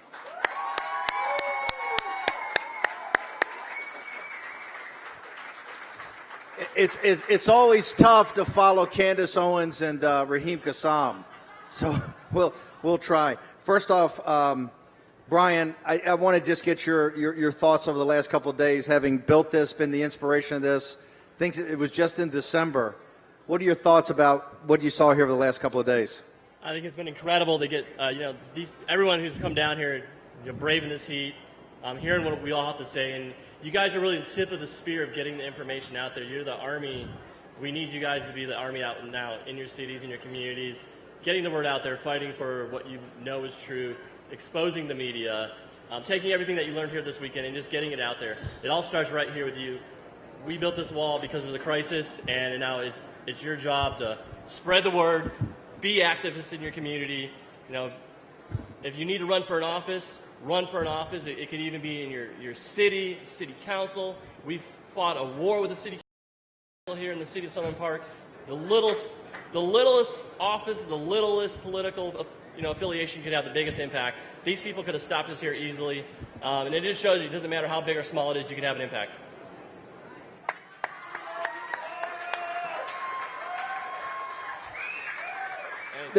We had a wallathon out here about a month ago. The purpose of this was to bring together the thought leaders and all the issues around immigration with these great young influencers, Flacus, Fog City Midge, Amanda Head, Candace Owens, a whole raft of them, right? Anna Paulina. What do you think? Where does this movement, where do we go from here? Not just the wall, but where do you think this entire thing goes and how we push this forward to support President Trump? Well, I think we're the army for the president. We're his wing that needs to carry this message forward. And it's not just about the wall. It's about supporting his policies. It's about supporting what our political beliefs. And it's about exposing what's really going on, the truth on the border, the truth, just everything that's going on in our country. I fought in Iraq. I gave 3 limbs over there. And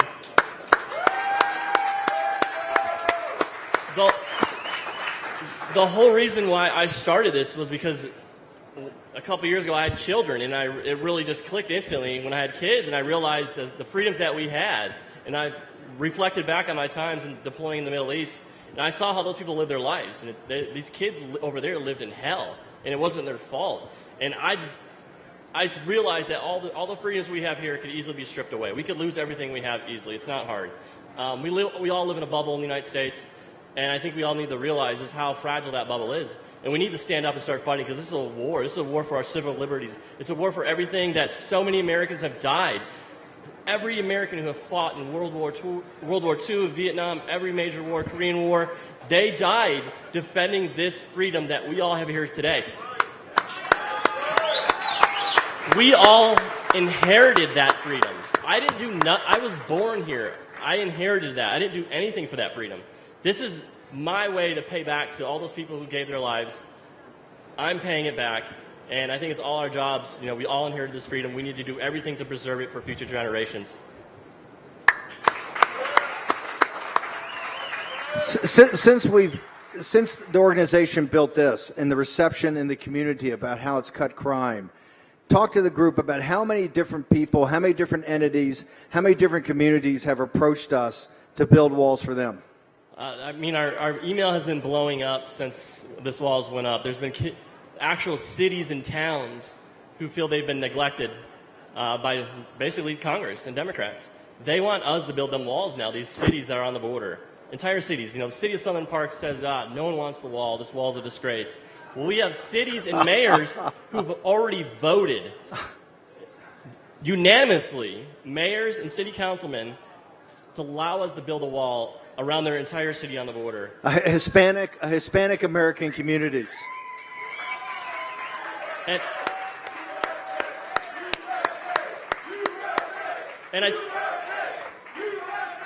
I think going forward, one of the big things we've learned is this is a joint path. This is a parallel path with President Trump, that the government has these big sectors and sections of walls that are 100 miles long they want to build.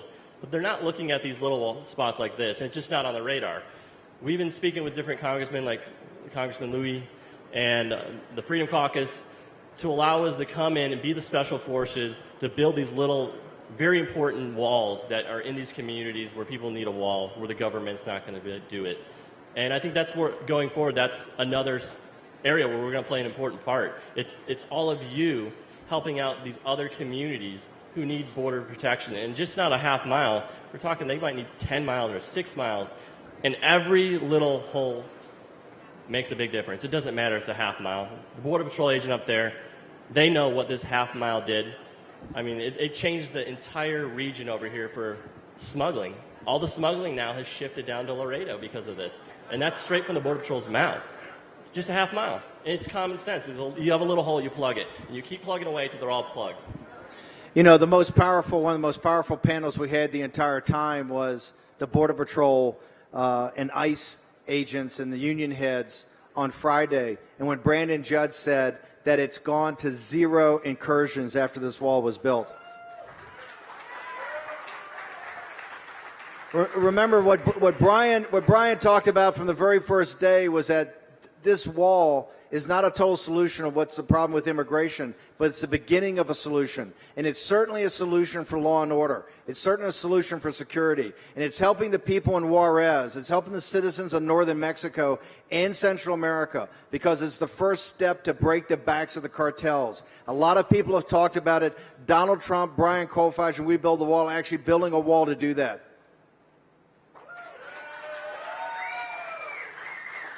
Now, we could have never have had this conference. Remember, the purpose of this conference was to bring the biggest thought leaders in the country around these complex issues of cartels, trafficking, immigration, and also the building of the wall and national security. You saw a whole raft of speakers. In addition, we brought 30 to 35 of the young influencers, some of the most powerful voices in the conservative movement, because it's very important, I think, to merge these kind of young people who know how to reach mass audiences, who can go beyond television, beyond newspapers, and merge that with the content that we had. And Brian and I talked over the last couple of days. We're thinking of one of the things that We Build the Wall will do is start to sponsor. We need to get these conferences throughout the country. We wanted to start first here because it was with you people that we built the first part of the wall, right here at mile marker 1.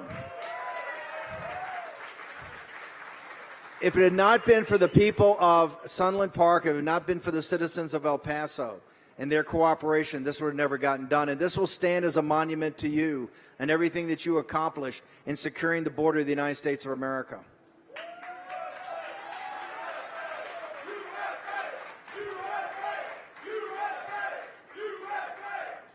So we want to finish. We know it's hot and it's a Saturday afternoon, so it's only going to get hotter. But we want to finish. We want to say some thank yous to everybody, all the volunteers, everything that you men and women did to make this special. We couldn't have done this without you. We're going to start doing these on a regular basis. We think this is, every person we brought here from Washington, D.C. this weekend was absolutely blown away. This is going to be a symbol for the wall throughout the entire country, and we intend to come back here on a regular basis and have additional conferences.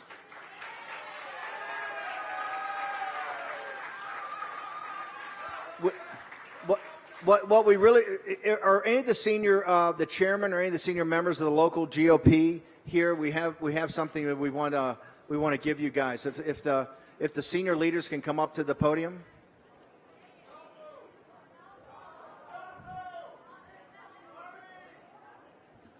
If we can't take the senior folks, we'll take any folks.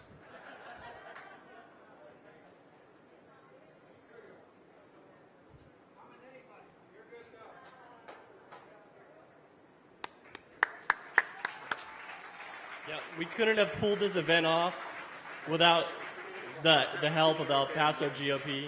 So I want to thank everyone who volunteered. Here's our chairman. Hey, stand up here with us. Have a seat. Yeah, have a seat. Have a seat. Have a seat next to Brian. Yeah, come on up. Thank you. Come on up. Hey, brother. Brian, I will turn it over to you. Take a seat.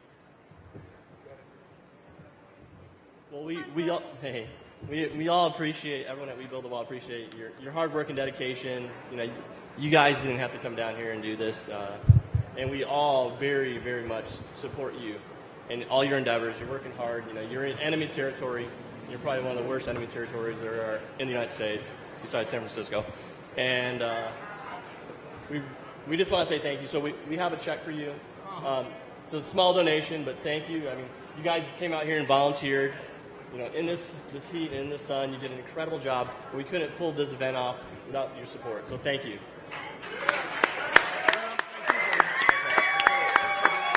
Thank you.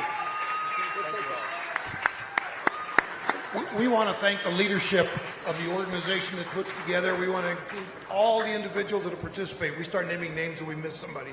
But again, thank you very much for what you're doing. Thank you also, and we appreciate it, and we hope to see you here many times in the future. Thank you. Thank you. Stay right there.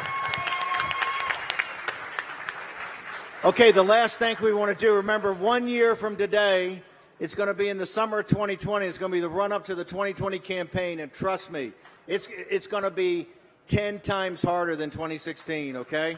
So everybody's going to have to turn to. Everybody's got to put their shoulder to the wheel. If you want to change your congressman, if you want to change the permanent political class in Washington, D.C., if you want to support President Trump, you're going to have to put your shoulder to the wheel. We got 1 year until the run-up.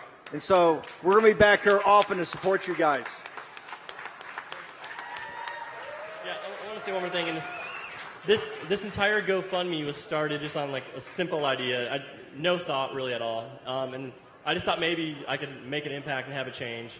And I think it shows you that if you think you can't have an impact, you can 100% have an impact. It just takes one person to stand up to have that change. And in your communities, if you're, it might not be very, you might not be good to speak out for Trump, or a lot of people might feel they're going to be attacked.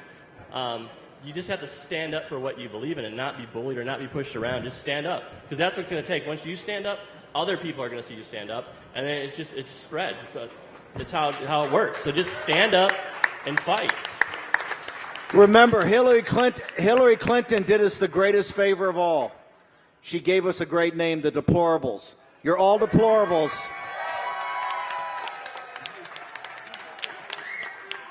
And it's the deplorables that threw out the permanent political class and made Donald Trump president. Same thing's going to happen in 2020. Thank you, guys. Appreciate it.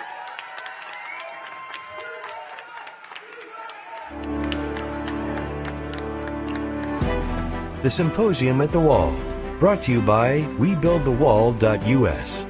Please donate, because every mile matters.